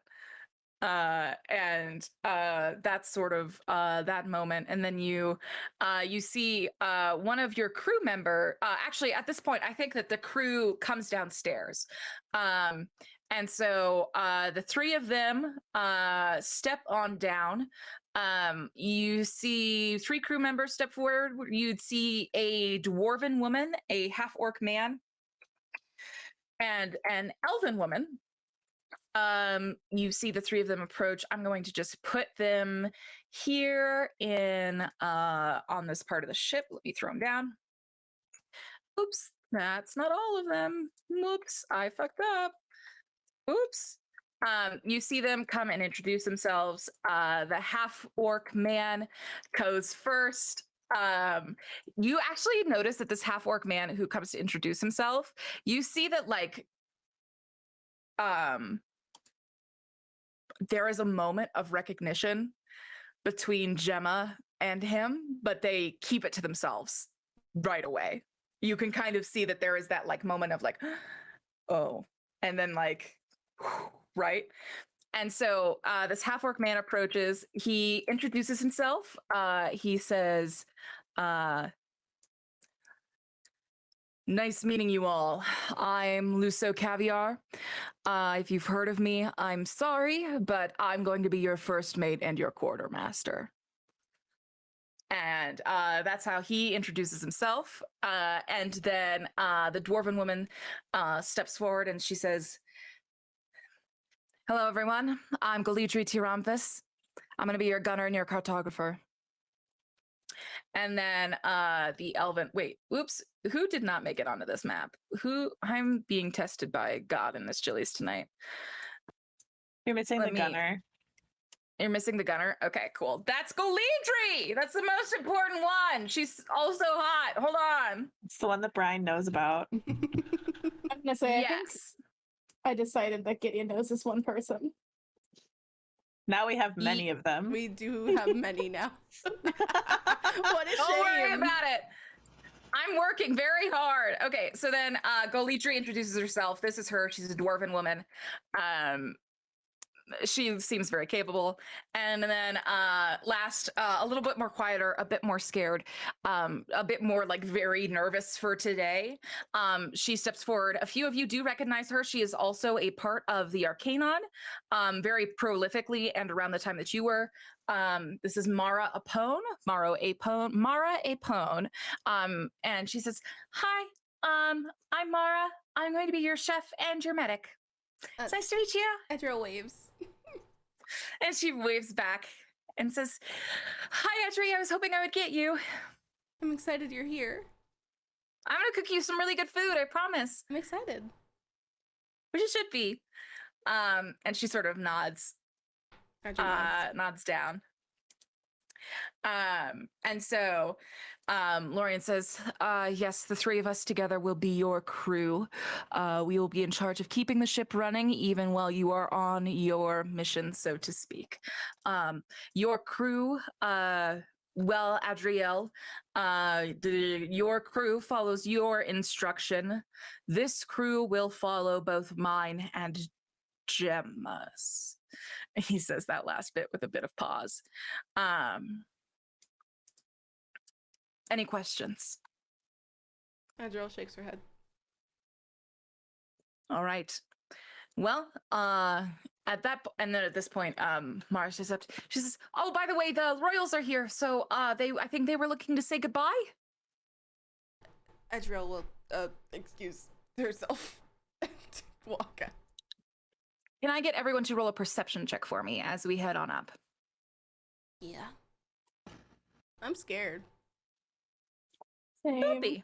I'm afraid. Don't tell me not to be afraid. I'm afraid. No. 15. Okay. 19. 16. I rolled an 8. I rolled a 5. All right, Molly. You're gonna get to keep your headphones on for the rest of the episode, and everyone else is gonna take theirs off. So, Bye, everyone. Not even with a 16? not right now. Yes, not even the 16. Oh. But we're not there yet. I'm just saying that Molly's gonna be the only one who gets to keep their headphones on for the outro. So, And you'll tell us when to take them off. Do you tell us when to come back, or are you doing the full outro, KM? I'll tell you when to come back. Okay. It'll be great. Wait, do you have to edit the end of the podcast this week? No, I'm just gonna keep it to myself for maybe a few hours, Okay. and then we'll tell you when we decide. I'll let Molly tell you. Molly will get to have the joy of telling you, and isn't that gift enough? Yeah. Oh God. Okay. And so, you are all led back out. Oh, fuck me! I'm just realizing you can't see this side of the map. All right, give me one moment. Give me 1 second to change the map size.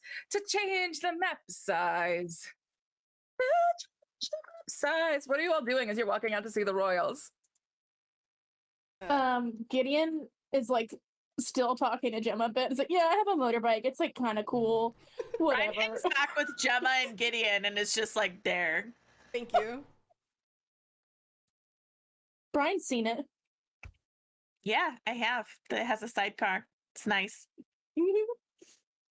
You have a We should all go for a ride. You have a tiny little like sidecar on your motorcycle. I love Yeah, that. it's great That's so for me. cute. I'm small. Oh, right. Oh, Yeah. well, I'm glad that you and Brian go riding a lot, Gideon. Nobody Oh, said yeah, that, it's Gemma. fun. Nobody said that. Yeah, I mean, I wasn't gonna get a basket for Kat. How's Kat doing, by the way? Cat pops their head out of Brian's bag and meows. Oh, hello, little lady. Gideon immediately goes and like kisses Kat's forehead. Oh my God, Cat loves Gideon. Cat's like purring and like rubbing faces with Gideon. Gideon's rubbing Kat's face back. So, you all head out, and each especially for ships like this, there's sort of like an accompanying building in the docks, and so you guys are in the like accompanying building. It's been, I assume it used to be when it was construction, right, it was for construction materials, but now it's kind of pulled off, and I think the people who were like running this knew that the royals would be dropping by at some point, so they made sure that it didn't look like shit before they showed up. So this is kind of set up. It's not like a full cafe moment, but there's some nice tables and chairs and some drinks set out, you know, some fruit juices, I'm sure, that kind of stuff. But eventually the royal procession and the guards pull up. Now, it is not just Misha who steps out. Right, for sure. No, I didn't expect it to be. No. I didn't think you did. Everyone steps out. So that is Zara. That is the Oh my god, my brain cells. I know. That is Zara Kieran, I believe. I want to make sure I have that right. Let me make sure I have the prince's name 100% correct. Kaylin, it's Kaylin. Damn me! I made too many K names right up from the top, and I regret it so bad. Kaylin is here, and Misha is here, along with Monarch Renat, who is one of the rulers, they them pronouns, and Queen Nakata. Queen Nakata is rarely seen outside of the castle, and she is also rarely at castle events. But Queen Nakata is here looking at all of you. She, out of all of them, has the presence of a queen, right? You Mhm. sometimes call Misha Misha, and it's not a big deal. This woman oozes royalty. Right? She carries that power with her. And when they all step out of the thing, everyone else drops to their, bows. They all bow, right? I assume everyone does the same. Yes, we bow. All right. Except for, here's the thing. When you all notice everyone get out of this carriage, Misha's not quite there yet. And so you all watch only 4 royals get out. Am I gonna Of have the to car. save this person's life again before we even get to the wild? Those are my questions, besties. All right, I'm sorry, continue. And the you see the 4 of them step out, and they sort of step into this cafe, and they turn to Adriel, the chosen first, and the queen speaks and says, "Madam Hollowtide, Queen Nakata? I was honored to hear that you had accepted the role of chosen. I wouldn't have seen it any other way. I'm glad, my dear. We need more people who have Kurthus at heart. I hope everyone on that ship learns a lot from you." I hope I learned a lot from them. You'll be in my prayers, young one. Thank you. And then it's sort of like the royal procession. So they each go down the line, and they'll shake each one of your hands, and they'll wish you well on your journey. 2 to 3 minutes pass, and then in sort of a haste that's kind of unlike a royal, you see Misha sort of burst in through the doorway, and say, sorry about that. I'm here. Adriel, just very, small. You wouldn't be able to, see it unless you were really paying attention. Just, very gently shakes her head. Right. And so each person comes down, each hand is shaken, here's the thing, the one person I do want to stop though for Current. The queen gets to you, she's shaking your hand, and she says, "Current, my dear, I have heard about the situation with your father. We haven't heard from him in several days." And I truly am devastated to hear that.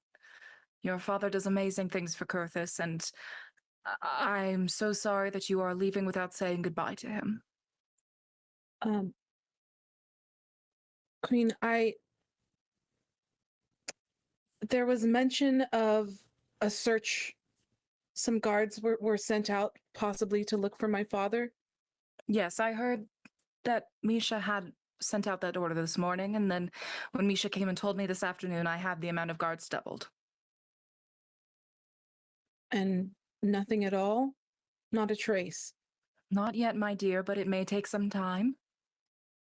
And what I wanted to say is that if we hear anything, and if I do get word from your father, I will send some of our fastest birds with a letter from him to you, okay? Thank you. I think I put my head down and sort of reverence.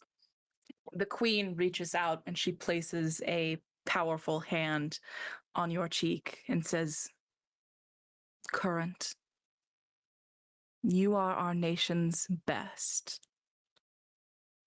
And she kind of tilts your head up so you're looking her in the eyes. And she says, show Akraman why Kurthus deserves a home. And Okay. I think Curran has questions, but just says, yes, Your Majesty. And she nods. She all but skips you, Gideon. She just kind of like shakes your hand and then keeps fucking going. I figured.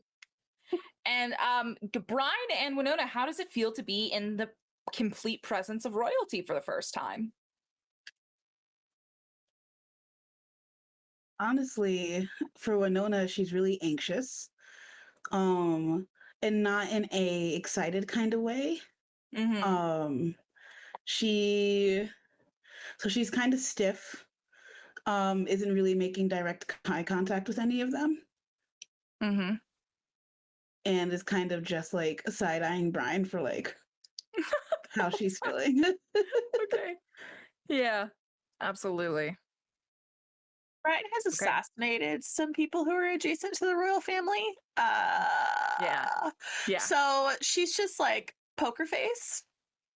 Yeah, she's just like poker completely face. gray, like rock. Yeah, absolutely. Yeah. And so you shake every royal's hand, you know, like even the other kids. And then eventually, you know, the five of them are standing there again, surrounded by their guards. And Monarch Renat says, well, you fought well. Crew members of the Copper Veil, we wish you well on your journeys. And at that point, Misha pulls like a dossier outside, out of their breast pocket, but it's larger. Anyways, and they pull out this dossier, and there is like a moment where they hand it to you, Adriel. And Monarch Renat says, each one of the chosen gets the dossier that is clarifying the prophecy that the Hierophants have heard. You may open it once your ship takes flight, not any moments sooner, for the sake of fairness, right? Right. Edge will just hold it. Now, the royal heart is with you on your fair journeys, travelers. May you go to the wilds and show them the heart of Kurthus.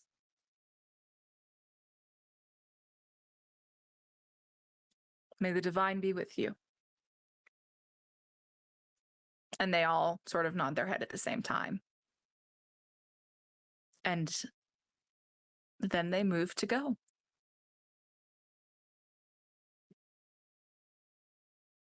Misha casting one lasting glance that lingers 1, 2, 3 seconds before a guard sort of steps in between the sight line Andrew will and ushers take Misha a breath that she didn't realize she was holding as soon as they are out of the way. out the door. Now, Brian, do you see this? Does Brian see all this? of you, Does Brian see this? Does Brian clock this? Yeah, absolutely. Does Gideon see it too? Gideon does. Now, at this point, Lorian leads you all back to the ship. Says, all right. Lorian says, all right, we need 30 minutes to walk the captain through things, and then we will take off. You have 30 minutes to get your things settled. And so you go, you settle your shit, right? All of that kind of happens. And suddenly you are getting ready for takeoff. And next episode, I think we'll go through a bit more of what takeoff looks like. But Is it time? now I'd like everyone, except for Sweet Molly, to take their headphones off.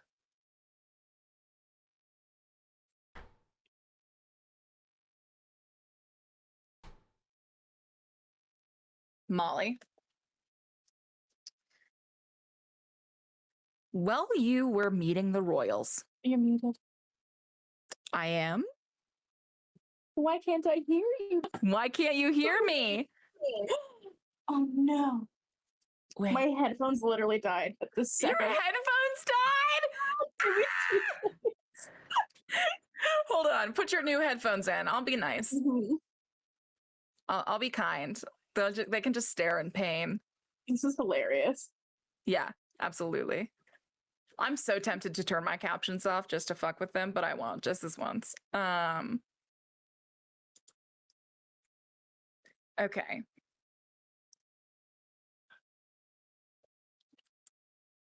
Okay. Okay. I can't You know, hear go you now. ahead. I'll stay muted. Okay, you go. Okay, all right, perfect. So Gideon, you noticed that for about the first 5 minutes of meeting the royals, Julian Centurion was not there. And it wasn't something that like super bothered you. But you noticed that Misha and Julian came back inside within 30 seconds of each other. Gideon Osmond, you are 30 seconds after the ship has taken off. And we'll visit this moment next episode. And I'll tell you when that moment is. You are 30 seconds into the ship having taken off when you notice Julian Centurion notice a ring on his finger and take it off in shock. This ring that he takes off in his finger in shock is none other than Misha's royal insignia. And there is a moment of panic because right after Julian Centurion puts that ring in his pocket, they run their hands through their hair. And you know for a fucking fact that that is Misha Osirov.